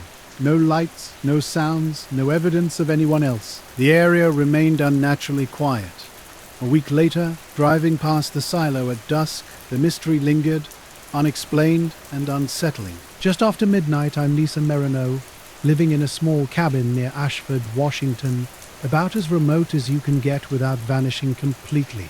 My hobby, or maybe obsession, is recording strange things that don't quite make sense. I was out filming the lake. So still it seemed, to swallow every sound. Thick clouds blocked the moon, and the air felt heavy with approaching rain. I'd been watching for those weird lights I'd noticed over the past few nights. Messing with my phone's camera, I first noticed them, faint glimmers flickering over the water in patterns that defied any rational explanation. They weren't planes, bats, or fireflies. Just small orbs hovering and zipping in ways that made absolutely no sense. My goal wasn't to prove anything, but to capture these strange movements on video. That night, I managed to record some footage. The lights pulsed in a loose circle above the lake, sometimes darting up and down with what seemed like deliberate, intelligent movement. Everything was eerily silent. The next morning, I showed the video to my friends, just like before my truck's radio mysteriously died. As the sunset faded, that familiar low, steady hum started again. I stepped outside into air that felt heavy, with the usual evening cicadas strangely quiet. Just beyond the tree line, I saw that faint glow once more. It wasn't moving fast, just hovering low and flickering between blue and white. This wasn't a helicopter or plane, no wings, no sound. I wanted to call out, but words stuck in my throat. After a few minutes, the light dimmed and vanished into the night, as if it had never existed. I went home, locked every door, triple-checked the windows, and didn't sleep well for days. Strange things didn't stop completely. My porch lights sometimes flickered when no one was around. My phone would glitch, and strange photos would appear in my gallery, just static and incomprehensible shapes. A photo appeared on my doorstep, and something seemed to be watching me from above the silo. I'd been tracking these strange occurrences near the lake, capturing odd clips that I showed to my friend Jamie over coffee. While he's more into hiking than unusual phenomena, he suggested it might be drone-related. But the movements didn't feel mechanical, and drones don't typically hide in fog like this. My attempts to gather better footage continued, and strange occurrences began to pile up. One night, while editing video, the power flickered subtly. The lights dimmed and went out completely for about 10 seconds, but only in my cabin. When electricity returned, my laptop had frozen despite being on battery power. Electronics started acting weird. My phone's battery drained unusually fast, and the GPS would shut off randomly. The compass would spin erratically, especially around the lake. The night before everything changed, I decided to sleep early and skip my usual late-night observation. Around 3 a.m., a sound at the door woke me. I had unusually locked the porch door that night. The noise wasn't a knock, but a soft, dragging shuffle across the wooden floor. Racing sounds caught my attention as I peered through the peephole. A man dressed entirely in black jacket, pants and boots stood motionless, his face shadowed, staring directly at the door. I'm Tyler, working the night shift at a small gas station just outside Salem, Oregon.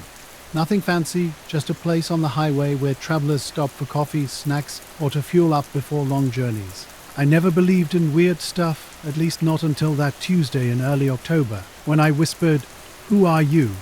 There was no response. Just as I considered calling 911, I noticed something on the porch floor, a photo he had dropped. Cracking the door open, I retrieved a faded yellowed photograph of myself as a child, maybe 6 or 7, smiling in the blue jacket my mom bought that winter. When I looked up, the man had vanished without a trace. No footsteps, no sign of movement. The back of the photo was blank, adding to the unsettling mystery. The weather had been gloomy all day. Low grey clouds, light drizzle, and a cold that sneaks into your jacket. The kind of night where wind hums through trees just right, and everything feels a little empty. About 3 hours into my shift, the doorbell jingled.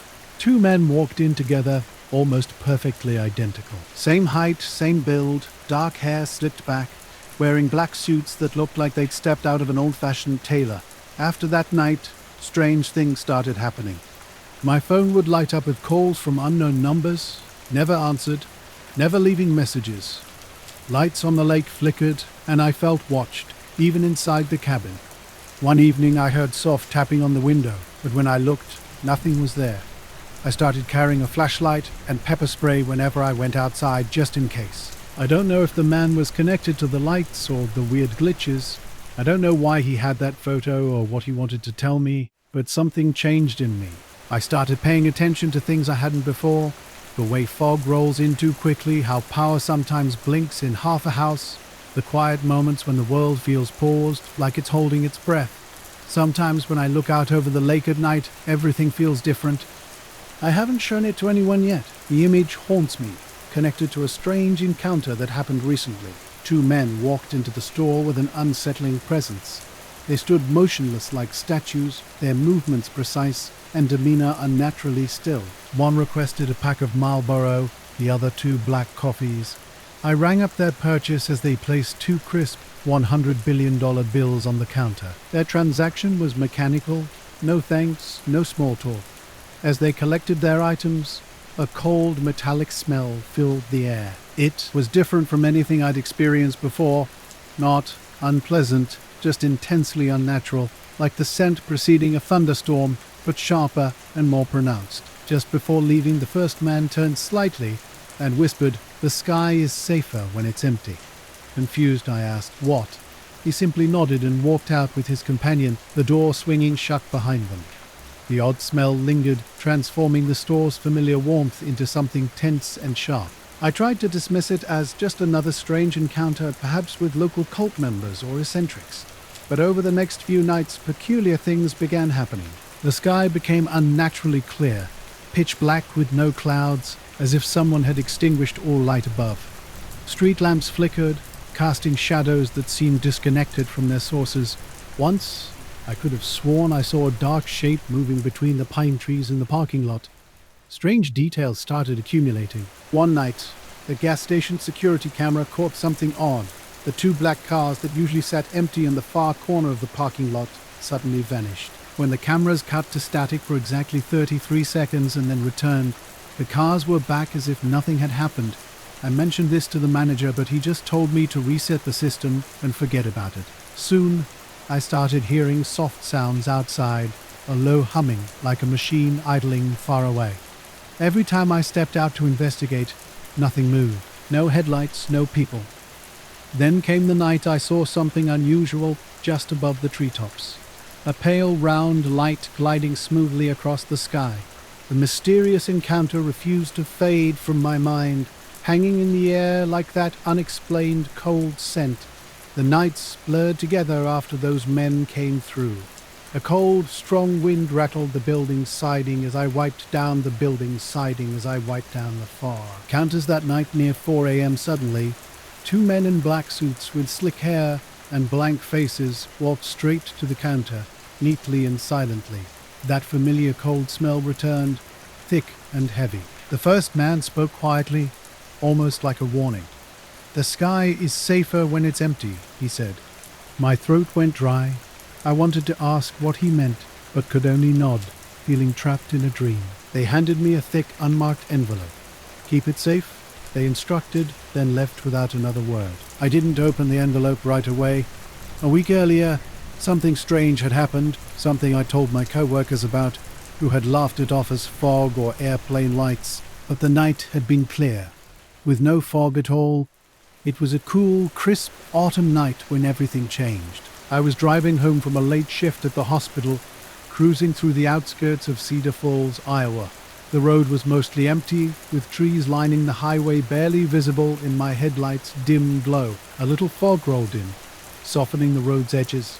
Halfway through the drive, something caught my eye. At first, I thought it was just fog playing tricks. Then the sky started lighting up with a weird swirling glow.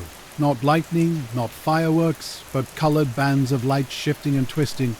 Greens and blues pulsed and flickered with their own rhythm. I'd seen northern lights and storms before, but this was different, quieter. I slowed down and pulled onto the shoulder.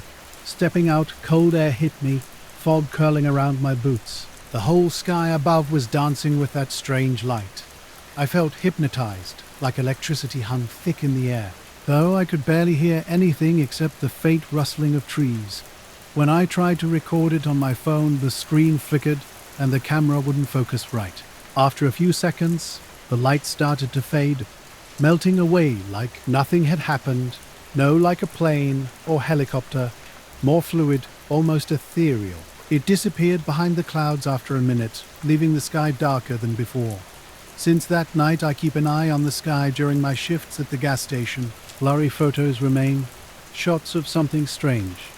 The night always seemed to go quiet at strange moments, with long shadows stretching across nearby trees. Something felt like it was watching from above.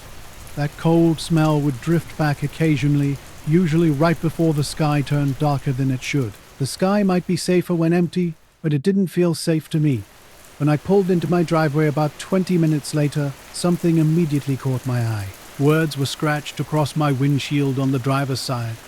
At first, I thought it was just a smear of dirt, but the etching looked fresh, like someone had used a key just minutes ago. Down the street, maybe 50 yards away, a black sedan was parked without any markings. Its engine ran softly in the quiet night, but no one was inside.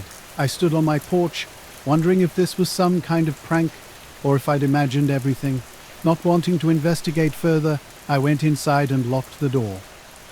The next morning, I shared the story with my neighbors. Nobody had seen anything, and no one knew about the black car. The police promised to keep an eye out, but didn't seem particularly concerned. Strange occurrences continued over the next few days. I'd catch glimpses of the black car parked down the street, always with its engine running and always empty. Sometimes it would vanish when I looked away, only to reappear a block or two down the road. Odd sounds began haunting the nights, low humming like a transformer, but with no nearby equipment. The sound was faint and seemed to come from the woods behind my house. Then, one night around 3 a.m., a bright, pure white light flooded my bedroom, unlike any street lamp or passing headlights. It was steady, making the room glow like midday. Heart pounding, I sat up and looked outside. The street was empty. The black car had disappeared. The neighborhood had been acting strange lately, with a thick fog hanging low around the trees and an eerie silence. I went outside to check where the black car had been, but it was gone without a trace. The next morning, a chilling message appeared on the old maple tree in my front yard. 2 words were scratched into the bark: "Stop watching." I kept this to myself, thinking it might be some local kid playing a prank. But the handwriting was identical to the previous message on my windshield. Strange occurrences started plaguing my neighborhood. Neighbors spoke of unexplained lights in the sky, and an unsettling sensation of being watched crept over me. It wasn't like someone was physically spying, but something felt different. a presence just beyond my perception. At night, shadows danced unnaturally around street lamps. Faint glows would sometimes appear behind the tree line, and I began avoiding outdoor activities after dark. One evening, I thought I heard footsteps near my back door, but peeking through the blinds revealed only an empty yard. Wind-blown branches scratched against the window, intensifying the eerie atmosphere. Communication became increasingly strange. My phone's battery would die unexpectedly despite being fully charged, and the signal weakened, as if I were in a dead zone. Even though my house normally had perfect reception, time itself seemed to warp, with hours passing strangely and minutes jumping forward without explanation. Weeks after these events began, a black car rolled slowly down the street, headlights off and engine silent. It stopped directly in front of my house. I sat motionless, staring back, my heart racing. No one emerged. Then, just as suddenly, it disappeared into the fog. As quickly as everything started, it all stopped. The mysterious messages ceased, the lights vanished, and the black car never returned. I was left wondering what had truly happened. Later, I found myself at Devil's Ridge, a secluded spot near Flagstaff, Arizona. My mission was simple: capture the stars. The landscape was silent, with only occasional wind whistling through pine needles and scrub. I had set up my camera gear, tripod, lenses, and phone, perfectly timed to catch the Milky Way emerging. As I adjusted the aperture and checked exposure, the sky transformed into a stunning canvas of darkness studded with stars. That's when I saw it. On the ridge across the small valley, a completely black figure stood motionless on a narrow rock outcrop, silhouetted against the starry backdrop. Statue-like, with no discernible movement or features, it was simply a shape that shouldn't have been there. I was working a midnight to 8 a.m. shift at a military base near Hawthorne, Nevada, not your typical job. People around here know this place is different. A spot everyone whispers about, but nobody discusses openly. It's classified, strictly off-limits to civilians.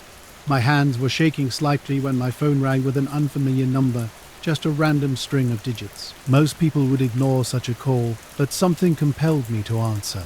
The voice was chilling, low, and distorted. I said just 3 words: "We're watching." My heart raced as I stared at the phone. The cold air seemed to press against me, making me uncertain whether to stay put or flee. Was this a prank? The voice suggested otherwise. I decided to drive home, taking long, winding desert roads. The radio buzzed with static, and shadows seemed to dance around me. More than once, I caught glimpses of phantom headlights in my rearview mirror, but when I looked directly, nothing was there. Back home, I checked my phone. No missed calls, no texts. Everything seemed normal. The next day, I returned to Devil's Ridge with friends, searching for any sign of disturbance. We found nothing. No footprints, no disrupted ground. That night, something moved between the trees across the street. I thought it might be a neighbor or an animal, but when I looked again, nothing remained. Since then, I've returned to Devil's Ridge multiple times. I never saw that figure again, but I constantly feel what's ahead. An unseen pressure lingers like eyes, just beyond my perception. Occasionally my phone lights up with unrecognized numbers. When I answer, only silence greets me. Scratches on my windshield have faded, but questions remain. Who or what was out there? What did they mean when they said, "Look up less"? Something was present that night, something I still can't fully explain. In an instant, a figure simply vanished. No walked away, no hidden, but completely disappeared, as if switched off. Unease mixed with curiosity. Was it a trick of the light? A product of imagination? The darkness played strange games out here? Night shifts in security can drag on, feeling endless and uneventful. Most of the time, nothing remarkable happens. But 2 weeks ago, everything changed. The security room hummed quietly, with soft machine sounds and distant wind. Monitors glowed dimly in the subdued light. Around 3:02 a.m., while scanning camera feeds around the base's perimeter, a specific view caught my attention. A road section about half a mile from the main gates, typically empty at night. A nondescript black sedan from the late 90s or early 2000s appeared without headlights. What followed was beyond strange. 2 men emerged from the vehicle, moving in a way that defied human motion almost. Gliding slightly above the ground, Their stance was unnerving. Standing side by side, they scanned the horizon with an eerie, rigid stillness. No blinking, no typical head movements. Just a frozen, unsettling observation of the surroundings. The most chilling detail was their shadows, or rather, the complete absence of them. Despite streetlights behind them, no shadows fell on the pavement or nearby rocks. My walkie-talkie crackled. Another guard asked if I was witnessing the same scene. I confirmed the details about the car and mysterious figures. Then, as quickly as they appeared, the two figures glided back toward the car, seemingly not touching the ground. The vehicle moved forward without headlights and vanished into the darkness. When I attempted to rewind and analyze the footage, the feed abruptly cut out. All monitors blinked off momentarily, then returned with normal daytime recordings from earlier. The entire 3 a.m. sequence had disappeared, leaving only questions. I asked other guards about the incident, but they either hadn't noticed or were reluctant to discuss it. For the next few nights, I kept a close watch on that camera's feed, hoping to catch another glimpse of whatever had vanished. The area remained eerily silent, with only wind and distant bass hums breaking the stillness. Something felt profoundly wrong, and I couldn't shake the feeling that what I'd seen was far from ordinary. And I continued working at the base, monitoring the cameras. Late October brought me to the CA Skates, hiking between Snoqualmie and Stevens Pass on an overcast day with that distinctive damp forest smell lingering from recent rain. Around noon, I started my hike, planning to cover 5 or 6 miles before turning back. The trail was mostly empty, which suited me perfectly. About 3 miles in, something caught my eye, just off the path near some ferns. A black briefcase sitting upright on the dirt as if carefully placed, with no markings or logos. I was hiking alone and quiet when I spotted it. The case was plain and black with a scratched-up surface that looked like it had been dragged across rough ground. Locked tight with no visible way to open it, the case reminded me of hard-shell camera gear containers. I tried jiggling the handle, shaking it a bit, thinking someone might have dropped it. I left it where it was and continued walking. But gradually, something felt off. The forest around me changed. The air grew heavier. Sounds became muted. Bird chirps and leaf rustling seemed distant, like someone had turned down the world's volume. I wondered if I was imagining things. When I looked back, the briefcase was gone, completely vanished. No footprints, no crushed vegetation, nothing to suggest it had ever been here. I tried to shake off the weird feeling and continued my hike. Strange things started happening in the days that followed. Driving home on the same stretch of road days later, I spotted a car parked on the side with no lights on.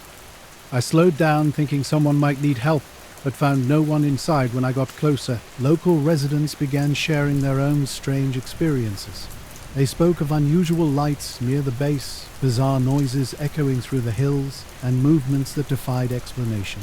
These weren't typical ghost stories. These people seemed genuinely concerned. I can't explain exactly what I witnessed that night.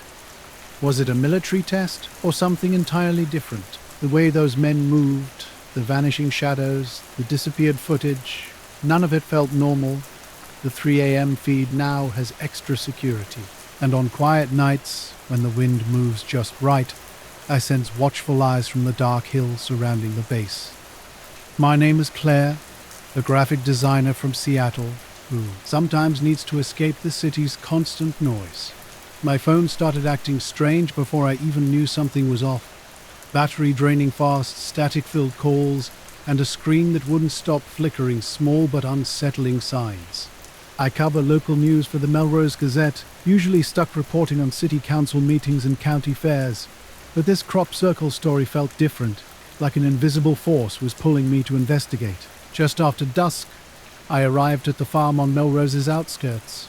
The sky hung heavy with mist rolling in from the Platte River, and a recent rain had made the dirt road slick. Cornfields stretched like dark shadows on both sides, tall stalks brushing against low clouds, carrying a damp scent mixed with something metallic I couldn't quite place.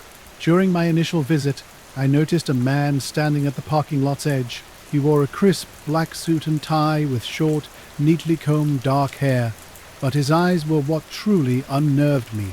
Hollow and empty, like vacant sockets with nothing behind them. When I turned back, hoping he might speak, he simply walked away, his footsteps silent on the gravel.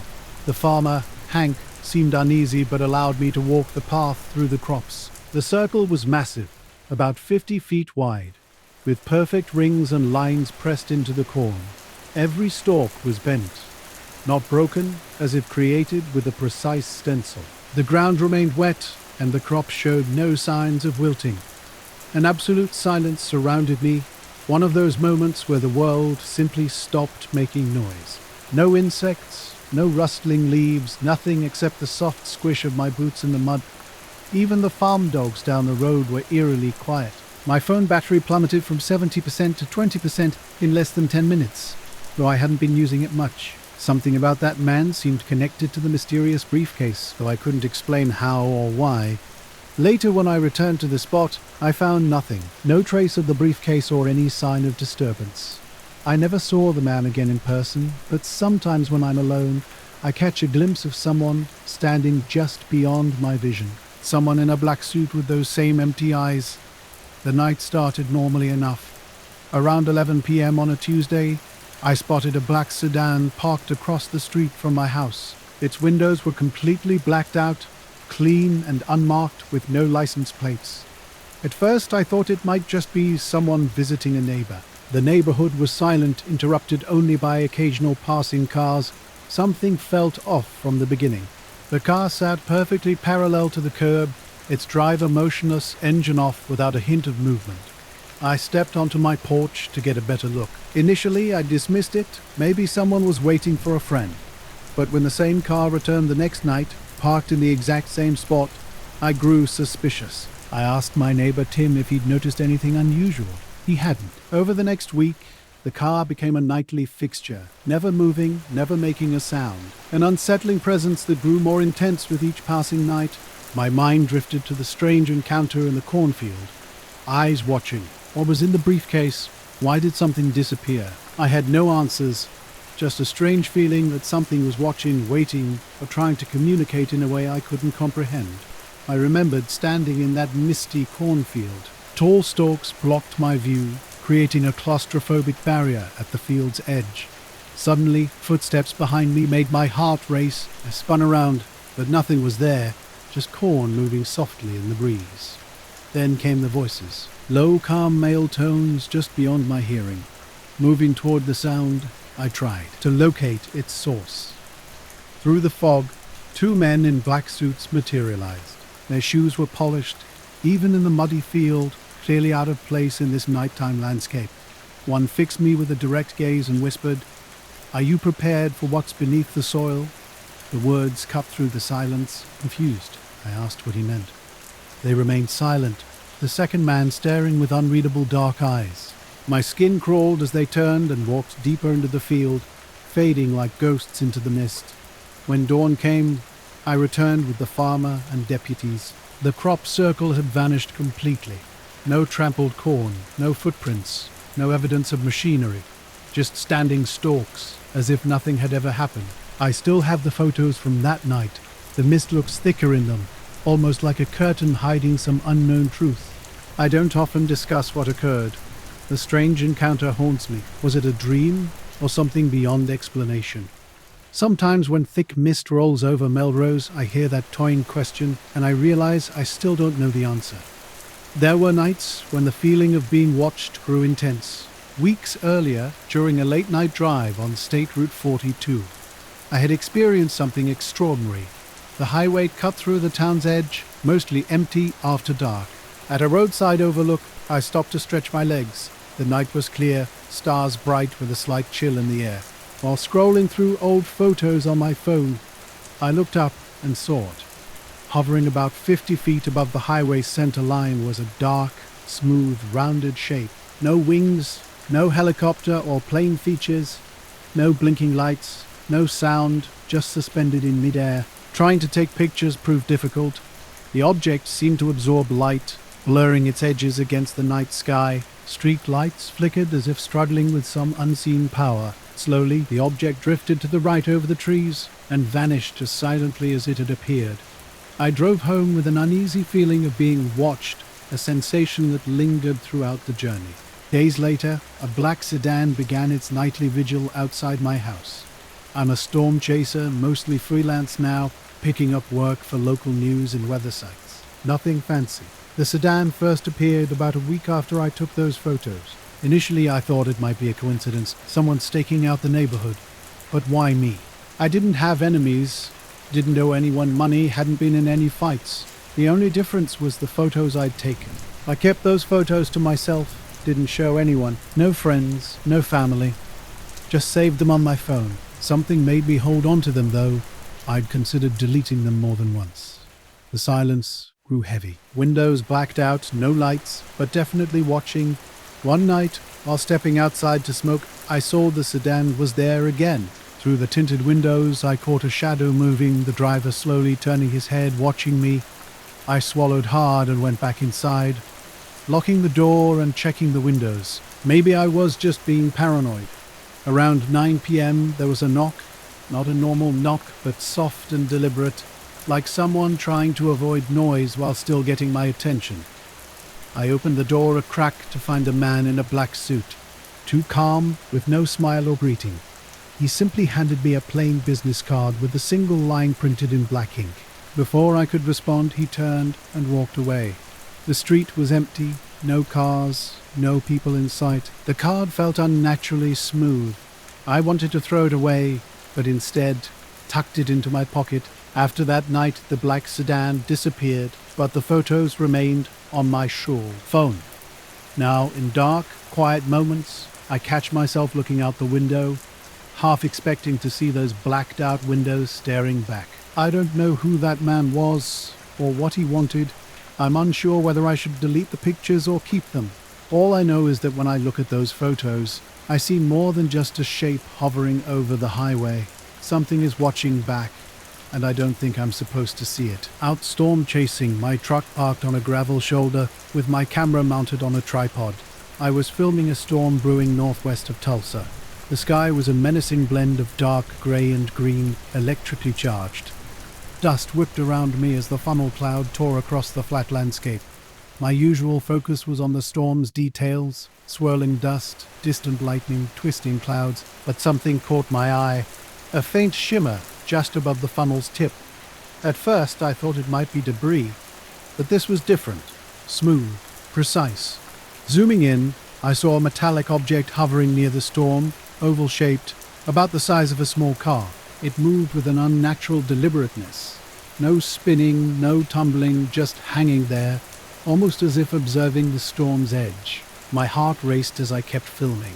The wind intensified, and rain started to spit. For maybe 2 minutes, this strange object lingered before fading into the clouds as the funnel shifted direction.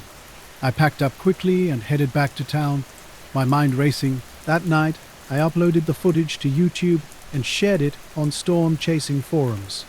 By morning, the video had gone viral. Tens of thousands of views sparked wild speculation, drone, light reflection, something else entirely.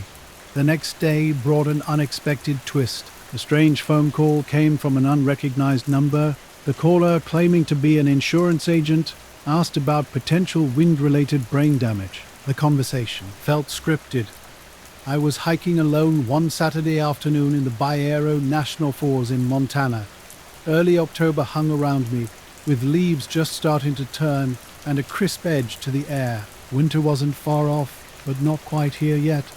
I'd chosen a less popular rail, hoping for some quiet and maybe good photos of the changing trees. The day started normally enough. Birds chirped, leaves rustled, distant streams bubbled in the background. But halfway through my hike, something changed dramatically.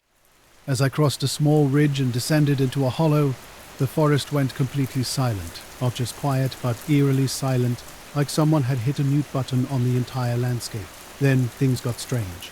My YouTube channel remained intact, but the video I'd recorded vanished without a trace. No takedown notice, no explanation. When I tried uploading my backup copy, it wouldn't process. I asked around in forums, and others who had saved or shared the footage reported similar issues. Files were corrupted or mysteriously deleted. Weird occurrences started happening after that. My phone would beep randomly with no notifications, When I looked up, I'd catch strange reflections or quick flashes in the clouds. Nothing solid, just fleeting glimpses of something trying to stay hidden. One night, driving home from a diner, my radio cut out completely for 5 full minutes. No static, no sound at all, even though the engine ran normally. Someone called about potential exposure, saying it was routine for high-risk weather events. When I asked who they were, the line went silent and they hung up. I tried calling back, but the number was disconnected. Weeks passed. No official contacted me about the footage or requested an interview. I still chase storms, but I'm more cautious now. I keep my distance from funnels and anything that gets too close. Sometimes I wonder if I imagined the whole thing, the metallic shape, the mysterious call, the vanishing video, but the memory of that shimmer above the funnel cloud remains burned in my mind. I can't explain what I saw. I just know it wasn't part of any storm I'd encountered before. No sound of birds, no wind rustling through trees, no movement in the brush. The stream's distant murmur had vanished. Standing still, I surveyed the surroundings. The air felt different, clinical, definitely not a typical insurance call. I wasn't sure what to make of any of it. The video, the object, the mysterious phone call. Something didn't add up. The forest pressed against me with an unsettling weight, its silence unnatural and almost suffocating. Something caught my eye in the clearing ahead. What initially appeared to be a black tarp transformed into an unmarked helicopter as I drew closer. Its blades spun slowly, emitting a low mechanical hum unlike any rescue or ranger aircraft I'd known. Beneath the chopper, 3 figures stood frozen in a tight, rigid line. No discernible features, just black shapes so still they resembled statues. My body refused to move despite my brain's urgent signals. Trembling, I raised my camera and captured a few images. Moments later, the helicopter glided silently over the treetops and vanished, the figures disappearing simultaneously without a trace. A chill ran through me despite the warm air, and I hurried from the clearing, heart racing. My name is Jamie T.A., and I live in Asheville, North Carolina. I've always been drawn to weird stories, local mysteries and odd disappearances that don't quite add up. The podcast started as a side project about 2 years ago, focusing on stories people often dismiss as conspiracy or urban legend. Last month I released an episode about a UFO sighting from the 1970s near Cherokee. Walt, a trucker, claimed he saw strange lights hovering over a highway before losing time.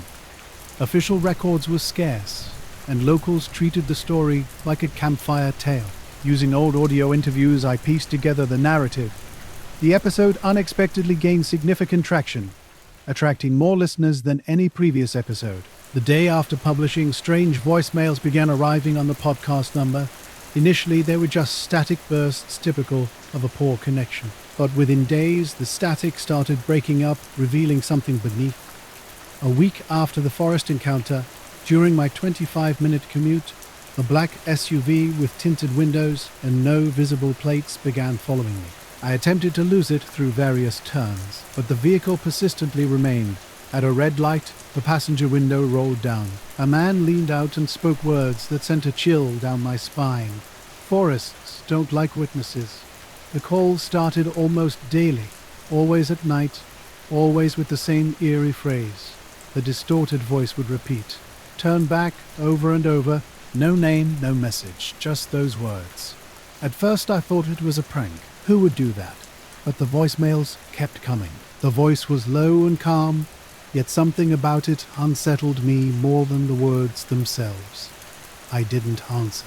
When the light turned green, I pulled away. An SUV kept its distance but followed me for miles before disappearing. I couldn't shake that phrase. What did it mean? Was it a warning? I tried to tell myself it was a joke, but it stuck with me. Over the next few days I watched for the SUV, but it never showed again. Still, I felt watched. My phone battery drained faster than usual, and I'd catch fleeting movements in my peripheral vision shadows that vanished when I looked directly. Maybe I was just stressed or tired. But the memory of that silent clearing, the helicopters, and the 3 figures standing so, still haunted me. They seemed to belong to another world I wasn't meant to see. I never went back to that part of the forest. My friends laughed when I told them, thinking it was part of some spooky podcast trend, but something felt wrong. About a week after the episode went live, I woke up to find all my recording equipment gone. Every microphone, recorder, mixer, and headphones, everything I used for the podcast had disappeared. Living alone on the town's edge meant no housemates or easy access for anyone else. Nothing was broken or forced. It was as if someone had a key and knew exactly what to take. What truly unnerved me was what I found outside my front door. A single microphone, one of the old handheld mics I use for interviews, sat precisely centered on the welcome mat. When I picked it up, I noticed a word carved into the metal body near the base. Silence. I'm not sure how I managed to stay calm. The police dismissed it as a bizarre burglary. They couldn't explain the missing equipment or the mic left so deliberately. No signs of forced entry. I don't know if I'll ever figure out what was really happening that day. But sometimes when the wind is low and the trees stand quiet, I still feel like those black shapes are watching from somewhere out here.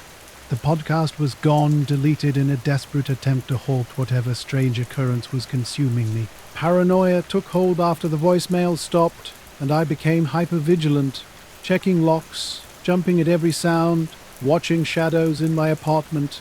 But something else emerged. When recording ambient sounds, playback revealed static and low whispers layered underneath. I wiped my devices clean, reinstalling everything, yet the interference continued. The silence felt heavy, watching. Around midnight, a soft, deliberate knock came. Through the peephole, nothing. On the porch light ledge sat a small, worn cassette tape with no label or writing. Inside, I played it. A low, rhythmic pulse like a heartbeat on an old tape player dominated the silence until a voice broke through, deep, calm, yet chillingly clear. I'm writing now, trying to make sense of it all. The fear has subsided, but my phone still crackles with static. The microphone sits cold on my desk as I wonder what comes next. It was a routine evening flight. Around 7 p.m., I took off from the municipal strip near Missoula in my 1974 Piper Cherokee, a four-seater co-owned with Pete from the Flying Club. The weather was good, scattered sea clouds, no turbulence. Full flying is my favorite, especially at dusk when the air feels smoother. I followed protocol perfectly, filed the VFR flight plan, got clearance, completed all checks. 20 minutes in, over the Rock Creek foothills, something caught my eye off the left wing. Initially, I thought it was another aircraft, metallic, round, about 200 feet away, moving parallel without overtaking. The object was too large to be a drone, too high. Its shape was bizarre, like a coin seen edge-on. No visible propulsion, no lights, no markings. The silence was different, unnervingly smooth, making the movement even more pronounced. For perhaps 15 seconds, it kept pace. Then, without warning, it shot upward at a sharp angle and vanished into the clouds. I radioed ATC, reporting my position and the unidentified aircraft. Just the facts, no drama. The controller's response was strange. They showed no traffic in my area and no confirmation. Primary radar had shown something unusual, even in a low-traffic zone. After completing my flight like any other evening, I logged my time and filed a standard report. With over 30 years of flying experience, I knew how things could easily get lost in the system. When I noticed a possible unauthorized aircraft and no one followed up, I didn't think much of it. A week passed with no communication, no calls, no emails, not even a note from the FAA representative. Then things got strange. I checked the online flight log and discovered my entire report had vanished. It wasn't edited or modified. It was completely gone, as if it was never submitted. The paper folder in the hangar was missing too. Pete swore he hadn't touched anything. Hoping for clarity, I called the FAA field office. The person answering acted like I was fabricating the entire story. He claimed no report was attached to my flight and nothing unusual was logged. When I asked him to double-check, he paused and suggested I might be misremembering. Something in his tone made me stop pushing. 3 weeks later, I arrived at the hangar early on a Sunday morning. It was quiet and empty. While unlocking the gate, I spotted a black rental car on the gravel. 2 men in black suits stood beside it, facing the hangars silently. They looked identical, late 30s, clean-shaven, pale, with the same build and short haircut. They seemed deliberately trying to look alike. As I opened the hangar door halfway, they walked towards me with a synchronized, steady pace. One spoke first, his voice flat and mechanical. Mr. Transit. One spoke first. His voice flat. Wilcox, you recently reported a visual anomaly on a flight east of Missoula. We're here to follow up. I was stunned. The report was gone, and nobody had acknowledged it. Who are you with? I asked. The night was cold but not snowy, typical of early February in Spokane Valley. Around 12:45 a.m. I was out walking Benny, my shepherd mix, on a dry sidewalk near Pines and 16. Our neighborhood was quiet, ranch-style houses, older trees, minimal late-night traffic. If Benny doesn't get his last walk, he'll pace all night. So this was routine. 2 winters later, the memory still haunts me. 2 men approached me after the incident, their smiles wide but not welcoming. We're contractors, one said, emphasizing misfiled data in a way that suggested intentionality. They asked about my well-being since the event, inquiring about any dizziness, confusion, or other symptoms. I denied everything, but they didn't seem convinced. Their response was measured, talking about how pilots sometimes misinterpret visual artifacts as weather phenomena or debris. The second man glanced toward the hangar and suggested a short leave from flying. Just a few weeks to let things settle. No one's filed anything, I argued. Not yet, came the reply. Then the first man looked at me and said, still chasing the sky, huh? My stomach dropped. Chippy, a nickname my grandfather used, wasn't documented anywhere. Not on my license, social media, or any official record. They left without another word, their car pulling away silently. That night, I checked everything. Emails, notes, cloud backups. Every trace of the original report had vanished. My laptop's local copy was now a blank document with only the file name remaining. Pete later mentioned seeing the same car idling near the refinery the next evening. I haven't flown since. I was walking with Benny when he suddenly stopped and stared straight up. At first I thought nothing of it. Maybe he'd spotted a bird or an owl, but when I looked up, I realized something was different. What I saw wasn't a plane. I know aircraft, and this was something else entirely. A massive black triangle hung in the sky with just 3 faint white lights marking its corners. It moved impossibly slowly, gliding without a sound or any disturbance. No engine noise, no wind, just this massive object drifting overhead, maybe 200 feet up. The world went unnaturally quiet. Not just the object, but everything around us. My footsteps vanished. Benny's breathing stopped. I felt like someone had turned down the universe's volume control. The dog didn't bark, just sat completely still, watching until it disappeared behind the northern refinery. When I tried to capture it on my phone, the screen was frozen. It only started working about half a minute after the object vanished. I didn't mention this to anyone the next day, chalking it up to a military experiment or an unrecognized drone. 2 days later, strange events began. On a Tuesday night, I woke suddenly with that inexplicable, wide-awake feeling that sometimes happens for no reason. Walking to check the thermostat, I noticed something odd through the living room window. A black sedan was idling across the street in front of the Wilkins house. An older model with chrome rims, its lights on, but dim. A precisely positioned vehicle that seemed out of place. In T3:17 a.m., and the headlights would fade with a single, deliberate signal before vanishing. This became a nightly ritual. Same car, same mysterious flash, always at the precise moment. The vehicle would park across from my house, sometimes near the Wilkins, sometimes closer to the Morbins, but always directly opposite. Unease started to creep in by the 5th night. I tried documenting the strange occurrence, setting up my phone on a tripod in the window, recording for 20 minutes, starting at 3:10. The next morning the footage showed nothing, just an empty street. Yet I'd seen it. I even waved once, but received no response. My neighbors knew nothing. Not the Morgans with their open blinds, not Mr. Harrington across the street who claims his dog barks at the slightest movement. My wife dismissed my concerns entirely. Working nights at the hospital, she's rarely around late. When I shared my observations, she suggested I stop watching weird documentaries before bed. I adjusted my routine. I started walking Benny earlier, right after dinner, cutting our midnight walk short. Still, I kept checking the window. Night after night the car returned, always at 3:17, always one quick flash, always vanishing before I could reach the door. I called the non-emergency line reporting a suspicious vehicle. I detailed the time, make, model, and pattern. They promised to send a cruiser. Did they? I'm not certain. Nothing changed. About a week in, I waited outside on the porch, lights off, hidden behind the column. Benny paced inside, uneasy about my absence. At 3:17, the car appeared again. No headlights this time, just faint running lights. It stopped directly across the street, engine running. The windows were too dark to see inside. The car looked unnaturally clean, with no front license plate. I stepped out slightly for a better view. The driver's side window rolled down halfway. A pale, thin man in a black suit sat motionless, staring at me. We both remained still. After maybe 10 seconds, he raised his hand, not a wave, but a flat stop signal. Then he rolled the window up and drove away without flashing lights. That was the last time I saw it. 2 summers ago during the patrols, I drove out to a desolate spot about 30 miles east of Lander, Wyoming, on County Road 221.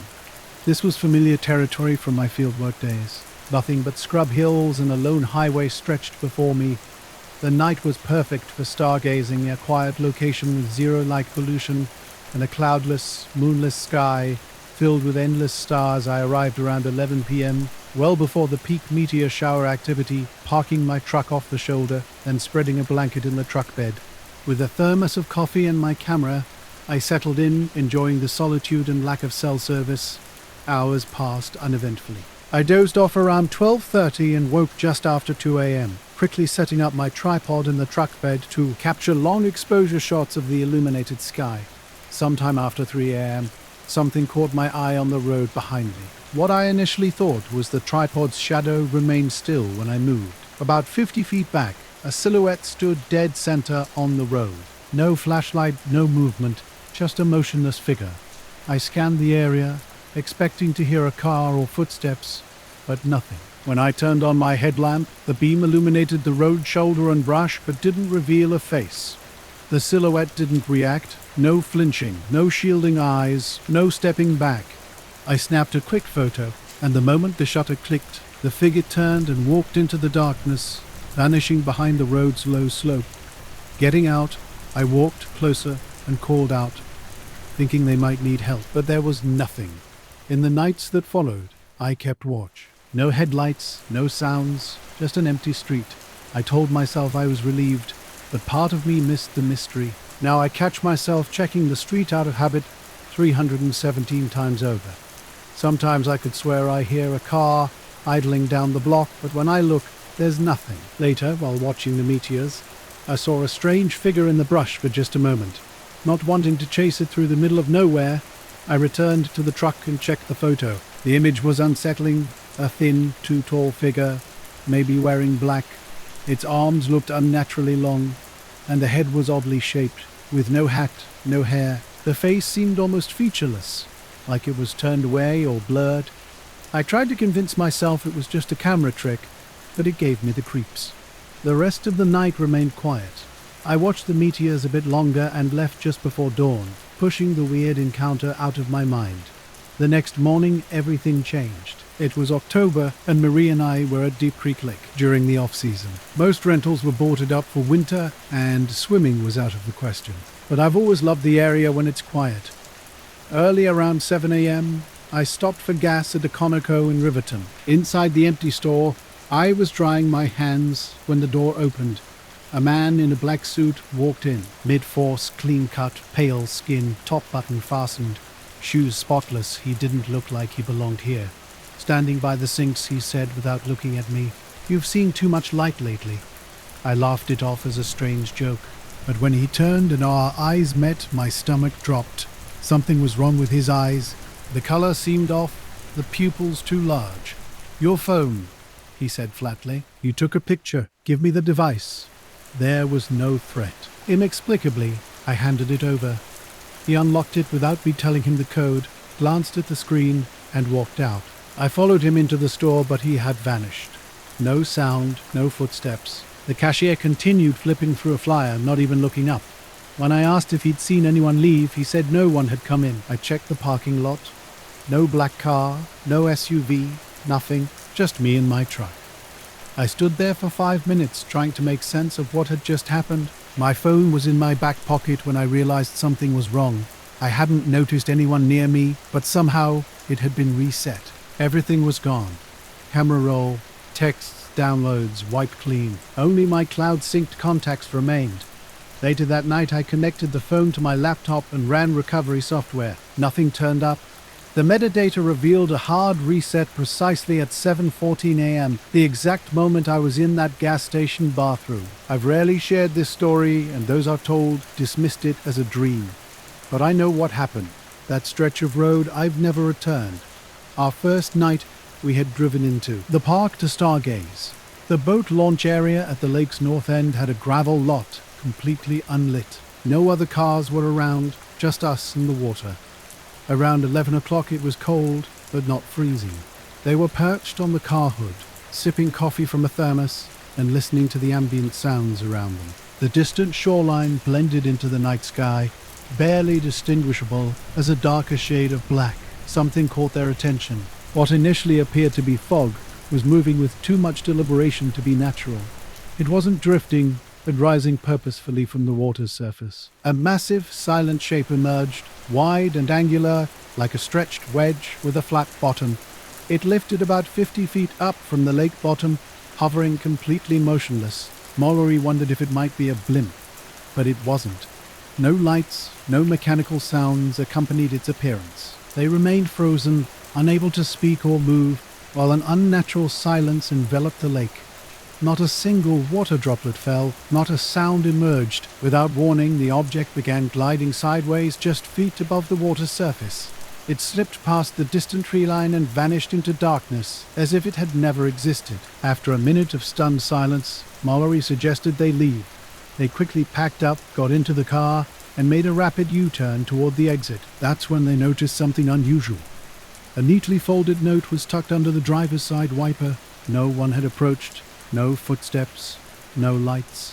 It definitely hadn't been there when they arrived. When the wipers fluttered the paper to the ground, Mallory retrieved a plain white sheet with blocky capital letter spelling, "Keep driving next time." The return drive to the motel was completely silent. The next morning, wandering into the lobby, the memories of an uncomfortably soft bed and loud heater still fresh, he noticed something odd. The lobby was nearly empty, with just a desk clerk and another man seated by a fake fireplace. Dressed in a black suit with a dark tie, pale hands and sunglasses, the man read a newspaper held deliberately upside down. He seemed to be intentionally not reading it correctly. While pretending to browse the map rack, the narrator watched the man turn pages, never once looking up. After grabbing coffee, he returned to the room where Mallory was getting dressed. Describing the strange man, he was met with initial laughter that quickly transformed into serious concern. They decided to check out early. While he went to warm the car, she settled the bill. Upon returning, she revealed something unsettling. The man had followed her out of the lobby, standing silently just outside the front door, watching her without speaking or offering assistance. We barely spoke during the drive home. Something about our experience felt too raw, too incomplete to discuss. Mallory finally broke the silence. Let's just get home. Last week, my dashcam footage revealed something peculiar. I'd left it running that night at the drive-in. When I reviewed the file, it showed the timestamp and park location, then went completely black for 2 hours. No audio, no video, just dead air. The missing time wasn't erased. It was simply blank. My research began with a paper for my modern American myth course. Dr. Luring required us to connect a myth to a real historical event. I chose the 1977 Broadbrook sightings in upstate Connecticut. Since my school isn't far from the area, I dove deep into local archives, newspaper reels, and old message boards. Most accounts were typical UFO fare, fuzzy, lights, and second-hand stories. A few interesting details caught my attention. Farmers mentioned their cows acting strangely, and someone claimed their watch stopped for exactly 40 minutes. 2 brief mentions in old articles particularly intrigued me. They referenced a pair of federal men visiting locals after the sightings. These men weren't described or named, just casually mentioned. Initially skeptical of local exaggeration, I decided to investigate further. I emailed regional historians, and Vince Halbrook suggested a microfilm archive in Springfield. I planned to visit that Friday. Then, Tuesday night around 8:20 p.m., while finishing notes and half-watching TV with my roommate Aaron, an email arrived. The sender was Dr. Contess. The time was Dr. Onsoff and Sad. Dr. Wazir T. Arlen Oakes from an unfamiliar address. Oakes.faculty@samfair.edu. I'd never heard of him. The subject line simply read, "Stop." The message was cryptic. "You are looking in the wrong places. There are things that are not meant to be named. Move on. This is your only warning." I checked the Southern University of New Hampshire's staff directory. No Dr. Harlan Oakes existed. I carefully examined the email headers. Everything seemed normal. The message had passed through campus filters without any red flags. I showed the message to Aaron, who just shrugged it off. "Someone's probably messing with you," he said. "Likely someone from your class who knows about your research topic." Suddenly, the fire alarm blared through the entire dorm building. Loud, shrill sirens accompanied strobing red lights. Everyone trudged out into the night. The courtyard was cold in early March. Pavement glistened under a light wind, cutting through sweats and hoodies. 2 men stood across the street, completely motionless. Their black suits and short black coats were crisp, dark ties sharp against the fabric. One wore sunglasses despite the darkness. Hands hung rigidly at their sides. No phones or gestures. Most unsettling was their gaze fixed directly on me. I glanced around, wondering if anyone else noticed these strange figures. Students were absorbed in conversations, scrolling phones, laughing. Aaron next to me was deep in Instagram. When I nudged him and pointed out the men, he turned to look. In that instant, they vanished. No sound, no movement, just gone. Back in the dorm, an email from Dr. Party revealed Oakes had disappeared completely. No inbox, trash, sent, or archived folders existed. I searched my entire laptop using the subject line, nothing. The next morning, campus IT explained deleted messages were non-recoverable without admin access. When I provided the sender's email address, the technician returned with surprising news.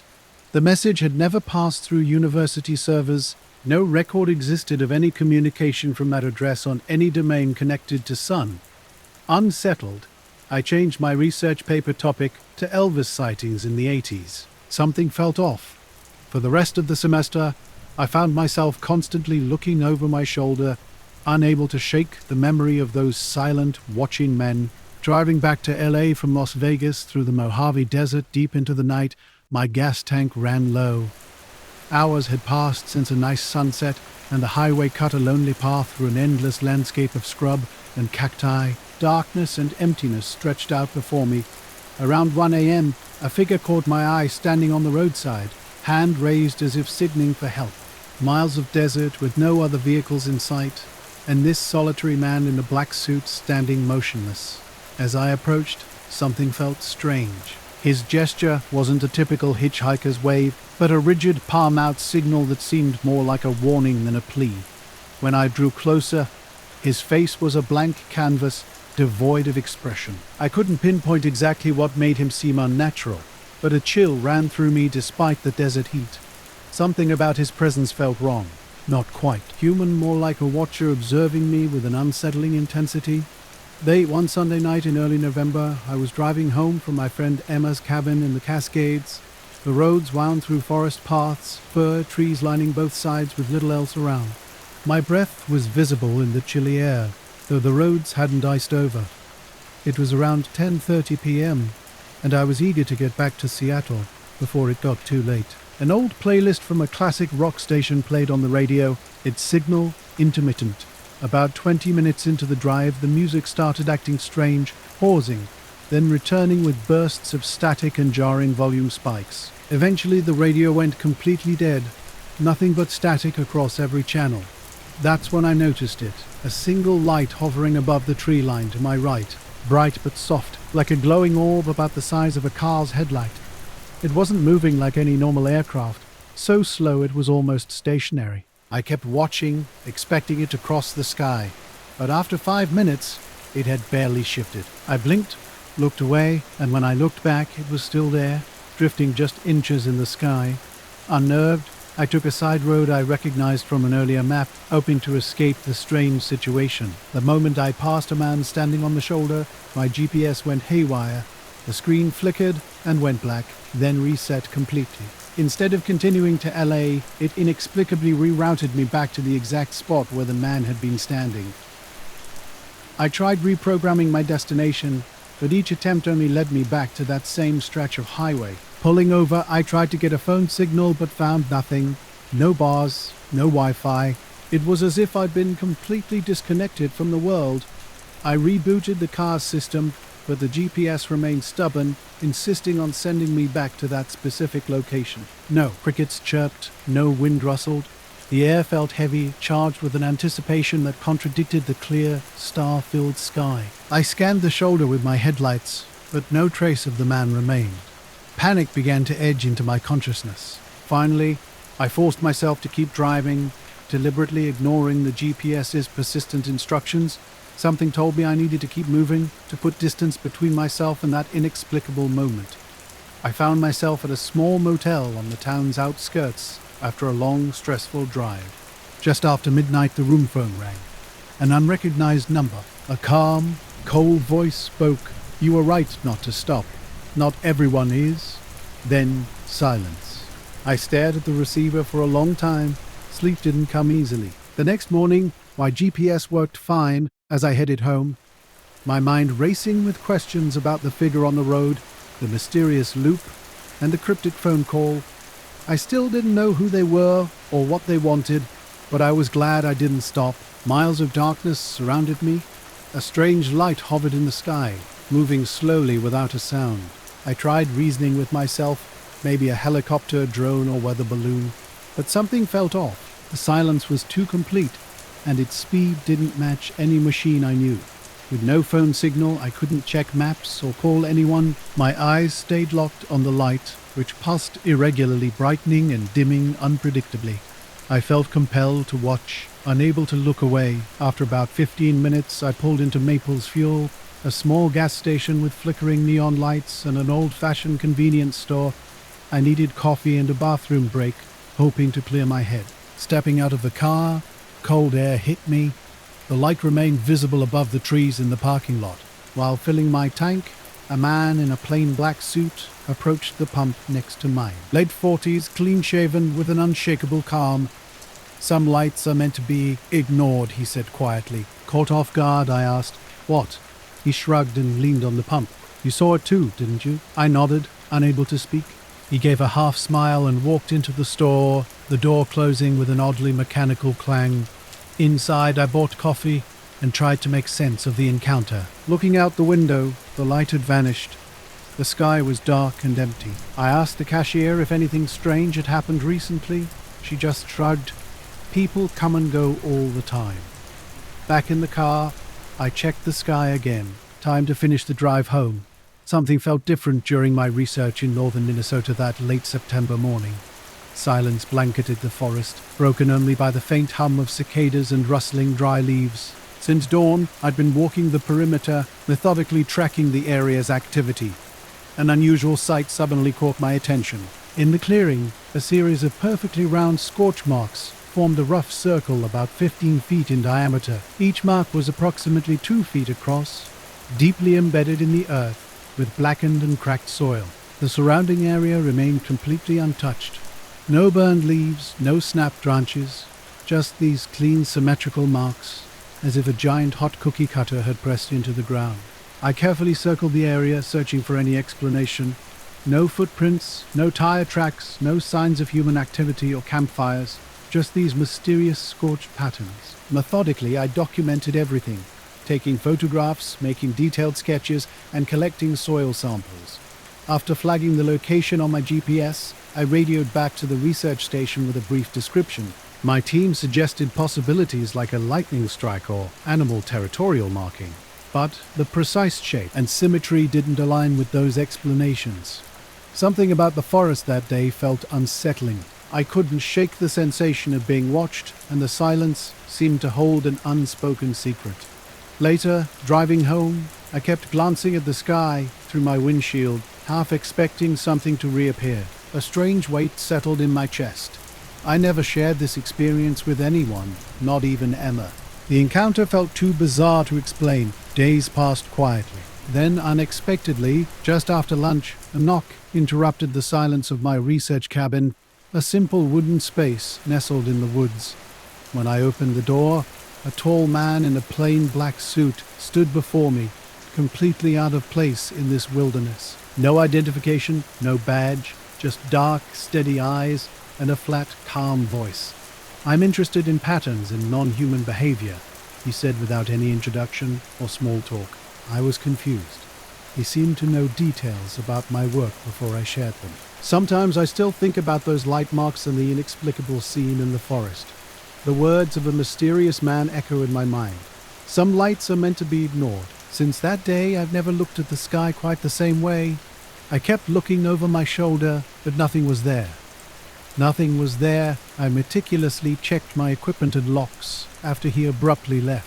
Nothing was missing, but an uneasy feeling persisted. The clearing silence, his unnerving calm, and his seemingly impossible knowledge haunted my thoughts in the following days. He examined his scorch-mark photos with an unsettling precision. His questions about my research, the animals I wrecked, and the data I collected were weirdly specific. His gaze never wavered, analyzing every subtle reaction. Somehow, he already knew the location of the clearing without asking for directions. When I offered to guide him, he politely declined, mentioning he had his own methods. I returned though his sight repeatedly, searching for changes or new marks, while everything remained unchanged. Some nights when he wind rustles just right, I hear a low, unfamiliar men know like any animal or machine, buzz a faint vibration beneath the forest skin. He stayed for nearly an hour. Hen left as abruptly as he arrived. I watched him walk away through his steps eerily silent against the soft floor. The man never returned. No calls, no messages, just some odd signs. This is and a persisting this is and a persistent sense. Mina was watching half no particularly interested in me. The fog was thick, her morning hanging low over the green river trail near my place in Tequila. I was just past 5 a.m., my usual time for an early walk.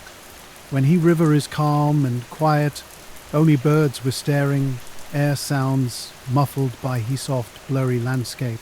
As I walked with my hands in my jacket pockets, something caught my eye. A strange glow hovered just above the water's surface. No boat, no fishing lights, just a pale blue-green light floating on the mist.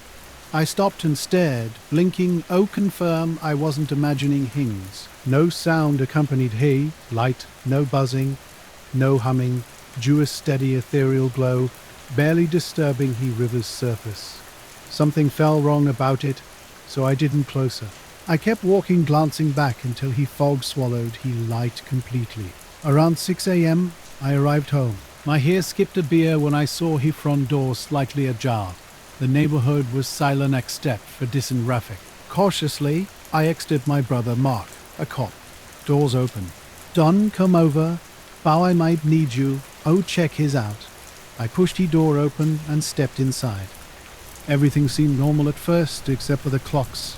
Every single timepiece, the wall clock in the kitchen, the alarm clock by my bed, even the microwave, read exactly 3:33. This was strange, not because of the numbers, but because clocks are never perfectly synchronized. I thought maybe a power outage had occurred overnight, but nothing suggested that. The lights weren't flickering, and my phone showed a full charge with no warnings. Couch cushions were undisturbed. No drawers were open. No signs of disturbance. Yet something felt off. A lingering sense something had been here. I called Mark and told him about the odd situation, though I didn't make it sound urgent. He said he'd stop by later that afternoon. The rest of the day, I felt unsettled. I found myself moving around the house more than usual, double-checking locks and changing the front door keypad code. The silence felt different, heavier, as if the air had grown thicker. That evening, I took my usual walk in the neighborhood park across the street. At the far end near the playground, a man sat on a bench wearing a black suit, more appropriate for a funeral or business meeting. He was reading a newspaper, which caught my attention because it was completely blank. No text, no photos, just white pages folded neatly. As I approached, he glanced up. His eyes were dark and unreadable. I said evening, trying to sound casual. He didn't respond. A chill ran down my spine, and the air around him seemed noticeably colder. I nodded politely and continued walking. Back home, I locked every door twice and checked the windows again. The next few days passed without incident. No strange lights on the river, no unlocked doors, no mysterious figures on benches, but something had changed. I catch myself staring at clocks longer than before. Sometimes, while sitting on the couch or making coffee, I feel like someone's watching me from just outside the window, though I see no one. The events from that morning, the unlocked door, the strange lights on the river, they all feel connected somehow. I haven't shared this with anyone, and I'm not sure I want to. We were out camping. Just a typical trip, weren't you? With some beers and hiking during the day. The night was cold, but crystal clear. We'd set up camp in a clearing and built a fire. Around midnight, we decided to kick back and stargaze. That's when we saw the light. Above the trees, a light moved, casting shadows similar to moonlight. But this was different. The complete silence struck us immediately. I was driving through the Mojave with Mike, seeking an escape from my routine software support job. We scanned the forest, watching intently as this mysterious light glided smoothly through the air. No helicopter sounds, no motor noise, just an eerie, silent movement. Mike nudged me and whispered, "What the hell is that?" I had no answer. We observed for about 5 minutes as the light occasionally caught on branches, creating strange shadows. Suddenly, it stopped. Hovering maybe 50 feet above the treetops, it shone straight down. Then, just like someone flipping a switch, it vanished. We sat frozen. "Did you hear anything?" I asked. The silence felt heavy, pressing on us from the surrounding woods. We didn't talk much after that. The next day, we tried to make sense of it. Calling the ranger station, we sought confirmation about any Park Service operation or drone test. They confirmed nothing was scheduled in the area. Weeks passed, and we avoided discussing the incident. Then, 3 months later, I received an email. The sender was simply listed as Control, with a blank subject line. I hesitated before opening it. The message was cryptic. No need to share what you never understood. Shortly after, Mike texted me. He'd received the exact same email from the same mysterious sender. We had no idea who was behind it. I kept it to myself, telling no one, not my family, not my co-workers. It felt like a message meant only for us. Sometimes I still think back to that night, the quiet, the unexplained light, and the strange message that followed. The desert can play tricks on your mind, especially when you're alone. As night fell near Baker, California, I was driving back toward the 15th in my old Jeep. The sky had turned that deep blue unique to desert dusk, with the day's heat still lingering close to the ground. My headlights cut through the darkness on nearly empty roads. That's when I first noticed the black sedan. Nothing special about it, just another car with no logos. In the rearview mirror, I caught a blurry glimpse of the driver's face. At first, I thought it was just a coincidence, someone traveling the same route. But the car stayed right with me. I sped up, slowed down, tried to shake it off, and still it matched my every move. My unease grew with each passing mile. I was working the late shift at Millie's Diner in Ashland, Oregon, an old roadside joint with neon signs that buzzed quietly and booths with cracked vinyl seats. It was a slow night, the kind where only night owls and a few truckers passed through. Outside, a light drizzle was falling, making the windows fog up and blurring the neon glow. Around 11 p.m., 2 men walked in, both wearing black suits that looked like they'd just come from a funeral or some sketchy business meeting. One was tall with slicked back hair, the other shorter and older with thin glasses and a permanent frown. They sat by the window and ordered black coffee. At first, I wasn't paying much attention, just wiping down tables and making coffee. But something about their conversation caught my ear. They weren't talking about small talk like weather or politics. Instead, they were discussing controlling the narrative and managing the fallout from a recent sighting that had been buzzing around town. Something about a strange light over the old radio tower. As I listened, their conversation grew more intense. When they finally left, one of them approached me. "Drive carefully from now on," he said with a look that sent chills down my spine. The window rolled up and the car disappeared into the dark, melting away like it was never there. Later, I turned off the highway onto a smaller road leading to a gas station. A sedan stopped about 20 yards behind me, engine idling. I got out to fill my tank, watching the car carefully. The driver remained motionless, just watching. Something inexplicable kept me from simply driving away. After a few tense minutes, the passenger window rolled down with a quiet hiss that cut through the desert silence. A man in a black suit and dark shirt appeared. Mid-40s, clean-shaven, with sharp, calm eyes that didn't smile. "You saw something you shouldn't," he said, his voice low and clear. And in that moment I blinked. The beam, the way it moved without sound. What were we supposed to understand? What were they scanning for? I don't know. And maybe that's the point. I sat there, heart racing, trying to make sense of what had just happened. I hadn't seen anything unusual during my shift, or at least nothing I'd admit to seeing. I didn't follow them or try to chase. I just started my Jeep and drove home, constantly looking over my shoulder. Deep in the woods of northern Vermont, I was on a solo camping trip seeking quiet time away from the city. My destination was a flat clearing near a creek, about 10 miles from the nearest town. I'd found the spot on a map and avoided designated campsites. By sunset, my tent was up and a fire was crackling. The night passed uneventfully. I woke occasionally to familiar forest sounds, crickets, owls, wind moving through pine trees. Nothing seemed out of place. The next day, I hiked around and saw no other people. Returning to my campsite late afternoon, a faint smell caught my attention. Something felt different. That evening at a diner, I overheard two men discussing a strange light on a hill. People had called it a UFO, though no concrete evidence existed. The news seemed eager to dismiss the incident. While wiping tables and trying not to appear too interested, I caught the tall guy's glance. He leaned toward his companion and whispered, "Curiosity can be dangerous." Their cold, sharp eyes met mine. I quickly nodded. Got it. Feigning disinterest, they finished their coffee and left silently into the rainy street. Street lights reflected on wet pavement. After their departure, the diner's atmosphere changed. The usual background noise felt muted, as if the walls were holding their breath. An unsettling sensation lingered. Not scary, but like I'd inadvertently stumbled into something larger. The next morning, no news mentioned the light. The radio tower stood as an ordinary old structure on the hill, yet I couldn't stop thinking about those men and their cryptic warning. I've never shared this story, knowing most would dismiss it as another late-night diner tale. But sometimes, when rain blurs the neon lights just right, I swear I see shadows near that tower, watching, waiting. The smell hit me first, sharp and chemical, like burning rubber. The road remained quiet with no trucks or cars passing by all day. I brushed off the odd odor and settled in for the night, too tired to give it much thought. Suddenly, around 4 a.m., rustling leaves just outside my tent jolted me awake. This wasn't typical animal movement. Something was there.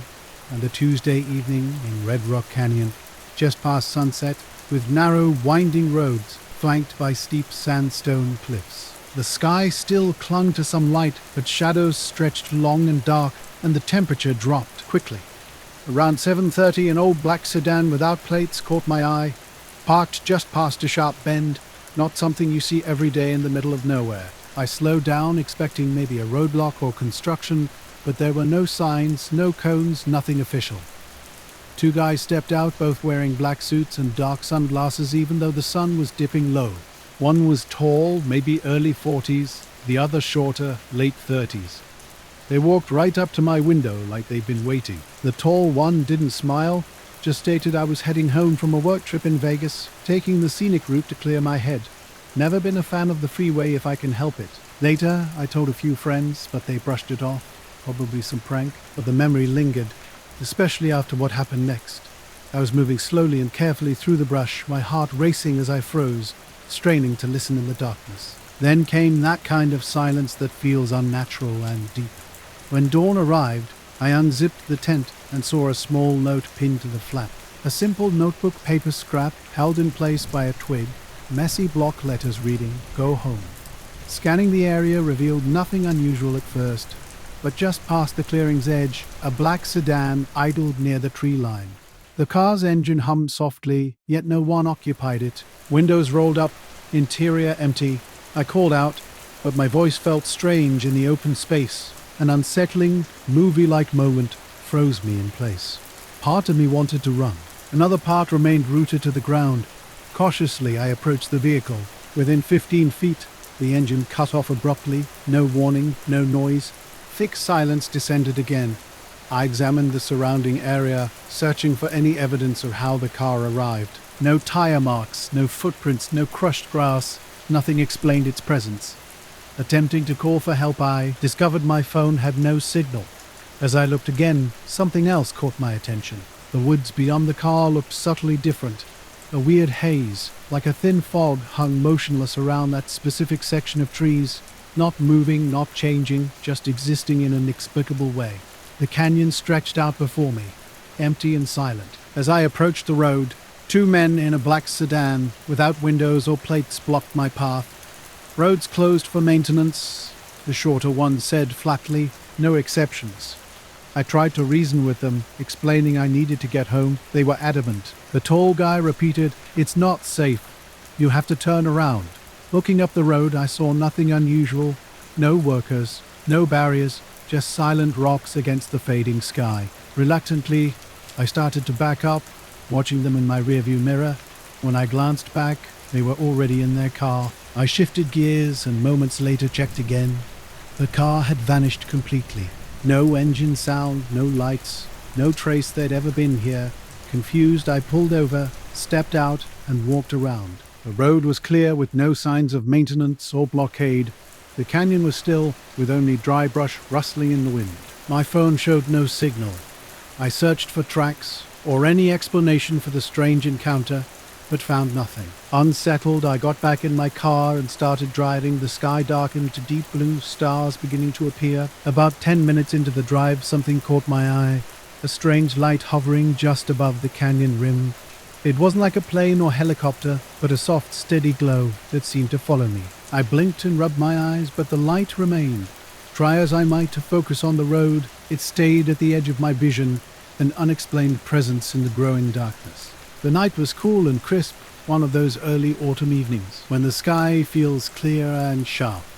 Later, I was sitting on the dock behind my place, phone in hand, trying to capture the stars as they began to emerge. While scrolling through my photos, something caught my eye toward the middle of the lake, just above the water.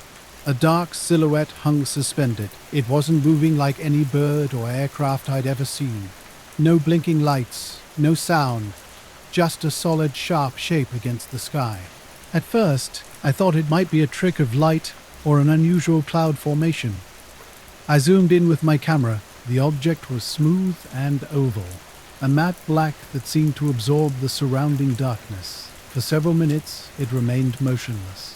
Then, slowly and deliberately, it began to move. I drifted sideways by a few feet, deliberately moving just a little. Without warning or sound, I shot straight up and vanished into the night. Unnerved but mostly curious, I wasn't sure what I had just witnessed. Days later, I found myself at a small diner near the canyon entrance. Only the night cook, an older guy named Sam, was there. I shared my story, half expecting him to laugh. Sam just nodded slowly. "You're not the first to see strange things out here," he said. When I pressed for details, he shrugged and mentioned lights, mysterious figures, and roads that seemed to disappear without a trace. I left feeling unsettled. During the drive home, I kept checking my mirrors, half expecting to see the black sedan or the two men again, but the road remained empty. Later, I scanned the news and county road updates. Nothing unusual, just standard warnings about loose rocks and narrow lanes. Over the next few days, I couldn't shake the experience. Friends joked about government agents or aliens when I mentioned it. A couple of days later, I found a small blank piece of paper tucked under my windshield wiper. I folded it up and left it on the dashboard, where it remains untouched. After the lake returned to its usual quiet state, something strange began happening. One morning, I discovered a black car parked at the end of my driveway. It was an older model from the early 2000s, clean and without a single dent, but conspicuously missing a license plate. At first, I thought it might belong to a neighbor's visitor. However, something felt off. There were no tire tracks or footprints on the gravel, which looked completely undisturbed. I checked the car's windows, but it was empty. No driver, no keys in the ignition. I assumed someone had parked it overnight and would return, so I left it alone. But the next morning, the car was in the exact same spot. No tracks, no signs of movement. This continued for days. I started leaving notes on the windshield, asking the owner to move the vehicle, but the notes remained untouched and the car never shifted. A few evenings later, while sitting on my porch after dinner, I heard footsteps on the gravel. Looking up, I saw a man in a neat black suit standing near my driveway's end. His face was mostly shadowed by the streetlight, and he stood silently watching me. Nervously, I approached him. "Can I help you?" I asked. After a pause, he spoke in a low voice. "The water remembers." Confused, I asked him to repeat himself again. He said, "The water remembers. The abandoned airfield near Milltown, a small western Kansas town, had been shut down for years. Cracked runways and empty hangars stretched out under the night sky when I arrived around 10 p.m. on a Friday. The night was clear, with cold and dry air, typical of early spring. Light winds moved across the landscape. I'd brought my old college camcorder from before phones took over photography and set it up on a tripod at the runway's edge, hoping to capture something interesting in the sky. Meteors, satellites, airplanes. Anything might show up. About an hour into filming, something unusual caught my attention. Halfway up in the sky, strange lights appeared. No red or green blinking, no engine sounds, just round lights drifting in seemingly random patterns. Sometimes they flickered, sometimes vanishing completely before reappearing elsewhere. More curious than scared, I zoomed in with the camcorder, trying to get a better view. The lights seemed almost responsive, changing positions as if watching me back. Then I noticed the temperature dropping, the air feeling different despite no change in wind. That's when movement caught my eye. A figure behind the rusted chain-link fence separating the runway from the old service road. I tried using my phone to capture something, but the screen went black and the camera appeared frozen. When I looked up, the lights had disappeared. Before that moment, a man had turned and walked away, disappearing into the darkness. Over the following week, his car continued appearing each morning, but he never returned. My phone would show static when I tried photographing the lake. Late at night, I'd hear a faint humming from the water that would stop when I went outside. One night, around 3 a.m., I saw soft blue lights flickering over the lake, pulsing slowly. I haven't seen the mysterious man since that night, and the car stopped showing up too. But sometimes near water, I get an unsettling feeling of being watched, something just below the surface. The words, "the water remembers," keep echoing in my mind. I'm not someone who usually chases weird stuff. I mean, I like a good mystery as much as the next guy, but I don't go looking for trouble. That night changed something, though. It wasn't a bright flash or a loud boom, just quiet, strange things that didn't make sense.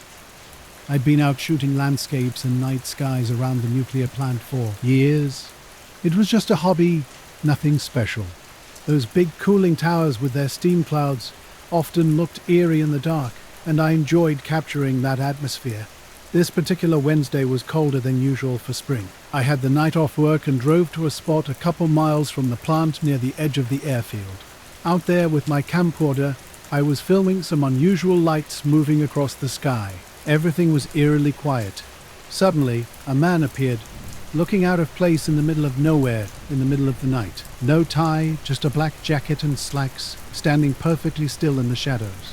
I turned off the camcorder screen and squinted, trying to get a better look. He didn't respond or move. A weird chill ran down my spine, though I kept my voice calm. "Are you lost?" I asked. Without a word, the man stepped through the fence. He didn't make any noise climbing over or walking. He just appeared closer, still silent, still expressionless. I held up my camcorder but didn't start recording again. Something about him made me hesitate. He stopped about 6 feet away and reached into his jacket pocket. Slowly, he pulled out a single piece of paper and handed it to me.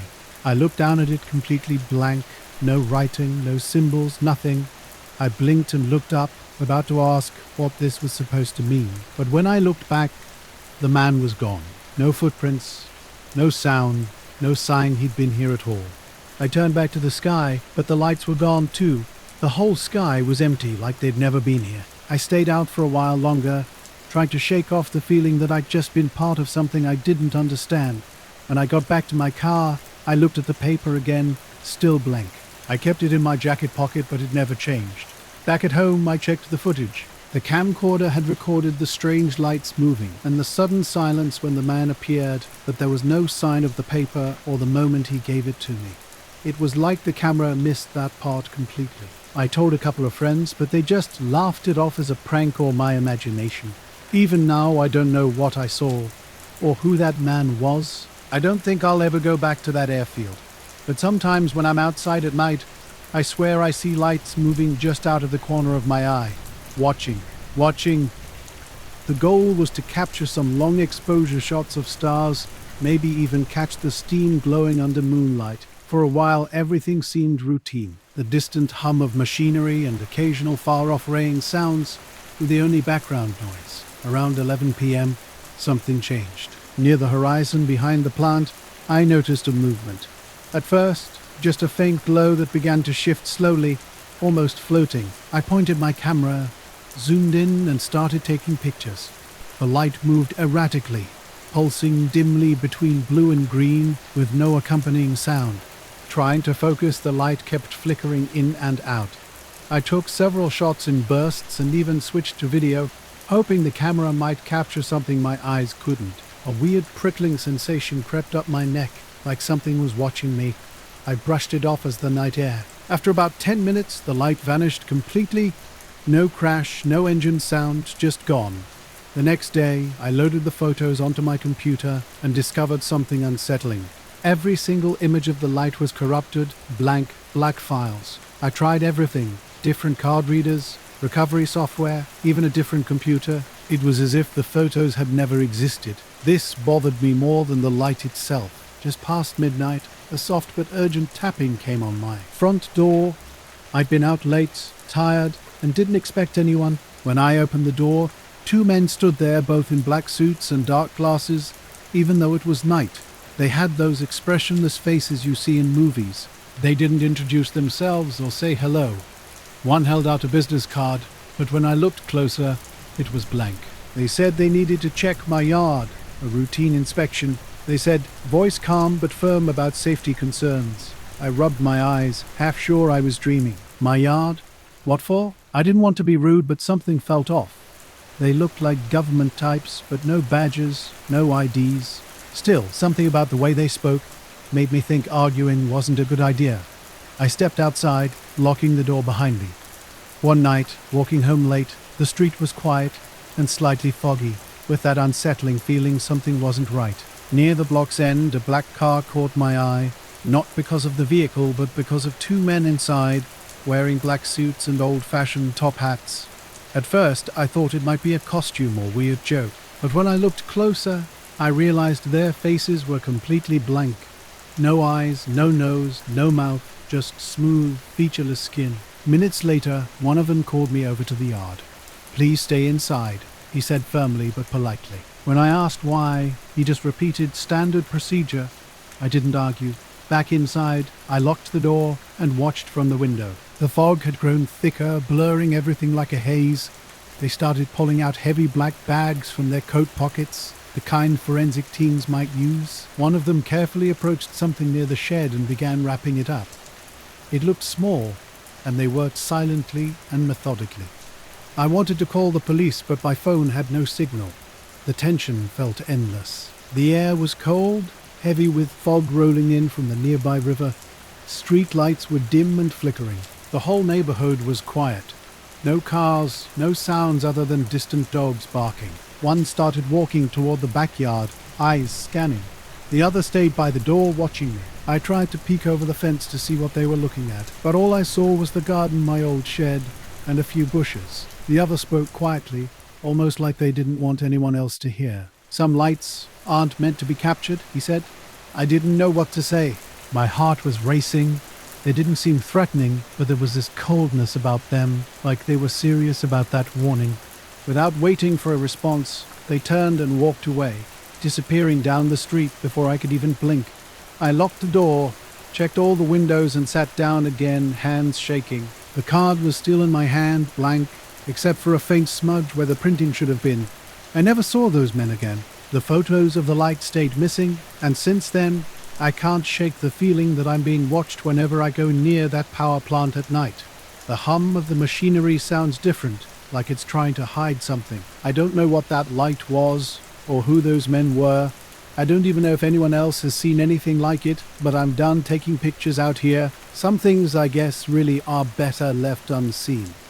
When they arrived, the men walked back to the front door. One nodded at me, almost like a warning before they left. I noticed something immediately off about their presence.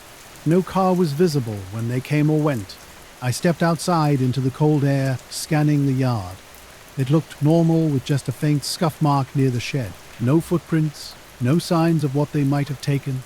My unease grew as I tried to make sense of the bird encounter. That night, sleep eluded me. The thick fog lingered until dawn, creating an oppressive atmosphere. The next day, I conducted a thorough investigation of the yard. Nothing was missing. Nothing seemed strange, except that persistent scuff mark, a silent reminder of their visit. Their faces were blank, completely wiped away, as if an invisible hand had simply erased all features. Something about those men and that non-existent car felt deeply wrong. My curiosity battled with growing unease. Against my better judgment, I turned to look back. The street was now empty. No trace remained. No car, no lights, no sound of an engine, not even tire marks on the pavement. Just silent fog hanging over the deserted street. I still can't explain who those men were or what they were doing. Years have passed, and I've never encountered anything like that moment again. The memory remains a mystery, sharp and unexplained, lingering at the edge of my understanding. I don't know what they were searching for or why they took whatever they came for, but I can't shake the feeling that something else was out there, watching, waiting.